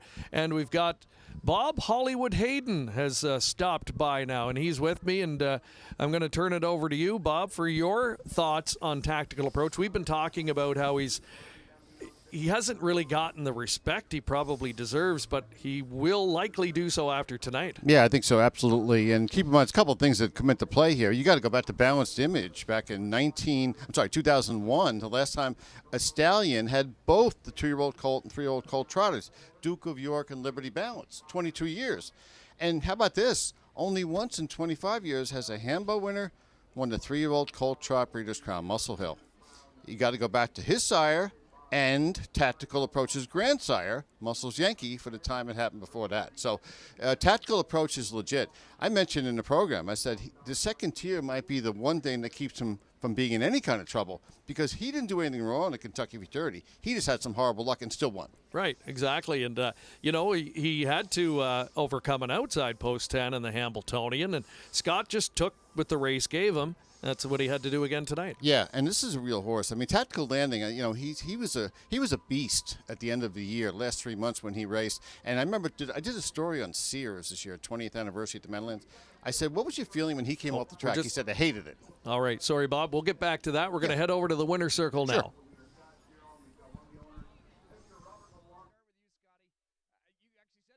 Back here, a lot less stressful this way. Maybe elaborate on that. Well, it was more stressful for me heading into the first turn, but after that, I was right where I wanted to be on the back stretch, and in the last turn, I was happy where I was. Confident with the way the fractions were setting up for you? Well, you never really know. John DeLong's horse was sensational last week, so you don't really know if he could just pull away from the field, but I was following two really nice horses in that flow, and I always trust my horse has a nice finish. Just talk about this stretch here. It's so long, and you got to time it so perfectly. Does it take a lot of experience racing here with it? Yeah, it's really tough as a driver. You never really know where to be. You get a little anxious coming off the turn, like you got to get going. But honestly, if you just pause, wait a little bit, it's a really, really long stretch. When do you think you'll get some time to just kind of sit back and reflect on what this year's been to you? Yeah, it's been crazy. We're always on the go, though, so you don't really get to reflect on it or party for some of the wins. But I think when I buy the win pictures and the trophies arrive, it'll set in. Where the heck is Pops? Oh, he's watching. He never misses one, so say hi to him. All right. Okay, nice job. Congratulations. All right, we'll bring in Robert. We've got Joseph Brago here as well. Robert, I know you had a great ride in 2019 with your first Breeders' Crown in Ramona Hill. How's this ride been? Oh, this has been fantastic. What a horse. And he keeps doing it every which way, from the 10-hole in the Hambo on the inside, and then the Futurity. And this race here just set up perfectly. Scott put him in a perfect place. So Scotty and Nancy have done just an amazing job. And when you think about it, he's been at this since April, and he has been on top of his game since April. And that's a hard thing to do with top horses. And we are super excited. This is a great thrill. Never gets old. And it's a big crowd here too, but I'll tell you certainly stood out with your voice. I think you were helping them home pretty good down the stretch. Absolutely. Is that how you are every race? Absolutely. I was in that bike with Scotty. Talk about the group of friends that you get to be involved with so many great horses. Oh, you know what? Having partners like Joe and John Fielding and John Federa, they couldn't make it. They had personal commitments. Hey guys, this is the one. This is great. We got the we think about it's the triple, the Hambo, the Futurity, and the Breeders' Crown. Doesn't get any better than this. Quick comment from you, Joe. How do you sum up a year like this? Well, I'll tell you what. This is one of the best. We've had Captain Treacherous and Pebble Beach, but this one sure shines. And Scotty is my number 10 man. How can anybody do what he's done? He's just been the best this year, hasn't he? He's unbelievable. I mean, God, Nancy, what a great trainer. 100%. Congratulations, guys. Continued success, and go have some fun celebrating. We certainly will. Thank you. Okay. All right. Fantastic group here. Going to celebrate yet another big win, capping off with a Breeders' Crown Championship for Tactical Approach. Tactical Approach, $6 on the nose for the win, and some nice exotic returns coming back there with Up Your Deo, French Wine, and Air Power, rounding out the top four. J.D. Vernell, one of our viewers, Bob, said he had the honor of meeting you back in 2008 when you hosted a handicapping seminar at the Greenwood Teletheater. Do you remember that? Yeah, I remember driving there because I was at the stoplight one day and I looked over to my left and saw the Hockey Hall of Fame. I said, where am I here? So I finally got over there and they transformed that into a really cool place, Greenwood. Sure. I liked it. I really did. Yep, that was on the site or adjacent to where the old Greenwood racetrack was. And people to this day in Canada still miss Greenwood racetrack. Yes. It's one of the giants of North American harness racing. Well, let's take a quick commercial break. We'll be back with Bob and a lot more to set up our 12th race of the night, the Open Mare's Pace, coming up in the Breeders' Crown. By now, you know the name COSA TV, an industry leader producing unique, high-quality digital content promoting harness racing in Ontario. Features, virtual programming, live events, and more. COSA TV has it covered. Follow our social media channels and be sure to subscribe to our YouTube page to view the latest content. And if you're looking to bet your favorite Ontario track, check out hpibet.com. COSA TV, taking Ontario racing global. Enjoy the thrill of the race anywhere, anytime with HPIBet.com. Join for free and use your smartphone, tablet, or PC to watch and wager when you can't be at the track. Stream live racing from over 450 tracks. Bet with ease from anywhere. It's safe and secure. Get rewards, race alerts, tips, and more. For a limited time, get $100 when you become a member. Plus, 1 month free live race streaming and your first bet is on us. Go to HPIBet.com to join for free today. Field is magic, but they're not making up any ground on the leader, Town Pro, at the 3/4. Here comes LD's Trish, 3/4, 1:24, fastest 3/4 in the history of the Breeders' Crown pace. Around the final turn, LD's Trish on the outside. Town Pro gives way at the rail. Delinquent Account closing on the outside. Down the stretch they come. LD's Trish, Delinquent Account closing on the outside. It's Delinquent Account on the outside. Giddy up! 1:54-2. Second to the wire, LD's Trish. Closing for third, Caesars. A look back to the great Delinquent Account and the Magic Man, Billy O'Donnell. He's going to join us a little bit later for a segment as well, as we again welcome in Bob Hollywood Hayden. Nobody would have more statistical information on the Breeders' Crown. Talk a little bit about this particular division, Bob, and what you think we can expect. Well, I picked Mikkola. I picked post 10. George Brennan, only driver of the night, including the Breeders' Crown. And he's averaging $26 for his 6 Breeders' Crown wins. There are 7 drivers in history over $200 million, 2 retired. He's number 5 of the active guys who are all here tonight. And George can light up a horse with anybody. Yeah, he certainly can. Well, let's look at the stakes record. It could be in jeopardy. The track really is playing well tonight. It's on the cool side, but 148-4, I think it's within their realm. It's co-held by Hannah Hanover from 2009. Kissin' in the Sand equaled the mark in 2020, and Grace Hill in 2022 with a 148-4 clocking. What do you think? Can they give that a scare? They can give that a scare. Yeah, they can. These are top mares going at it. Kobe Gigi had something left. She's going to be a factor in here, but I really do think it's a wide open race. I really do. And Max Contract, I talked to Andy earlier. This was his best chance of the night. Her quick speed, her quick acceleration is something you just can't teach a horse. Yeah, there's no real standout in this group, I think, coming into tonight, so it makes it pretty competitive. The next door neighbor to this one's going to be Silver Label, one that I'm familiar with from north of the border. Nick Alucci trains this Bettor's Delight mare, who earlier in the season, at a certain point in the season, was as good or better than any mare in North America, especially at the Big M. Yeah, that race in the Lady Liberty was absolutely scary. I mean, she just roared up first over, kept on going, and laughed off the trip and dominated in the lifetime best. That's put on a Showtime there. Remember, she set the record back with that exact same time a decade earlier, and the Silver Label was very impressive. By the way, Bettor's Delight is trying to become the oldest stallion ever on the pacing side to win a Breeders' Crown. Currently tied are Cam Luck and Albatross at 23. He's 25. Yeah, that's incredible. And his production this year and his babies. Again, I mean, he's right up one of in the there most with amazing the best. things I've ever seen. He won the Breeders' Crown in 2000, 23 years ago, and then he was second one year, and then he was fourth to Real Desire a couple of years. And I'm sorry, he only raced one more year. But boy, what an amazing story Bettor's Delight is. And we'll find out. Maybe some of his sons, Tall Dark Stranger, yearlings, and All Bets Off. Maybe someone in there will be a great stallion. Yeah, I mean, when he was on the racetrack, he was obviously a great 3-year-old, had an excellent season, great rivalry with Real Desire at the time. Did you ever envision he would, make that kind of impact in the stallion barn? No, absolutely not. I remember asking Scott McEnany the same question about that. No, there's no way you can predict that. He's a good fighter, so I could see him being a good stallion. It certainly, absolutely, But no, I wouldn't have seen that coming. And that kind of says a little bit about Cam's card shark too, because his sire, he's in the top 10 all time right now stallions in Breeders' Crown history without having had the starter in half a dozen years. Grace Hill, I want to get a quick thought on her. Doug McNair back on board. This has been a nice combination. Doug really gets along well with her. Virgil Morgan, based out of Ohio.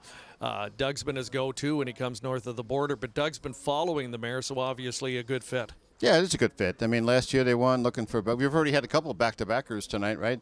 And we'll see if Virgil can gear this one up. This mare has been tough. Always Mickey now has 7, quickest to 7 ever in the history of the Breeders' Crown. And Tom Hill, he treated us to Nikki Hill and Party Girl Hill, and he's got another one here, and let's see if he can keep that ball rolling. Yeah, he's had a nice run, and good to see him have one like Grace Hill in the spot. A Silver Label, we talked a little bit about her. Can she regain some of that early season form? Right now, we're going to hear from trainer Nick Gallucci standing by with Mark McKelvey. Well, thank you very much, Greg. And yes, that is the question that I'm going to pose here to Nick, and that is about Silver Label. What'd you make of her effort last week? I mean, earlier in the season, she was just on an absolute tear. How's the last month or 6 weeks been? It seems like she's lost a step or two. We gave her a pretty easy week this week. Hopefully she comes back a little fresher and shows us what she was doing earlier in the summer. Now, looking at the fact that she gets to race in consecutive weeks, stayed here all week, those are probably positives for her? I hope so. You know, you don't want to get too many starts into them, but I find she does get a little sharper if she can race in consecutive weeks, like you said. So hopefully that helps us turn a corner that we need to turn right now. Exactly that. My final question for you, though, and you get to the Breeders' Crowns towards the end of the season. I mean, keeping these horses at this level, it's obviously very difficult, but she's so talented, so special. What's she mean to you? Yeah, just such a special filly. She's taken us on a really nice journey this summer, and I can't thank her enough. And whatever she does is a bonus at this point. So. All right, Nick. Well, we appreciate you taking the time. Best of luck here. Thanks, Mark. All right, Silver Label, Nick Gallucci. We'll see if they can get it done here in the upcoming Breeders' Crown. Well, maybe has the right guy in the driver's seat in Scott Zeron. They call him the money man, and for good reason. And, for Team Gallucci and the Miller Farms and all the great homebreds they have in their operation, it's been a great couple of years, and this has been an outstanding campaign for Silver Label. But she's going to have to try and regain some of the form from earlier in the season. Grace Hill going to try and double up, going to try and join the likes of Shell Escape and Andrevet in recent years to go back-to-back in this division. Let's quickly go back inside and rejoin colleague Heather Vitale, who's got more special guests. Yes, so we are celebrating breeders. It is the Breeders' Crown, and I have a co-breeder here with me, Harvey Knepp of Oakwood Farms. And actually, you're a co-breeder along with Steve Stewart from Hunterton. Is that right? Tell me about that relationship. Well, we own a few mares together, but the Sarcy mare, me and Steve own together, so I'm actually trying to take Steve's place here, I guess. I wish he was here. But we do own her together, and we bred tactical, and we also have a few other mares together, but yes, it's kind of exciting. And you're an Indiana boy, so this is super great, right? Yeah, I know you guys. Tell me how you're feeling. Oh, it's exciting, especially when, you get the tan hole and you're trailing, that's kind of, you kind of feel like it's kind of like a draw, but he came out of it and it was exciting. Another first-time Breeders' Crown winner right here. Guys, this is such an exciting night. Back to you. Thank you again, Heather. Can't wait to get in there with you guys later and maybe have a glass of champagne to wrap up Breeders' Crown night. Still, 4 championships left to come here this evening. We're really just starting to heat up here. Good-looking tilt. Grace Hill is even money on the board to try and make it back-to-back Breeders' Crown championships. Bob, do you think she's the one to beat? I think she's the one to beat. I don't think she'll win, though. I thought she was a little too conservatively handled and not on her best game last week. And, you can change one of those pretty quick. I'm not sure you can change both. And coming into this race, and especially if they see a little chink in the armor, I think a couple other guys might try to take advantage of that. She's not getting nobody's getting an easy lead. She's not either. So there'll be some action in here. I think Michaela might make a presence fairly early. I think George still owns the stakes record here, right, with Hannah Hanover. That was George Brennan. That was his last Breeders' Crown win in 2009. And I think he could weave a little bit of magic here in this spot. He's still a very highly regarded driver, and Michaela has been able to upset the apple cart in this division earlier this season. Quick update on the weather. The rain is starting to fall now. This was expected. It held off for half of our championships here this evening, but now starting to come down.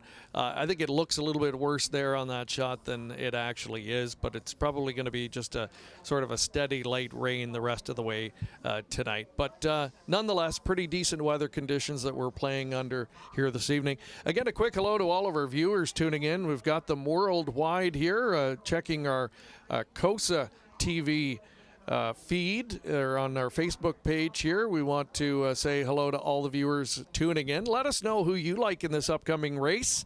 Tell us where you are tuning in from. It's always great to have everyone watching here this evening and hopefully playing along from home here as well. Again, Bob, in this particular division, when you look back over past winners, it seems that we've had a lot of those back-to-back winners.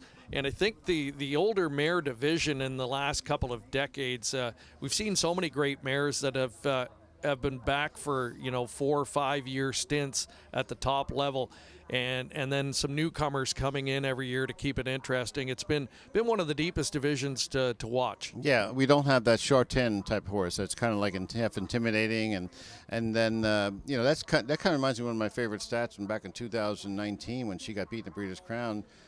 When the Horse of the Year balloting came out, top 6 all lost their last race in Horse of the Year. You never, ever see that. And one of the horses who beat her was Caviar Alley, who was one of the 4 for Andy McCarthy that night. And he also beat the Horse of the Year runner-up that night. Dancing Lou beat Better's Wish. So, but Pure Country, she was a champion at 2, 3, and 4. Chartan was a great in Horse of the Year. Kissing in the Sand had a wonderful career. Rocknificent for Scotty and Linda Toscano. And then Grace Hill last year looking for 2 in a row. See if she can do it. And I just love looking back at the history of this division. Great mares come to mind: Shady Daisy, Eternal Camnation, Delinquent Account, who we saw, Caesar's Jackpot from back in the day, and the great Alimony as well. And, a mare like Grace Hill, if she can add another Breeders' Crown title here, another season or two, we'll look back at her probably with that type of regard. Yeah, they will. And, you got to win 2, I would say, for sure. This is the signature race for like top older mare. Shady Daisy won a couple. Ron Pierce blames himself for the swingback loss. By the way, swingback is still the only winner of a Breeders' Crown race, 464 races, who had 50 starts the year before. I love that stat. 50. The year before, and then she goes back to win a Breeders' Crown. How is that even possible? Yeah. How did Kelly Shepard pull that off? They were hard hitters, those mares. Wow. And I think of Shady Daisy, she used to take on the best male pacers. And she in gave North Arch America. Place a scare back in '92. Remember, he ran the table, but it was only about a half length, 3/4 length in front of Shady Daisy on Hambo Day. So we'll see how this plays out. But it's a fun division, though. It certainly is. It has been a lot of fun here this evening, and we're about halfway home on Breeders' Crown Night number 2. It's the Mares Open Pace up next. Once again, we'll send it upstairs to Michael Chamberlain.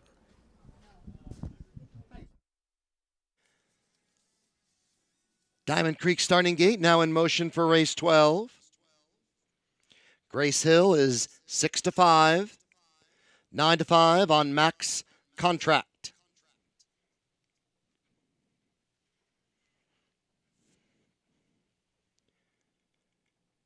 Here they come. They are up. Getting away well is Kobe's GG, Drama Act, and Grace Hill. And then 4th is Max Contract. Michaela moves into 5th from the 2nd tier. And then it's Silver Label, the Barn Dogs watching outside that with Marlowe Hanover. And the early trailer is Valardo Harris. Opening quarter, 25-4. They're moving right along to the backstretch, and Grace Hill has now taken the lead. In the pocket second is Kobe's GG. Drama Act races 3rd. Next is Max Contract, then Michaela. After that comes Silver Label with the Barn Dogs watching. And then comes Marlowe Hanover, and Valardo Harris remains the trailer. Approaching the half-mile pole, Grace Hill and Douglas McNair in front. by the half in 54-4. Second quarter, 29 seconds. Grace Hill leads the way onto the second turn. Kobe's GG, Drama Act, Max Contract moves to the outside, and then McKella, and third over is Silver Label. Losing ground is the Barn Dogs watching on that turn, as Grace Hill now has Kobe's GG right alongside Drama Act and Max Contract with Silver Label and McKella. Three-quarter time, 123-3. Kobe's GG takes the lead. Grace Hill tries to fight back to the inside. Max Contract, Drama Act is moving down to the inside as Kobe's GG has a tenuous advantage. Max Contract is closing well, as is Drama Act up the inside, and Grace Hill. Max Contract, Drama Act at the inside. It's Max Contract to win. Rallying for second, Silver Label. Three-way photo for third. Drama Act, Kobe's GG, and Villardo Harris. The time was 1:50-2. Max Contract off a sweet trip delivers here for Team Miller. Julie Miller, the trainer, and the Orange Crush, Andy Miller, guiding her to victory here, able to sit just in behind the speed and angles this pacing mare out into clear sailing and deep stretch. And the daughter of Huntsville knew exactly what to do with the trip for the 150-2 victory. Following on the heels of her impressive elimination victory a week ago, she is now a Breeders' Crown champion here tonight. Her 8th win and 14 starts this season. And with the $200,000 in career earnings, she vaults well over the $500,000 mark lifetime. Silver Label, sharp rally. She picks up second at long odds, and it looked like number 6 Drama Act did hold on for third. So it's Miller time here in race number 12. Again, the husband-wife team of Julie and Andy Miller are going to be celebrating a Breeders' Crown victory. We'll hear from those winning connections when we return to Harrah's Hoosier Park. By now, you know the name COSA TV, an industry leader producing unique, high-quality digital content promoting harness racing in Ontario. Features, virtual programming, live events, and more. COSA TV has it covered. Follow our social media channels and be sure to subscribe to our YouTube page to view the latest content. And if you're looking to bet your favorite Ontario track, check out hpibet.com. COSA TV, taking Ontario racing global. Enjoy the thrill of the race anywhere, anytime with hpibet.com. Join for free and use your smartphone, tablet, or PC to watch and wager when you can't be at the track. Stream live racing from over 450 tracks. Bet with ease from anywhere. It's safe and secure. Get rewards, race alerts, tips, and more. For a limited time, get $100 when you become a member.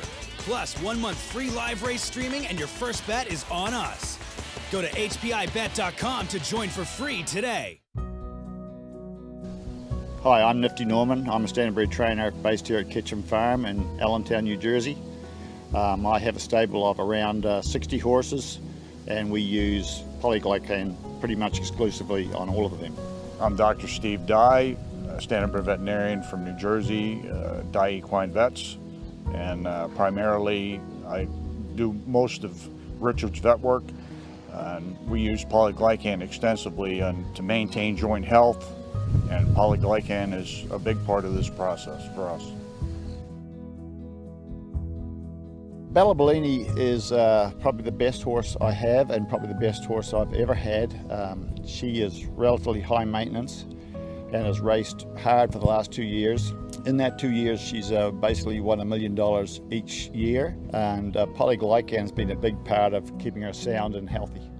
Polyglycan is restricted to use by or on the order of a licensed veterinarian.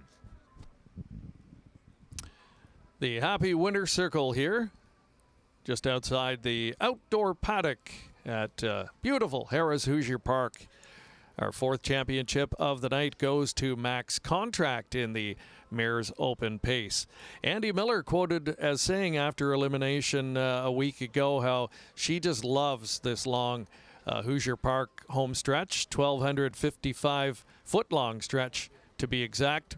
And she was closing tenaciously once again this week to capture the Breeders' Crown title.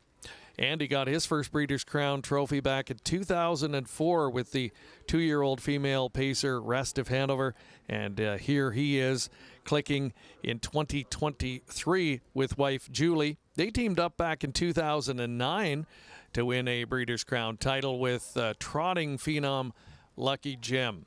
So it's going to be a big celebration in the Miller's household after this evening. Max Contract getting it done. And she was well backed here this evening, I think on the strength of that sharp form coming into tonight, returning $5. But with Silver Label picking up the second place money here, you get an exacta worth more than $68. Nice try and superfecta returns in our 12th race as well. Mark McKelvey will bring you in a Max Contract. She did what we certainly anticipated she could do. Silver Label, though, I'm sure the Miller Farms and Nick Gallucci and the whole team there will be very happy with how Silver Label raced. I would have to think so there, Greg. And I mean, the fact that she returns $12.40 to place, I mean, you would never have thought that about 6 or 7 weeks ago. But she looks around back into form. She's still got the FanDuel championships coming up, and certainly going to be one to watch. But that being said, Max Contract, she's just so consistent. So that's now 8 wins and 14 starts this season. And another horse I just don't know if she's ever really gotten her true flowers, but she gets that real big signature victory here tonight. And like you mentioned, Team Miller, I mean, they percentages speak for themselves, right? They do a great job and continue to find success in some marquee events. All right, let's head over to the winner's circle and hear now from the Winning Connections. To Max Contract as she finds her way to the wire first. This is such a pretty open group on paper. Just walk me through the trip here, Andy.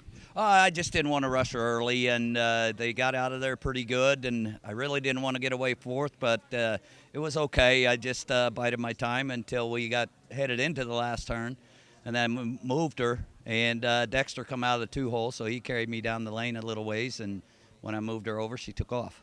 She doesn't have, many poor races at all this year. She's been so consistent, but coming into this race, did you feel like she was any better than she is right now? She's as good as she's been right now. She had a month off there. She got sick. We had to scratch her out of the Dayton race, and she was sick for a couple weeks there, and then last week she was super, and tonight she just excelled. Do you think that's a telling sign that she's getting good right now, given that it's tough to transition from 3 to 4 and then kind of looking ahead to maybe, 5-year-old, what she could do? Yeah, it's tough to transition, but she's a very fast mare, and we kind of spaced her races out, and, we didn't race her a whole lot, and we're kind of shooting for this. What about for you and Julie? I know 09 was the first Breeders' Crown for her. She's probably waited a while for it, but how are you guys going to celebrate? We're going to go have a good time. It sounds good. Enjoy it. Thank you. There's Andy Miller, Team Miller, and Max Contract take the Breeders' Crown Mares Open.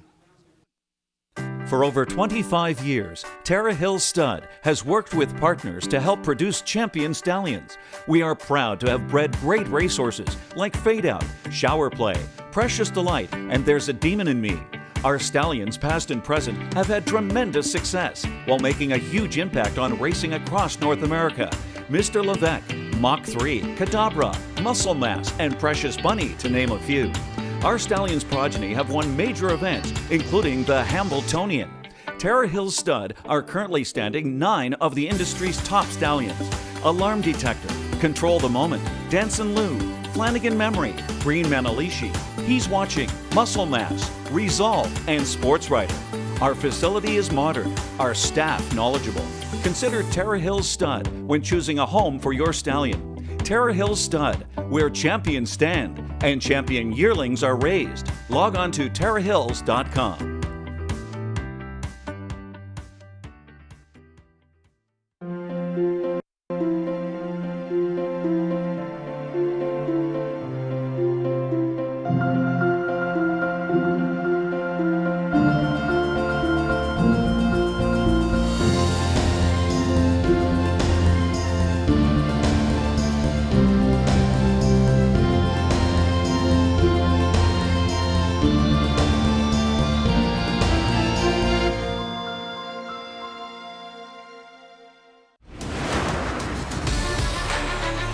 here. Second is Allywag Hanover starting to edge from a pocket, but he'll have to make up 2 on Bulldog Hanover, and Bulldog Hanover pacing out to a 3-length lead now. Back into second, fully extended, is Allywag Hanover. Tattoo Artist scrambles for Racetrack Lady on the outside third. It is Bulldog Hanover. He is opening up in deep stretch now to a 5-length lead, and it's Bulldog Hanover, a crowning moment on Canadian soil for Bulldog Hanover, and he's home in 146-4, a stakes record performance, and he's tied the track and Canadian record.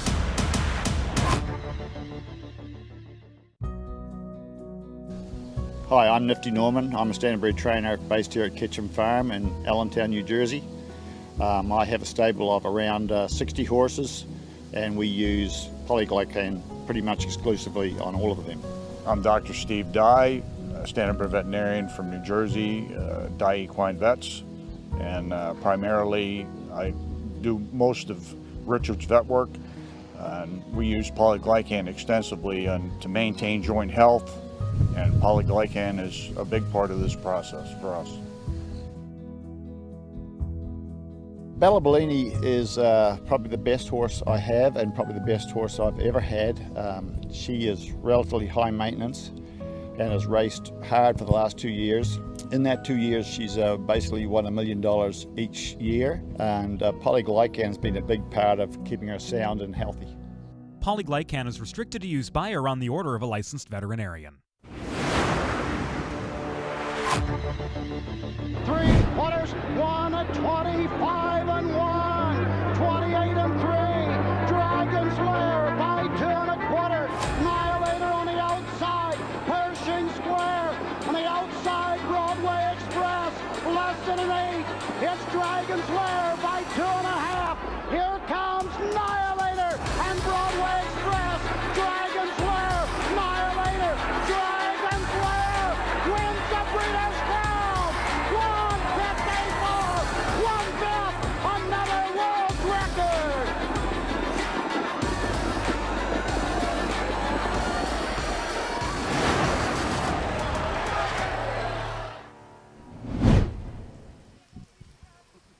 And there is the story right now as the rain begins to fall in earnest. And yes, there you can get a good look at it. We knew there was a threat of this happening. It had been holding off for much of the day, but now starting to come down. Mark, from your vantage point, can you see if there's much change in the track at this point? Yeah, Greg, you know what? Not much we can really do about Mother Nature, but boy, did the skies really ever open up. Now, of course, they were given a little bit extra time here to allow everybody to get their mud fenders on and give the drivers also a bit of an opportunity, because most of them, after that last race, now switching into their rain suits. So it's going to be a little messy out there, and we'll see if it changes the way things go. I'm not sure it's going to be much of a factor with the results we see, but I guess that's to be determined, as we still got 3 Breeders' Crown finals to go, which will now certainly be raced under less than ideal conditions.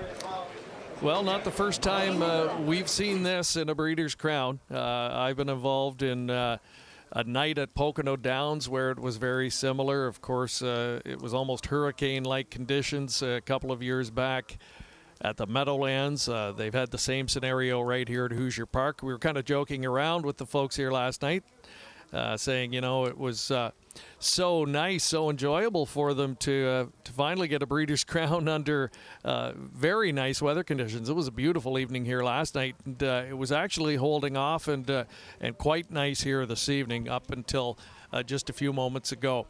But it's raining heavily, and hopefully it's the type of thing that will pass us by, and we might get some clearing for the latter portion of the show. So the 3-year-old Colt Pacers, the Glamour Boy division, it's coming up next. Putting the finishing touches on getting the equipment ready, and we will meet the field in a moment. While we have a moment, let's say hello to some of our other viewers watching online tonight. Dave Erickson, a regular viewer. Paul Harrison joining us as well. I saw that we've got Michael Stelnecker, hopefully pronouncing that correctly, tuning in this evening from Rosecroft. Andy Carnegie is watching. Joe Ruppel from Listowel, Ontario. Edward Trotting Ryan, tuning in all the way from Ireland. Thank you for joining us tonight. Ozzie McKay, friend of the show. from Moncton, New Brunswick is on board. And our good friend Chris Roberts tuning in as well. And I heard from a buddy of mine, Lee Drake. He's watching as well from Charlottetown, Prince Edward Island, commenting on what a great show it is. And, of course, Lee and the folks down there know about putting on a great show. Of course, the Gold Cup and Saucer, the famed Gold Cup and Saucer, happens in Prince Edward Island each and every year, and I had a chance to get back there this summer for the first time in a few years. It was quite enjoyable. Dr. Ian Moore hooking up Stockade Sealster there. He has been the undisputed king of Ontario racing and the Ontario Sire Stakes program the last couple of seasons. He has recently joined the Millionaires Club. He's had very tough luck south of the border in a couple of earlier tries this season. He made a break in his Meadowlands Pace elimination and then was scratched prior to the Little Brown Jug this season, but came back and turned in a really gritty second-place effort to the undisputed king of the 3-year-old division, Confederate, and a good runner-up effort behind that one last week. So let's meet the field here for the Breeders' Crown for 3-year-old Colton Gelding Pacers, and now over a rain-soaked Harrah's Hoosier Park Oval. Cannibal, the post 1 starter, looking to give Nancy Tactor her 3rd Breeders' Crown trophy of the weekend. What a campaign it's been for this guy. 11 trips to the winner's circle in just 15 trips postward. A model of consistency. Yannick Gingras will be in the driver's seat. Stockade Sealster is the number 2 in the field. And just a bit of a delay getting out to the racetrack. Stockade Sealster. He was the Metro Pace champion at age 2. And again is looking for his first win south of the border. And tonight would be the perfect time to try and do that for trainer Ian Moore, who campaigned this one sire. State treasurer, same ownership group. And David Miller will be in the driver's seat here tonight. So still awaiting that one. There is a look at Stockade Sealster, big strapping son of state treasurer. Rick Uppel has rejoined us again here, braving the elements to come on down. And great to have you back with us here, Rick, as we meet the field here for the 3-year-old Colt and Gelding Pace. Weather conditions a little bit different than when you were joining us earlier tonight. Well, it wouldn't be a Breeders' Crown at Hoosier Park without a little inclement weather, because it's been the 3rd time here, and this will be the 3rd time we've had a little rain every time. The worst one was in 2017. But there's the 3 El Rey. Dexter Dunn aboard, certainly 7-1 on the tote board. Trained by Andrew Harris, coming off a Breeders' Crown elimination win. Horse needs to be forwardly placed and should be a factor. Well, there's the horse, the talk of the town, the talk of the game, the talk of history of racing. Yeah, Confederate, Tim Tetrick for trainer Brett Pillen and the Diamond Creek Farms, a homebred. Well, what can you say? But the horse has just almost been absolutely perfect his entire career, and we're looking to see him continue his ways here today.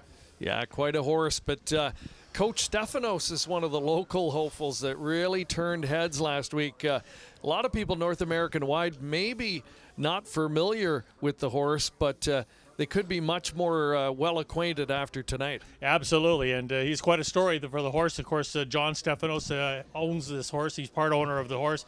A great football coach up in the state of Illinois, and this horse has done nothing but great things ever since he's first started here as a 2-year-old, and Irv Miller's done an absolutely fantastic job. Yeah, coaches football and coached I think an under-12 baseball team that made it to the final 16 for the national championships as well. And the co-owner, was so highly regarded, Coach Stefanos, that he named the horse after him. So yeah, a really cool story. And his final quarter, the jury is still out. It might be the fastest final quarter that we've seen in the sport of harness racing. I can't recall a 24-2 anywhere. Incredible, Greg. That's almost thoroughbred speed, right? So there's a look at post 10 starter Ammo. He's 99-1 on the board, but it was last year when Ambo was a 52-1 winner in the rookie Colt and Gelding Pace. So there's a bit of history there, but I'm not sure if anyone can knock off Confederate here, and there's a reason he's won tonight. Absolutely, and we've seen the favorites perform pretty good tonight, but we've had some great finishes throughout the entire night, but this will be the first time, I guess, over tonight with this rain coming down.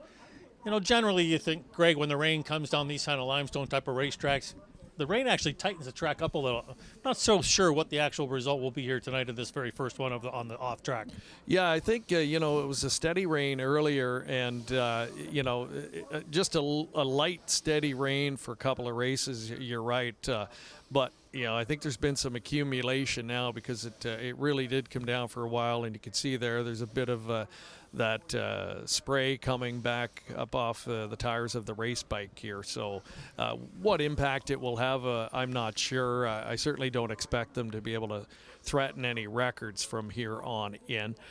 Here's a colt that I thought raced well last week, Rick, Stockade Sealster. He's the type that surprises. We all know what he's done in Canada. He hasn't dominated up there this season, but that's a tough program. But just when you start to maybe doubt him a little bit or think he's tailing off, he'll come up with a race like he did last week. Exactly, and anytime I see Dr. Ian Moore's name, I know the horse has got a lot of ability, and obviously he had probably be used pretty hard last time when he got parked to the quarter from the 5 hole. Today with post position 2, he's got the Buckeye driving once again here for the second time, and maybe Dave got a little more familiar with him after a couple of drives now with this horse, and after doing most of the heavy lifting going into that 3/4 pole and then coming up a length short to Confederate. If things kind of just pan out just slightly different, that 1 length difference could be made up here tonight, and he could be a Breeders' Crown winner. Quick hello to some other folks watching online tonight. Cindy Harper-Gallant tuning in for night 2 again from Prince Edward Island. Colburn Brindley, big fan of the show from Goderich, Ontario. Beautiful little town just off of Lake Huron. And we've got Dave Kriepel from Cherry Hill, New Jersey. Hopefully pronouncing that correct. Dave, thank you for tuning in, and thanks to everybody for their comments tonight. And we have high viewership on all of the different platforms here this evening. It's very cool to be able to have people watching worldwide and to be able to bring coverage to all of you of what has been a wonderful 2023 Breeders' Crown Championship weekend so far. But, perhaps the biggest star of them all coming up here in Confederate. Having said that, it's probably the first time this season he's raced under these types of conditions. Some horses handle it a bit differently. I don't see it being any type of impediment to him. What do you think? Yeah, I don't think so, Greg. Obviously in the thoroughbred game, off tracks make a huge difference. Half the time I see thoroughbreds usually scratching on a bad track half the time. But this horse, I don't know if there's anything possibly stopping him here tonight. You mentioned the track, but it doesn't really seem like there's a good look at him on your screen right now. But he's the talk of harness racing. And if you're viewing tonight and you're not that familiar with the game or you're new to the game, this is one heck of an animal here. He really is. Coming into the season, people weren't sure who the definitive top colt was in the division, but he certainly answered the question as the season has worn on. Having said that, this guy on screen has had quite a campaign himself. It's my show. He won the Pepsi North America Cup earlier this year. Of course, captured the Little Brown Jug as well. He's banked more than $1 million. And he's certainly capable. He's got a tough post, though, to work with tonight, but he does have the money man in the driver's seat. Absolutely. Scotty Z. If anybody's going to get it done from the 9, it's Scotty Z. He obviously showed it earlier with tactical approach. He actually left with that trotter raised by Lindy from the 9 hole and played a little bit of a role in the race there early on, but I think he might have a little more horsepower here with It's My Show. So if he floats out of there and happens to find a hole, he definitely could be a factor. And Nancy Tactor has had quite a weekend. Mark McKelvey perhaps will bring you in now. Nancy's been all smiles in the paddock location, and why not? 2 Breeders' Crown trophies under her belt already, teaming up with her regular pilot, Yannick Gingras, here with Cannibal. Other than Confederate, he maybe's been the most consistent in the division.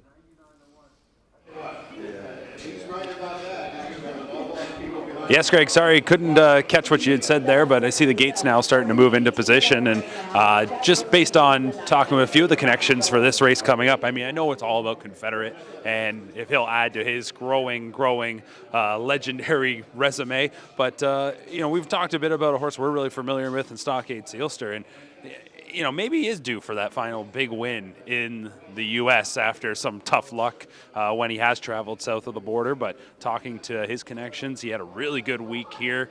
Settled in really well the week before, but had a tremendous week. And I think they've got pretty high hopes for what could be a good performance here. Will they knock off Confederate? I mean, I think he's generational talent, but I'm going to look to a horse we're familiar with in Stockade Sealster to really challenge. And I'm expecting David Miller's going to really just try and get him in play very quickly. And one more to touch on. The number 3, El Rey, recently moved into the Andrew Harris stable. New ownership group, William Pollock, Bruce Araman, and Andrew Harris also co-owning this guy. They've had him for one start. It was a winning effort in his Breeders' Crown elimination. Former pupil of the Tony Alanya stable. He's got Dexter Dunn looking for his 4th Breeders' Crown win of the weekend. The Glamour Boys lining up. The Great Confederate at 2-5. It's the Breeders' Crown. And again, here's Michael Chamberlain with your call. They come.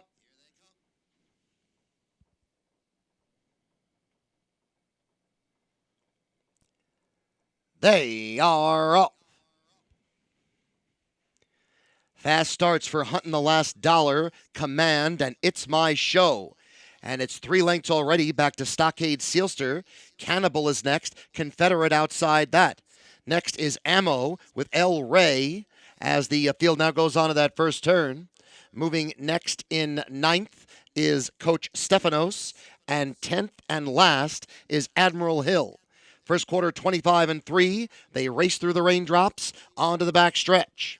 Moving up on the outside, Stockade Sealster, right with It's My Show. Next in 3rd is Command.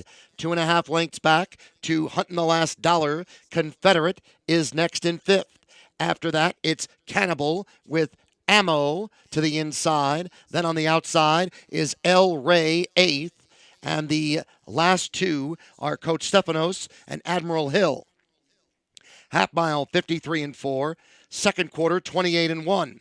Stockade Sealster, It's My Show. Here comes Confederate, who's now moving up on the outside. And Confederate is into 3rd. Command is 4th. Following Confederate is Cannibal, who has got that live cover as they now arrive at the top of the stretch. 3 quarters, 122-1. Confederate outside of Stockade Sealster, and Confederate has taken the lead. Next in 3rd is Cannibal. On the far outside, trying to rally, is Coach Stefanos. Inside the final 1/8 of a mile, Confederate opening up the lead now to 4 lengths. It is Confederate. Isn't he magnificent? Confederate wins by 5. Stockade Sealster 2nd. Then Cannibal and El Rey 148-1.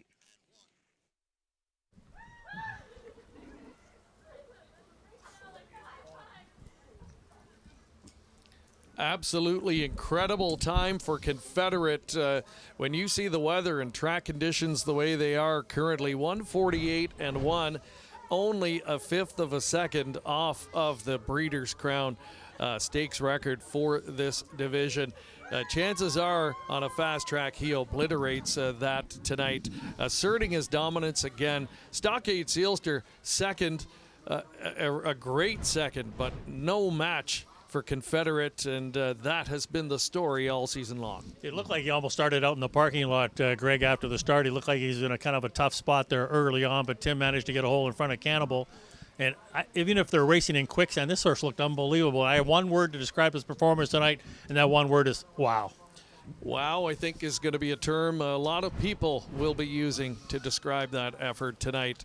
Here he is, pacing poetry in motion. Confederate in full flight coming to the wire. And again, we can't overestimate how impressive that time is here tonight. And Confederate for trainer Brett Pelling. Pelling guided Rock and Roll Hanover to a Breeders' Crown title back in 2005 in the midst of a Horse of the Year season that year. Pelling has another great one on his hands here in Confederate.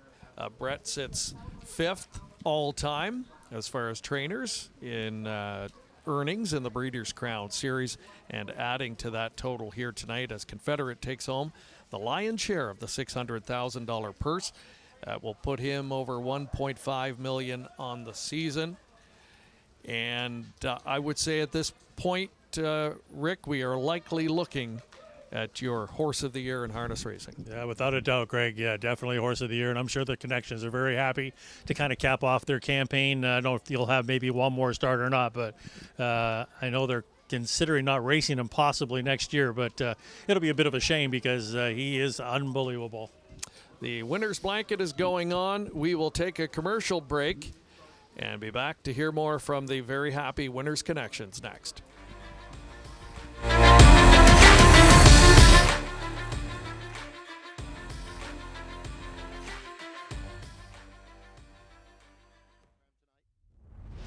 Harness Racing Update is the sport's most comprehensive and timely news source. HRU covers the sport from all angles with news, features, photography, opinion, and analysis of racing. Also, HRU covers breeding and sales, as well as industry stories you need to know. It's all delivered by a deep, diverse, and talented team of writers and photographers. And the best news is that it's free to subscribe. Subscribe to HRU today for free at harnessracingupdate.com. and see what everyone is talking about.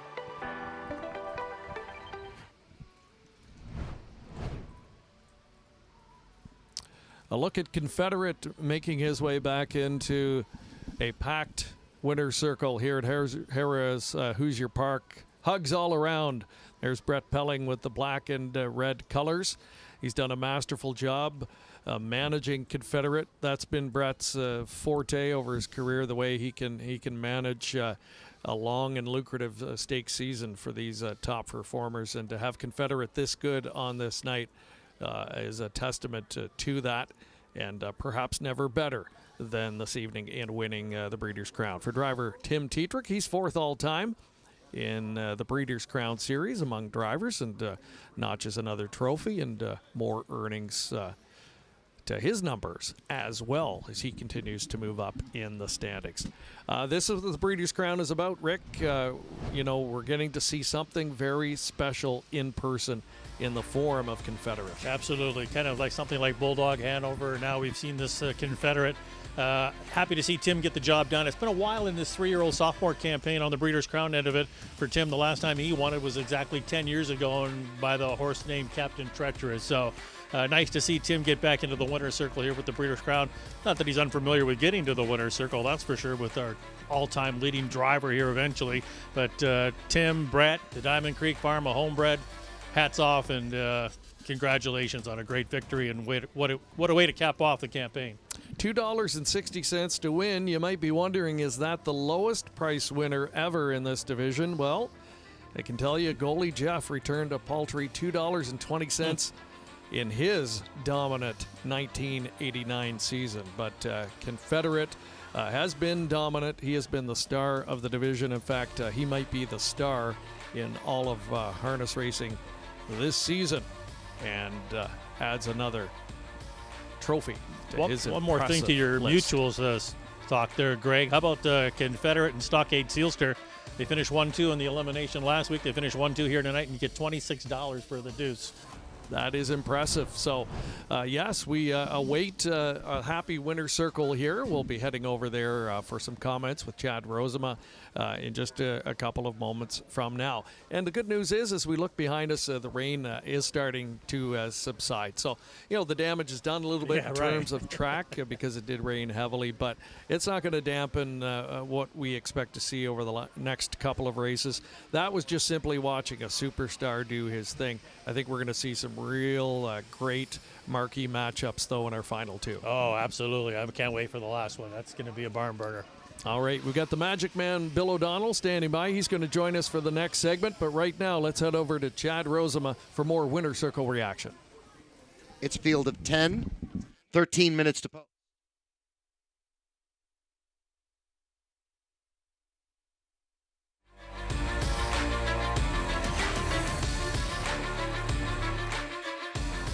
All goes to Confederate as he stamps just another impressive performance on his resume. I've got Brett Pelling here. I'll be talking to Adam Bowden in a moment as well. Brett, I don't know. How do you describe all of these performances that he puts together? Mate, he does it all on his own. He's absolutely superb. I mean, we've had a couple of little blemishes with him, and he's made me nervous this week, but he's unbelievable. I mean, he's just so fast. He's so willing, and he's just an absolute fantastic horse. When the weather shifted and that changed the track condition, you speak of nerves. Did that make you nervous? He's never raced on an off track. No, I didn't really have time to think about it. I mean, there's so much other things going on and that. They're all in the same boat together. I knew the surface was actually good, but, racing on an off-track, he's been on an off-track in the morning, so not really a big deal. You've trained so many great horses, especially in the 3-year-old division. This is your 5th win now in this Breeders' Crown. And, past or present, and I'm not talking just your horses, any horse, would you pit him against anyone? He's faster than any horse I've ever been around. It's speed. Our game is centered around speed these days, and he's the fastest horse I've ever been around. Wow, congratulations, Brett. Thank you. All right, Adam, Diamond Creek will bring you in here. Congratulations on just a huge season and career with this horse. You've got to be proud of just everything that you and Diamond Creek have been able to accomplish. Yeah, it's wonderful. I mean, he's a homebred, and it's a family that is started way back when I first got started, and the culmination of this is the best horse we've ever had, and I'd put him up against any 3-year-old ever. Could you even dream about what he's doing right now? No, I mean, we kind of hoped that he was this kind of horse all along, and Brian did a great job last year, and Brett's polished it off, and I mean, he is the most amazing horse. We know that you race, but you also breed, of course. That's the big part of the business. If you could pick one trait that you want him to pass on to his foals, what would it be? I think Brett said it. I mean, he is the fastest horse that he's been around. He's the fastest horse I've seen, and Tim was dumbfounded. I mean, he is so fast. Just talk about your weekend as a whole and how it's been going so far for Diamond Creek. Yeah, a couple of Breeders' Crown wins as a breeder, now as an owner, so I mean, we're flying high. And good news is, too, even though the rain's brought us over here, it's brought you closer to the Diamond Creek Winners Lounge. Absolutely. We're about to celebrate. Go enjoy it. Thank you. All right, there's Adam Bowden and Brett Pelling. Tim Cheatrick gets another win as well in the Breeders' Crown as they take the Glamour Boy division with Confederate. The racing is fast and exciting at the picturesque Woodbine and Woodbine Mohawk Park racetracks in Ontario, Canada. Woodbine Standardbred, home of the Pepsi North America Cup, a summer classic. Pebble Beach in Iran. And Woodbine Thoroughbred, home of the historic King's Plate. But the mighty filly has devastated them. Full fields, exotic wagers, iconic events. Play Woodbine Thoroughbred and Woodbine Standardbred today at your favorite wagering location. As the industry's leading sales agency, Preferred Equine's new online sales portal, Preferred Equine Online, offers the best online service available. Developed by our experienced sales team, the powerful new platform with cutting-edge technology makes buying and selling easy from the comfort of your home or office over any device. Our experienced sales team offers full customer service for buyers and sellers as it relates to the collection, distribution, and transfer of the horses offered. Sellers can enter a horse as easily as 1, 2, 3 with a searchable database while allowing comments, photos, and other documents. Buyers can view live pedigrees, past performances, and race videos. To view the sales schedule, create your account, or learn more, visit www.preferredequineonline.com or call our sales team at 914-773-7777.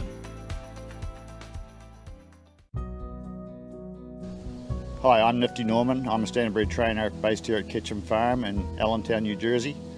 I have a stable of around 60 horses, and we use polyglycan pretty much exclusively on all of them.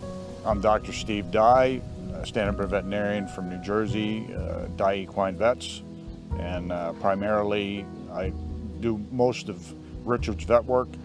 And we use polyglycan extensively to maintain joint health, and polyglycan is a big part of this process for us.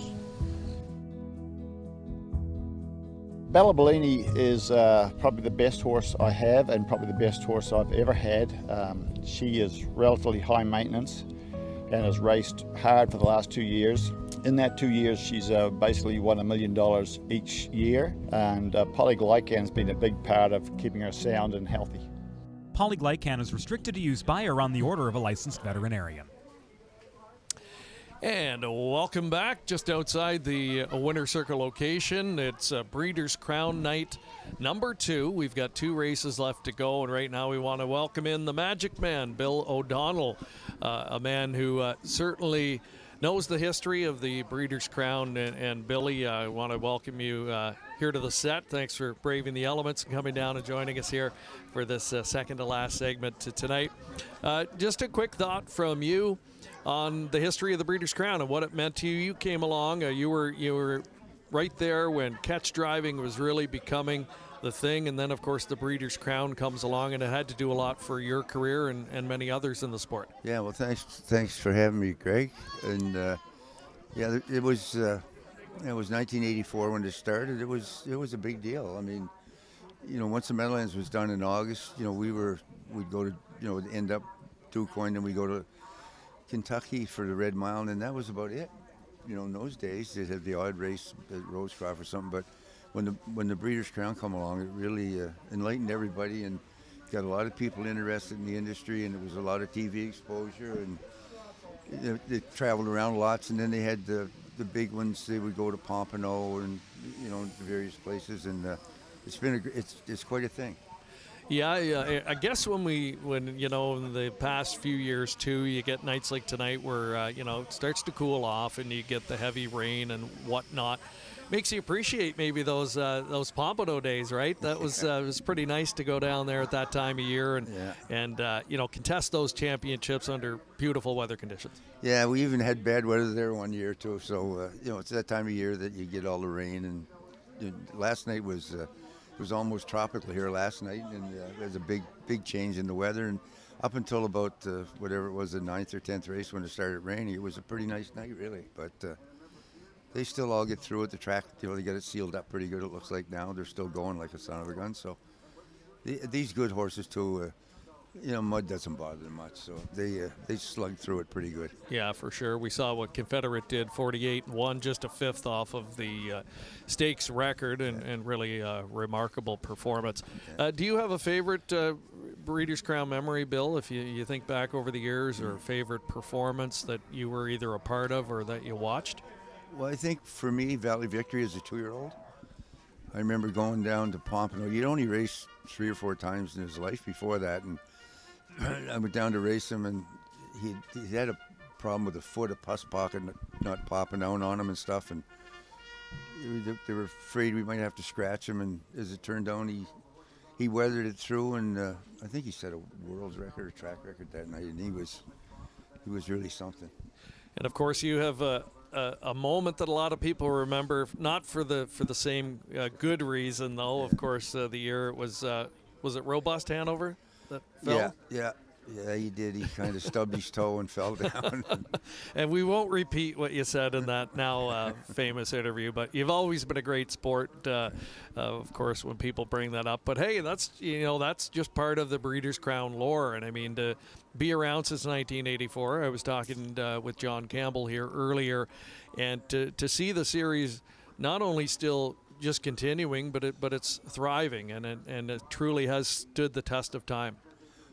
People start talking about the Breeders' Crown in May, right? That wait till the Breeders' Crown, right? They hope your horse will stay good from when they start in May or June all the way through until now late October, and they're pretty tough. They go travel around a lot, truck around a lot, and through all kinds of different scenarios as far as being sick and getting well, and here they are. The same bunch that started probably in the spring. Yeah, and it's best on best in every category, and it brings out all of the superstars. You get a chance to see them all. At one time it was over a single night. Going further back, it was spread out over multiple venues in a season. And now the 2-night format, 2-year-olds, so we get a bit of an appetizer on the Friday night, and then 8 championships on night 2. How do you like the format where it sits today? Well, I think it's pretty good. In Ontario this year, we did the same thing because of the races here were so close for the 2-year-olds. So we backed them up a day and went Friday night with the 2-year-olds there, and Saturday night with the 3-year-olds. but here you got the ace horses too. So I think it's pretty good, really. I mean, they had a good crowd here last night and great racing, not just the Breeders' Crowns, but they put on a real good card of racing here both nights. Yeah, we've all been talking about what a wonderful venue it is. It's my first trip here, not the first for you, but we're very fortunate to have a track and a host location like this to be part of that Breeders' Crown series. Absolutely. There's three tracks now that are committed to having the Breeders' Crown. There's Mohawk and Hoosier, then the Meadowlands. Next year it'll be hopefully at the Meadowlands, and then the following year back at Mohawk. So it's pretty good. It's all big tracks. So there's not, you know, they used to have them on half-mile tracks, 5/8 mile tracks. Now it's the best horse now, I think. It's not, you don't get the half-mile tracks and you get, you know, slow fraction stuff. They race horses here in these big tracks. All right, we'll take a quick break, Billy, and get more thoughts from you. But right now we're going back inside and see what Heather Vitale is up to. Heather? It is Party Central here in the Diamond Creek Winter Circle Lounge. Oh my God, it is over the top, and I love it. So Sean Longani is the vice president of Diamond Creek. I'm so excited because I'm thinking like right now, Diamond Creek is totally just bred and owned the 2023 Harness Horse of the Year. Am I right? Yes, we did. Yes, we did. Yeah, we are on cloud nine over here. This is the party of the year for us. Everything's fallen into place, and we couldn't be happier. All the work that's gone in, you know, we're being rewarded. And we just want to thank all the participants, you know, everyone that paid into the stakes funds, bred a horse, tried to compete in these races. If it wasn't for the industry, we wouldn't have these awards to race for. Now, in the race, there were 3 different horses with C as the first letter. How does that come up? Like, what's the system there? Yeah, just a way to organize you know, we are naming a lot of horses every year. So a way to organize it is just to go letter by letter. So for that crop year, it was C's for the homebreds, and that's why you had 3 C's in that race. Now, who decides who breeds to who? It's collective. You know, a lot of people get input in the process, all the way from farm hands and grooms all the way up to the top, and you know, just as much data as possible to try to figure that out. And it changes even throughout the breeding season based on, you know, foals that do get delivered, if we like them or not, and then race results, you know, so. I love it. This has been so much fun. Thank you for putting this on. This has just been spectacular. We're happy to do it and happy for you to be here. You always make it special, and everybody on board. The broadcast has been amazing. Thanks, everyone. Guys, I'm having perma-smile right now. I mean, the energy is so high in here. Back to you. What do we have? 1 more race left or 2 more? 2 more races. Oh my goodness. Like the night has actually like flown by. I'm having a ball. I'm so glad to be part of this night. Me too. Well, thank you very much, Heather. And, you know, she wasn't kidding in talking about needing a footstool. Every guest she's interviewed tonight has been very tall. So, yeah, Heather's having a great time in there, and I can tell that everybody in there is really enjoying themselves.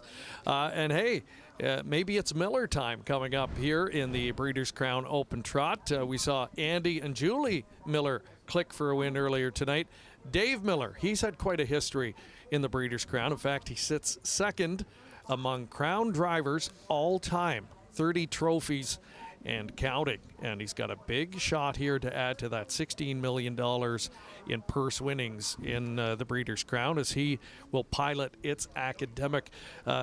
Billy, you would have driven against Dave a little bit back in the day. A tough guy to drive against, I'm sure. Oh yeah, very talented guy, and you know, knew where he's supposed to be most of the time, like most of us would hope we were. But he came into the Meadowlands here just about the last year or so I was there, and he caught on right away, and very, very good. I mean, and really weathered the test of time too. I mean, that's a long time. Yeah, for sure. I was in New Jersey at Freehold Raceway, and he was still a regular in Ohio at the time, and he came in and won a driver challenge called the Challenge of Champions that we used to have there. I think he won 4 of the 8 that day, and I feel like that kind of put him on the map in New Jersey at the time, and it wasn't long after that when he made the move, and it's been nothing but straight ahead. What a career that he has enjoyed. In this open trot division, the last 2 editions, went to Écurie D, conditioned by this man, Åke Svanstedt, who's had a great weekend so far, and he's got a big chance here with Southwind Tyrion. Åke's a tough guy to drive against too. He's a good driver, a great horseman, and he always has contenders that are going to be part of the race for sure. Yeah, absolutely. I think this Araja won IT Italian. I think that's from Italy. He's been really impressive. The 3 times that he's raced. Being off a whole year and hit some problems, I guess. And but he's really a great horse. Yeah, he's remarkable. The way he came back and won the Maple Leaf Trot right off a qualifier earlier this year was absolutely remarkable. We'll bring in Mark McKelvey quickly here. We're getting a look at the Canadian hopeful, Logan Park. He's been tearing it up north of the border this season, Mark. Do you think he's got what it takes to maybe knock off this field here tonight from that mid-gate starting spot? I think he certainly has a big chance in here. I know things probably going to have to go his way. I was talking to trainer Rob Fellows a few moments ago, and he actually mentioned to me something that he noticed in the race before, and that was how much spray was coming back from the start car at the start of the last race. So, of course, now you look, who's starting right behind the car, right behind the gate? That is Logan Park. So I think it's a little bit of a concern just with the sloppy track and maybe the spray in the early going. That being said, I think they're feeling pretty good and pretty confident here. And I do always like when you've got a horse coming in off a victory. And last week there was only 1 elimination needed. So you had horses like Al Raja 1 who didn't have to race, who got the bye. He'll be in good shape. We know Åke Svanstedt's always got them primed and ready. But, Logan Park, like you mentioned, he's just on top of his game. And if he brings his A-plus game here, I think he certainly is going to be a factor. The wagering public has faith. He's 2-1, getting his share of support. Basically a co-favorite here. 6-5 and favorite, though, is Alaraja 1 IT from that outside starting spot. Here, it's Academic from the inside for Team Burke and driver Dave Miller. He's 8 for 16 this year. He's got well over $750,000 earned along the way. He's been a top player in the division all season long. This is a good clash coming up here. A Breeders' Crown Open Trot, $600,000 on the line.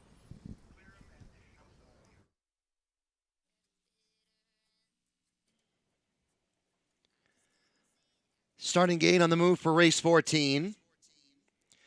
Al Raja 1 is even money. 2-1 Logan Park.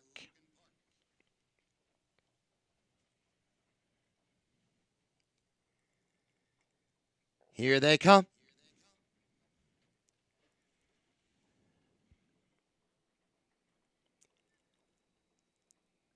They are off. Pretender went off stride prior to the start.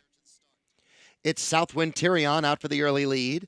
Logan Park, and then it's Academic. Delayed Hanover to the inside with Al Raja 1, well-positioned 5th from the outside post. Rattle My Cage is racing next. After that comes Loved by the Masses, and then up on the outside, Take All Comers. Kildare King is 9th, and a long way back to Pretender. The first quarter, 26-2. On the backstretch, and it is Logan Park with the lead for Douglas McNair. Pocketed second is Southwind Tyrion, and then next third is It's Academic. Following that is Delayed Hanover. Al Raja 1 races 5th, and next is Rattle My Cage. Loved by the Masses trying to move through inside, and then Take All Comers with Kildare King. Half mile 56-2, second quarter 30 seconds. Logan Park leads. Al Raja 1 is first over and chugging up on the outside now. Following the cover is Rattle My Cage. Southwind Tyrion down on the inside. Also inside is It's Academic. Following that, Delayed Hanover and Loved by the Masses with Take All Comers, Kildare King, as they now move into the stretch. Three-quarter time, 1:25-2. 29-second third quarter, Logan Park leads. Al Raja 1 looms on the outside, though. Southwind Tyrion is third. Rattle My Cage angles out fourth. It's Logan Park and Al Raja 1. Southwind Tyrion looking for room. Rattle My Cage here on the outside. And Take All Comers oncoming. Southwind Tyrion through on the inside. Southwind Tyrion and Oke Svanstedt have won it. Rallying for second was It's Academic. A photo for third, Logan Park and Rattle My Cage, 152-2.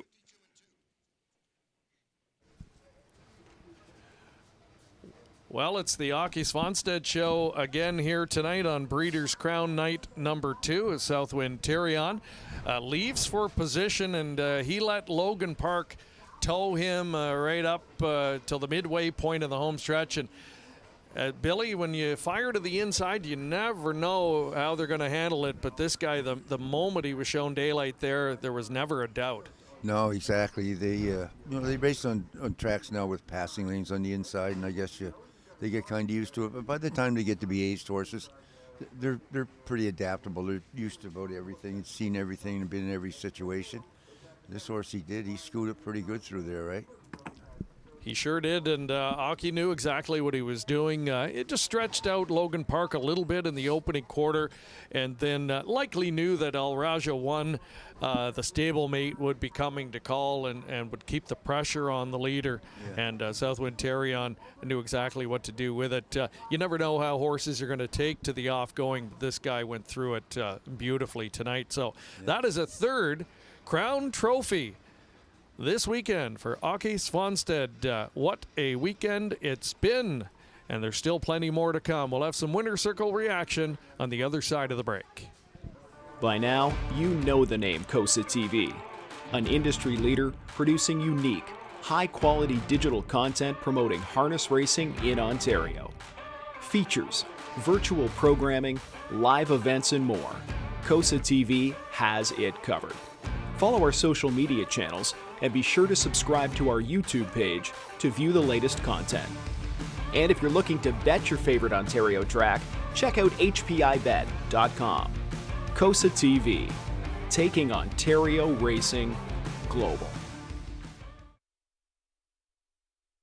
Enjoy the thrill of the race anywhere, anytime with hpibet.com. Join for free and use your smartphone, tablet, or PC to watch and wager when you can't be at the track. Stream live racing from over 450 tracks. Bet with ease from anywhere. It's safe and secure.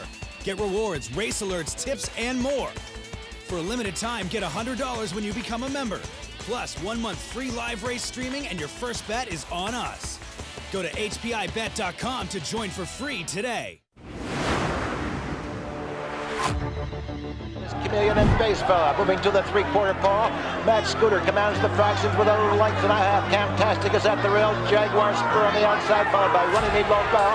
Dickett to Heaven is dropped back to fifth. Three quarters, 124-4. By far the fastest three quarters here ever at Freehold Raceway. On world record is in the making here as they come off the turn. Camtastic with Michelle Chance is in second position. Matt Scooter with Michelle Chance, and Camtastic is out and driving.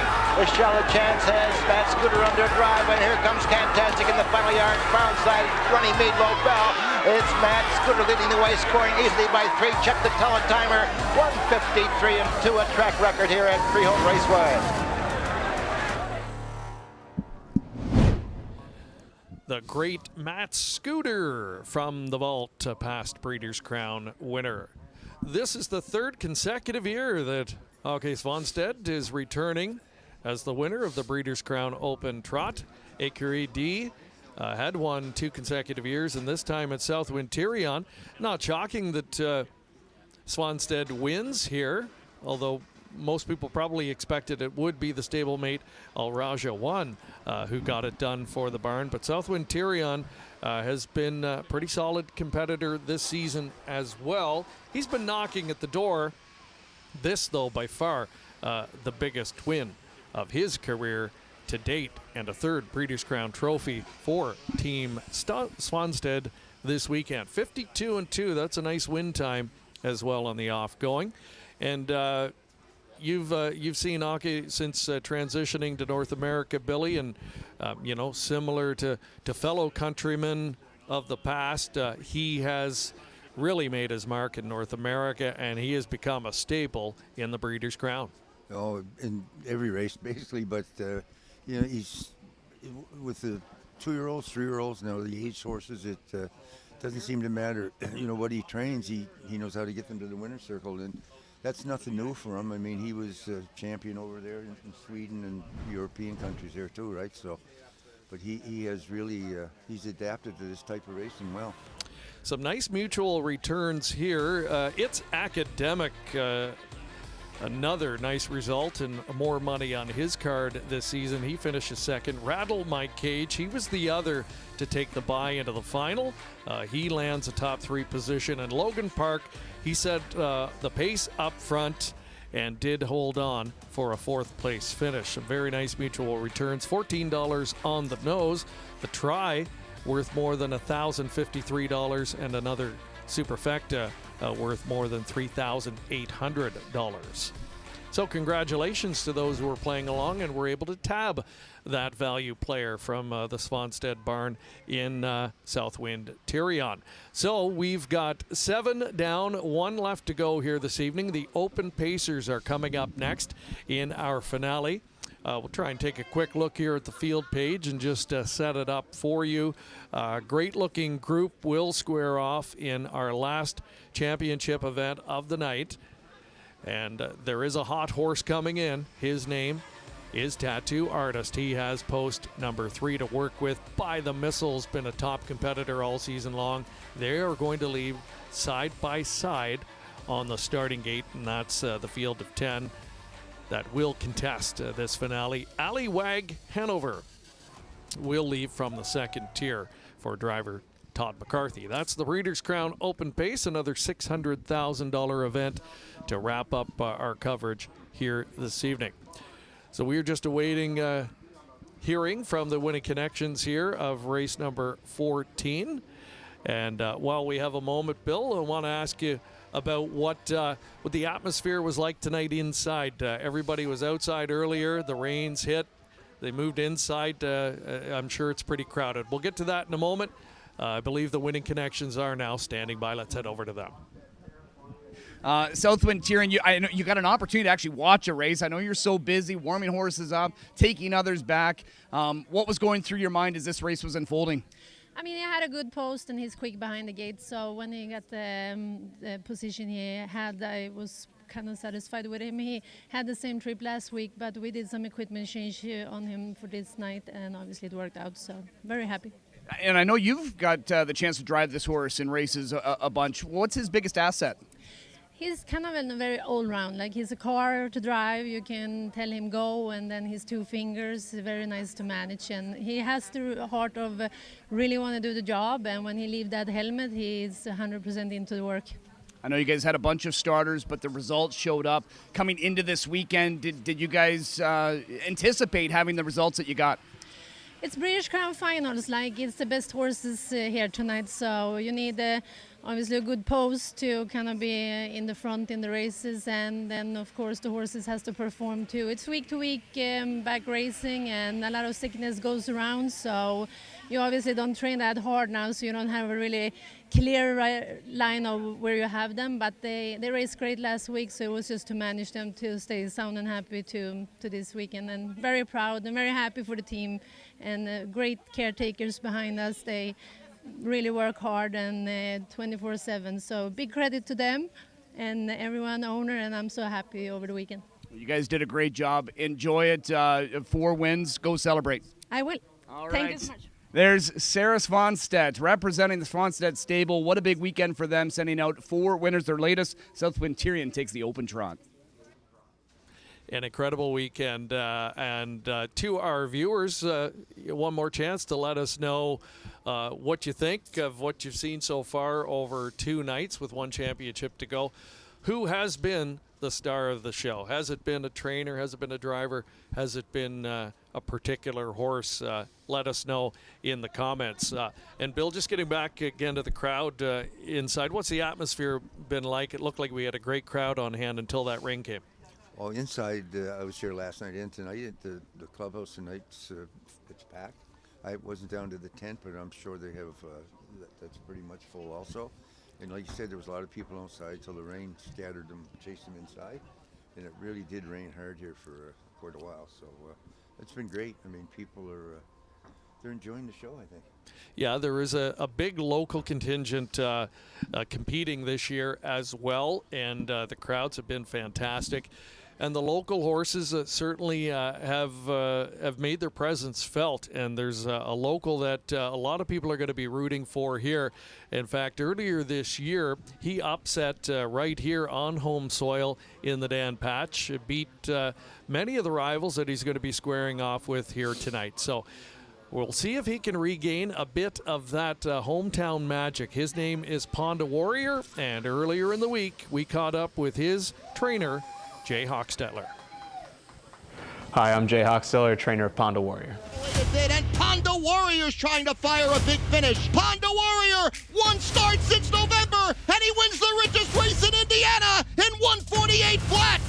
Even when he was 2 and 3, he came to his speed so quick. I knew he could, go with them. It was just a matter of 11 hole, being far back. I was like, maybe he's not going to work out for him, but it worked out exactly how he needed it to. I'm Jay Hochstetler, making his debut in the Breeders' Crown. Ponda Warrior. Jay, first of all, your instant reaction, post position number 8.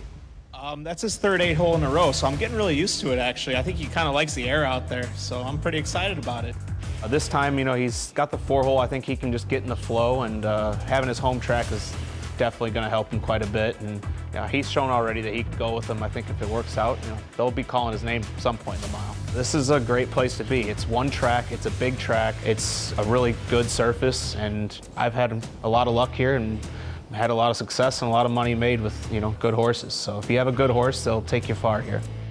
It would mean a ton for me. I'm a young trainer. To get a Breeders' Crown in your belt this early is pretty hallowed ground. There's not many guys that have been able to do that. Obviously the money's great, but I really think this horse has a lot of stallion potential. I think he's the total package, and a Breeders' Crown under his belt would be just the staple win that he needs to prove that to the world.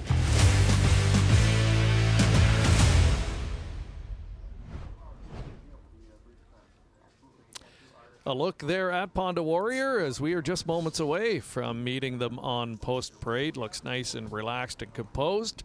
And he is right here on home soil for Jay Hochstetler, one of the young up-and-coming trainers in this part of America. And he's had good luck with the Ponda horses as well. And this guy, he mentioned it, Bill, a Breeders' Crown, getting a Breeders' Crown in your resume certainly can do wonders for a horse that has that potential stallion career to look forward to. Oh yeah, for sure. I mean, this is he's a very nice horse, for what we've seen of him when he won the Dan Patch here. But more importantly, like Jay, and he's bred to be a horseman.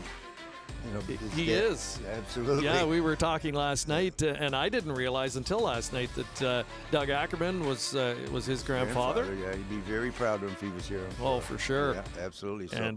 And Homer Hochstetler, of course, great horseman, developed the great Cadabra. So, he was bred to be a horseman.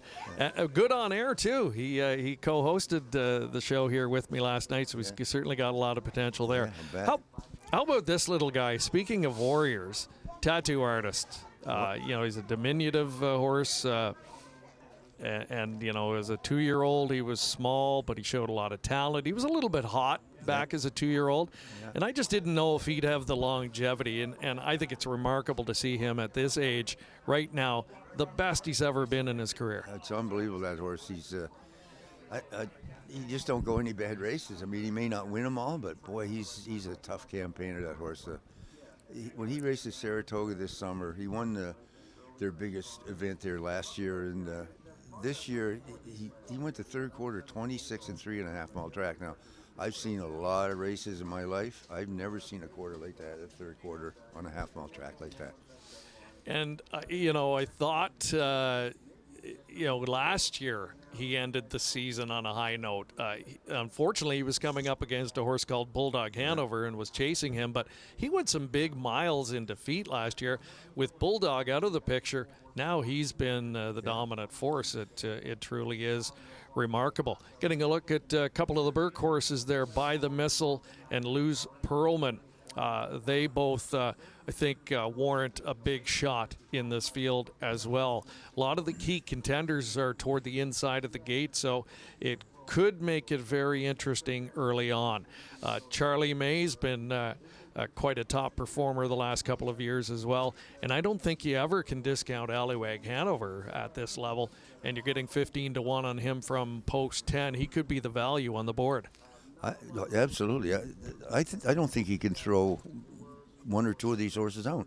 They all got a chance. I mean, you look at what I've seen them race throughout most of all their career. That's a tough bunch of horses there. It should be a pretty interesting race, I think. Getting a great look at the field here. This is one of my favorite shots. We see them in the paddock up close and personal. And what's remarkable, too, is the great body language that we're seeing from all of these horses. They know how to take care of themselves. They keep themselves so relaxed and conserving all that energy until they get out onto the racetrack. Remarkable, though, with a field of this talent, so many accomplished performers, that you see such a heavy favorite in the form of Tattoo Artist. It's going to be tough to knock him off in his current form. He definitely is the horse to beat, but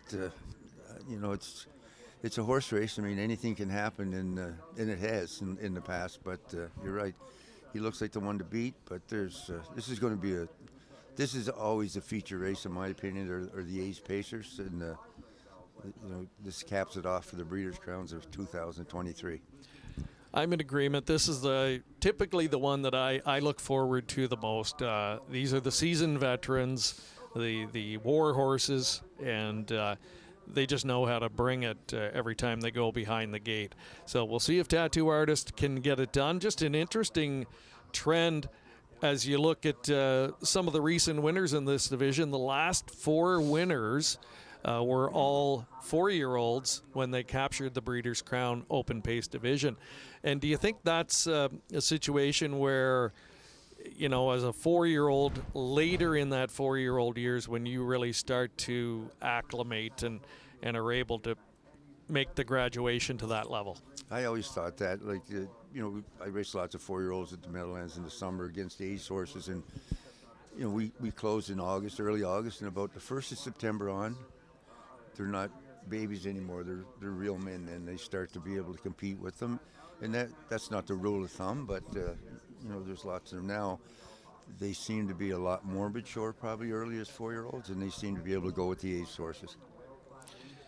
Ian Moore, the trainer of Tattoo Artist, won this event in 2020 with Century Pharaoh for David Miller on that night. It was Ocean Rock back in 2021 winning the event at the Meadowlands, and of course Bulldog Hanover just last year, the fastest mile in the history of the Breeders' Crown Series, winning in 1:46.4. And there's Doc Moore. He's had a pretty good weekend so far. Storm Shadow 3rd last night in the 2-year-old colt pace. 2nd earlier tonight. Real gritty effort from Stockade Sealster behind Confederate. And Ian looking to complete the trifecta, if you will, with a win here with Tattoo Artist. Let's take a quick look at the driver contest. Here are the standings, and Dexter Dunn, who had the hot start last evening with 2 wins, he leads with 170 points coming into this final leg. Tim Tetrick, though, a chance to make it really interesting. He's 2nd, and Dave Miller 3rd. Yannick, Todd, Andy, Louis-Philippe Roy on the list as well. Louis, not the greatest of results to this point, but maybe he's going to save the best for last year with Tattoo Artist. He should have an awfully big chance here. Billy, looking back to this division, you've been a past winner of the Open Pace before. 1993, the great Staying Together. Mm-hmm. How fun was he to sit behind? Oh, he was great fun to race all year. He went on a tear there. He won, 8 or 9 in a row, and then he maybe got beat a couple times, and then finished up his year really good. He won the Breeders' Crown. It was at Mohawk that year, and then we went out to Edmonton for the Fraser, and he won out there. So he had a great year. And I believe at the time he set a world record during that season. I think he was maybe the first horse to win in a race in 48 and 2 at the time. Yeah, he was, so, yeah. Quite a horse, and now resides at the Kentucky Horse Park, I believe. He's passed away now. Oh, he did pass away. Okay, did, sorry to hear that. Yeah. But I know he was there for quite some time. And we are now just moments away from meeting the field for race number 15. maybe saving the best for last here in our Breeders' Crown Championships. It is the Open Pace, another $600,000 purse on the line. Look at the Little Brown Jug champion from last year, By the Missile. He's come back. He's been rock solid in his 4-year-old campaign. 9 for 13, more than $500,000 earned. And, you know, if that recent trend continues, then you have to think By the Missile has a realistic chance here. And he was a good winner last week in that elimination. He was. I think there's 2 jug winners in here. Didn't Luz Perlman, is he a jug winner also? I believe so. Yeah. You're right. And they're both trained by the Burke Brigade. And like I said, this is a good bunch. You look down that program, this is a good bunch of horses. It's as good as ever's been assembled as a group. I think you always have 1 or 2 maybe standouts, or even 3, but there's 5 or 6 or 7 of them in here that they're real contenders, I think. And there is Luz Perlman. His younger sister, Lady EJ, was a winner last evening. And big brother Luz Perlman going to try and add a Breeders' Crown to his resume here. He's a $1.1 million winner, and one of a couple of starters sent out here by trainer Ron Burke. The other will be the next door neighbor, By the Missile, that one that we've talked about here. He's in his 4-year-old season, a gelded son of Down by the Seaside. He's 23 for 30 lifetime, and if he is able to win tonight, that's going to put him over the $2 million mark lifetime. Pretty remarkable.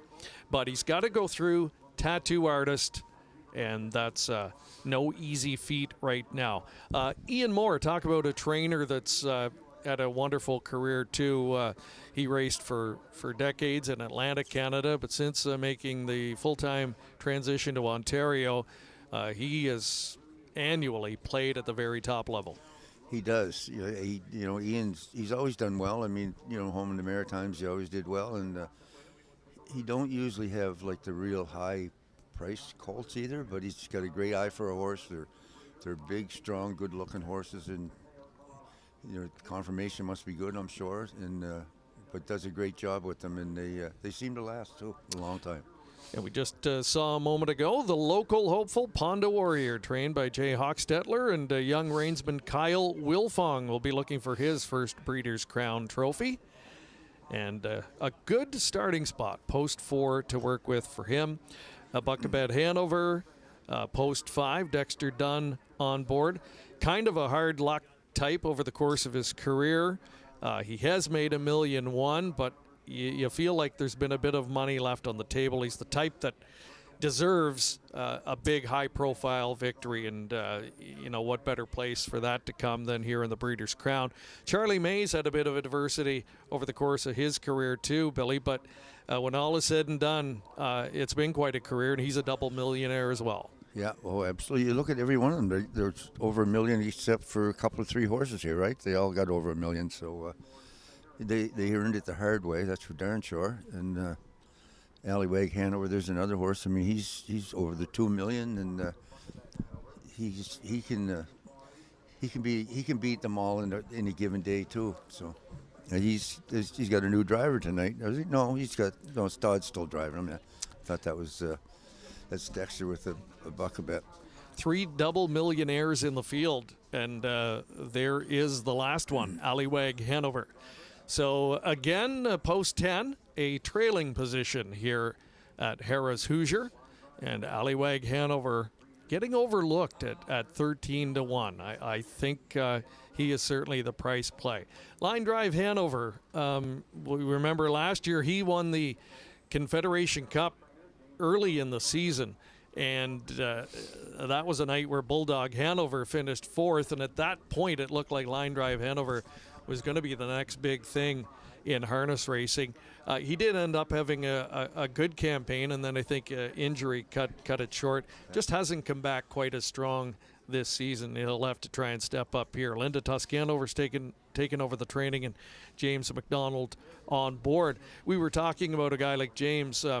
He's really broken through in Canada. He's been the undisputed driving king there the last couple of years. He's still looking for that first Breeders' Crown win, though, and it's been tough to get for him to this point in time.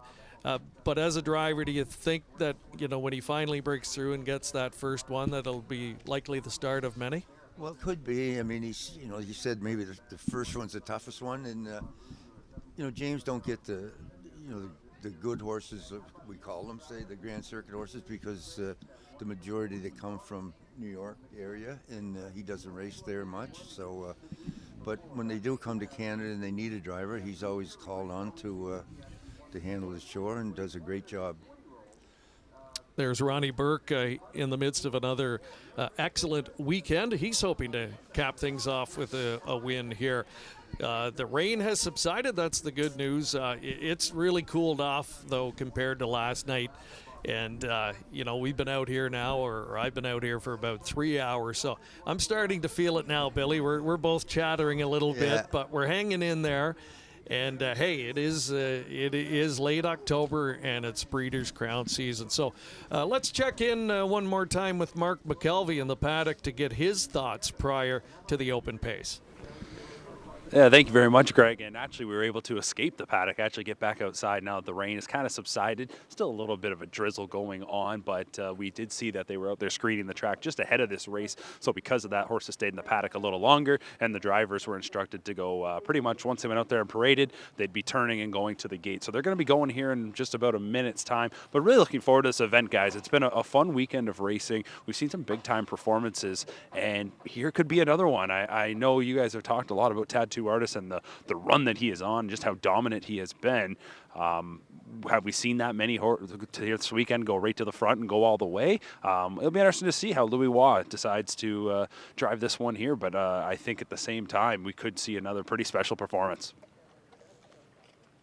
Which looks fantastic. Thank you, Mark. And what do you think, Billy? It's been a long, kind of a grueling season, but Tattoo Artist looks like he's just really starting to come into his own, and I love the way he looks on the track. He never seems to change his demeanor, that horse. He's quiet, and like Louis said, you can drive him. He'll let you drive him, right? And that makes a big difference. But most of these horses will. That's why they are where they're at. You see them in the paddock; they're also calm, and they got their game face on, and they're ready to go. But anyway, it'll be interesting. We will see if Tattoo Artist can cap off the dream season. Our last Breeders' Crown Championship of the weekend. And one more time, let's go up to Michael Chamberlain. Tattoo Artist, 2-1 on By the Missile. Here they come.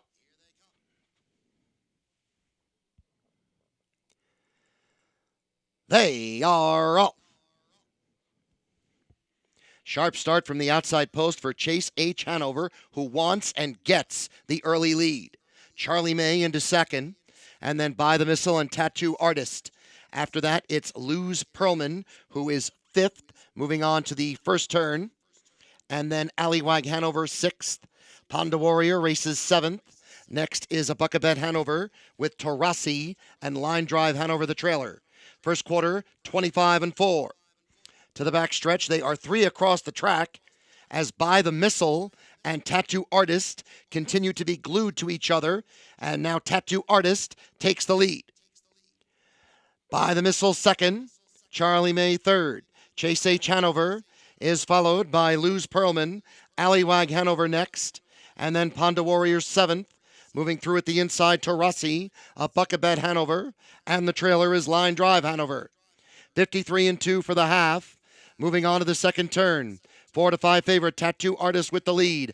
By the Missile, Luz Pearlman is moving nicely first over. Allywag Hanover is second over. And then to the inside comes Charlie May. Ponda Warrior trying to get going. Three-quarter time, 1:21-4. Tattoo Artist with the lead. Luz Pearlman on the outside. By the Missile looking for racing room. Then on the outside is Allywag Hanover. On the far outside trying to move up is a Buckabet Hanover. It is still Tattoo Artist holding on to this lead tenaciously. By the Missile between horses now comes on. It's By the Missile. By the Missile has won it. Up for second was Luz Pearlman. Tattoo Artist was third. Close for fourth with a Buckabet Hanover and Allywag Hanover, 148 flat. All right, By the Missile has won the Breeders' Crown. Ronnie Burke caps off what was I guess you could say an eventful weekend for your crew, but that was a big-time effort. Yeah, no, and it was tough. They were all fighting for position going in that first term. Proud of Yannick not for giving up and fucking make him get 3 wide.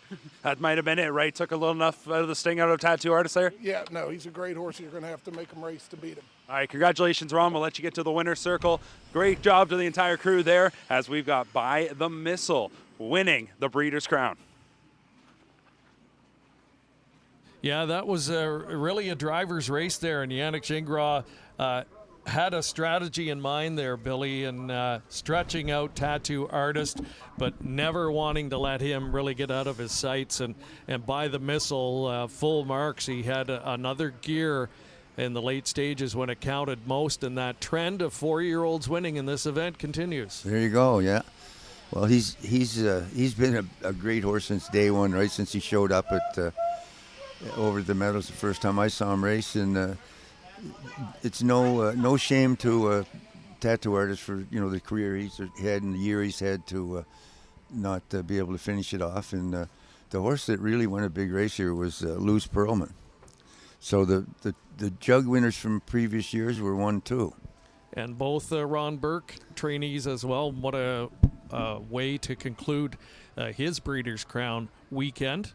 Burke second all time in the Breeders' Crown, and yeah, that's a happy winner's circle right there. And I think he's giving congratulations to Yannick. He did exactly what Ron Burke would have wanted him to do, I think, in this spot. He wanted to make sure that he gave the horse every chance, and he was the best tonight. He made his trip luck, and it worked out. A Tattoo Artist, real gritty effort to be stung 3 wide, 25 and change, a half and 53 and 2 on the off going to hang in as well as he did is admirable. But it is a 1-2 finish for Team Burke in our final Breeders' Crown Championship. Another quick break, and we will be back to wrap things up from Harris Hoosier next. Hi, I'm Nifty Norman. I'm a standardbred trainer based here at Ketchum Farm in Allentown, New Jersey. I have a stable of around 60 horses, and we use polyglycan pretty much exclusively on all of them. I'm Dr. Steve Dye, a standardbred veterinarian from New Jersey, Dye Equine Vets, and primarily I do most of Richard's vet work. And we use polyglycan extensively to maintain joint health, and polyglycan is a big part of this process for us. Bella Bellini is probably the best horse I have, and probably the best horse I've ever had. She is relatively high maintenance and has raced hard for the last 2 years. In that 2 years, she's basically won $1 million each year, and polyglycan's been a big part of keeping her sound and healthy. Polyglycan is restricted to use by or on the order of a licensed veterinarian. By the Missile is your 2023 Breeders' Crown Open Pace champion. Adds that to his resume along with a Little Brown Jug Trophy from last season. Completes the 1-2 finish for Ron Burke trainees here, and another win for Yannick Gingras, adding another Breeders' Crown trophy to his mantle as well. By the Missile, great horse, Billy. We were talking off camera. The horse suffered pretty severe injury as a youngster, and it was doubtful if he would ever race. Well, here he is now as a Breeders' Crown champ. Yeah, that's the story, right? That, but you know, these animals are very, very. They're adverse to a lot of things, really. They go through lots in their life, and they live to tell about it. And there he is. He's the champion. So the Ron Burke Exacta kicks back $200. How about that? $580 the win ticket return for By the Missile, with a stablemate second and Tattoo Artist third. Allywag Hanover rounding out the top four. Trifecta, nice return there as well of $673.20. And with that victory tonight, By the Missile joining 3 others in the field as a double millionaire. With the win, puts him over that $2 million mark. Quite a career, and still plenty of more to come, I'm sure, from By the Missile. You have to get excited to think about what he could come back and do next season. He could very well be the type of dominant horse that gets you excited next season at age 5. All right, we're just waiting for the Winner's Circle connections to gather here in a moment. And again, we think about another Breeders' Crown in the books this year. It's been a lot of fun over the last couple of nights. A big congratulations to the folks here at Harris Hoosier Park. And next year, yeah, it looks like it'll be the Meadowlands' turn, as far as we know, to head back there, and then hopefully back north of the border in 2 years' time. Yeah, it does. So it's quite a circuit, really. I mean, a mile track and Meadowlands and 2 7/8 mile tracks that they may be identical in size, but 2 different configurations. Mohawk has a great big turn in the last turn, where this track here at Hoosier's more like our old Woodbine track. Long stretches and a little tighter turns, I think. So it changed your strategy, I guess, right? So they're all a little bit different. They're similar, but they're all a little bit different as venues and the racetracks themselves. And it really keeps things interesting. And again, we are fortunate to have a wonderful venue like Hoosier Park in the mix, and it has been a lot of fun over the last couple of nights. So again, we're just waiting for our Winner's Circle coverage to begin. We're going to head over there now and get some reaction. Luz Perlman second as well. We got the head of Team Burke here. We've got Yannick Gingras as well. I'll talk to Yannick in a moment. Ronnie, how does it feel to cap off your weekend like this? It was good, for them to finish 1-2, and it was a great race. That's how you're supposed to race. Like them guys raced it into the first turn. Nobody giving an inch and pushing each other, and let the horses settle it. Luz Perlman second at big odds, outraced his odds. Pretty good weekend for that family, wasn't it? Yeah, no, I told Timmy, I said, if you get him close, he'll be there. Just keep him close. This horse loves the track. He's, he trained great this week. And then these two are bouncing off each other in the stretch. I'm like, this is going to be bad. But, it worked out great. Has this just become old hat for you? I mean, so many horses entered over just 2 days. Getting your team just to operate like a well-oiled machine? Nah, they're great. All these guys are great. These are our best guys, minus my sister and Kenny, who are, over at the Meadows and stuff. But these guys, they do this all the time. It's what we do. So, I'm very proud of them, proud of the horses. Congratulations. Go enjoy it. Thank you. All right, Yannick. And we know he's not going to enjoy it for long. He's going to go right to work. Great weekend for you. Nice way to cap it off here. It's always a great division to win. Tell me about that trip. What was going on there early on? Oh, there was definitely a lot of pushing down the first turn, but I was holding my position. There was no way I was going to get down to the rail. I wanted to follow Tattoo Artist. I think it was everybody's plan in the race, and thankfully we were able to do it. We can't take anything away from Tattoo because he's been sensational, but I got a feeling you felt all season long like your horse is the best age horse on the grounds. Yeah, I mean, about a month and a half ago, I thought for sure he was clearly the best horse, but then Tattoo was on some kind of roll, and even tonight, he raced great. That it was a tough trip for him, but I have all the respect for the horse right now. He's career form, but mine is definitely no slouch. He's a very nice horse. He's only 4. Looking forward to race him next year. How do you grade your weekend? I would say maybe A-, and a couple of them I thought I could have done better. I was a little disappointed in a couple horses. Actually, I had a good trip, just maybe a little sickness. I'm not sure, but overall, you went 2 Breeders' Crown. It's got to be an A. So A- is good enough. How does it feel now, though, that it's done? There's a big build-up to it, but now the Breeders' Crown's over. Honestly, last night was a big relief. Tonight I enjoyed it a little bit more. The build-up with Carl, obviously, and the pressure on the horse. He wasn't right last week. Once you win one, mentally it's a lot better. I was talking to the Berg Brigade owners last night. I was telling them, tomorrow I'm going to enjoy it. And then, like I said, a couple of them didn't perform up to expectation, but we finished the night on a good note. Congrats on a job well done, Yannick. Thank you very much.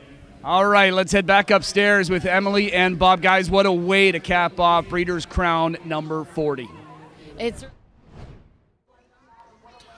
You said it, Chad, and wonderful job by Chad and all the team all weekend long.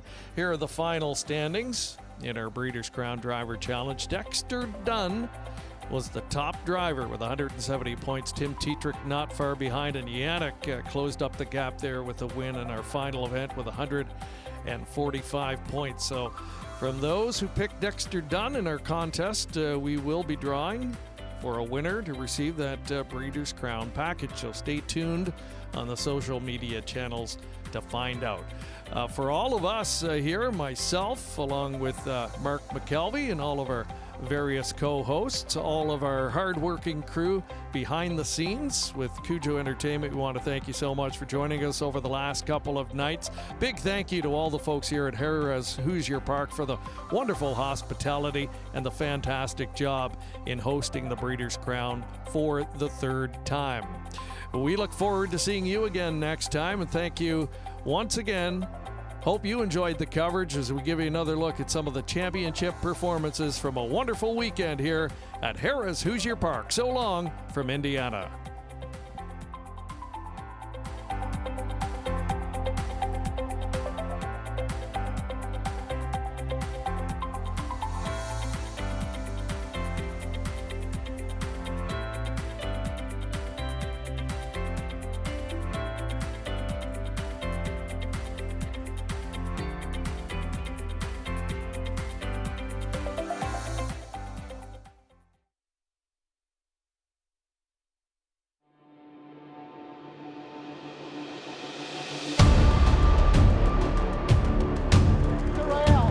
In harness racing, there is one event that stands above the rest. Annihilator on the move on the outside. Annihilator, Dragon Slayer wins the Breeders' Crown.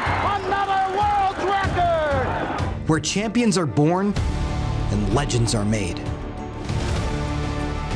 Tonight, the track heats up for a weekend of showdowns. With Harrah's Hoosier Park serving as host for the third time. Outside with a short lead, down to the wire, the Breeders' Crown may have been stay hungry. It's a cavalry charge to the wire. Tall Dark Stranger under attack on the inside. Cattle Wash and a host of others down to the line. It all comes down to the Breeders' Crown.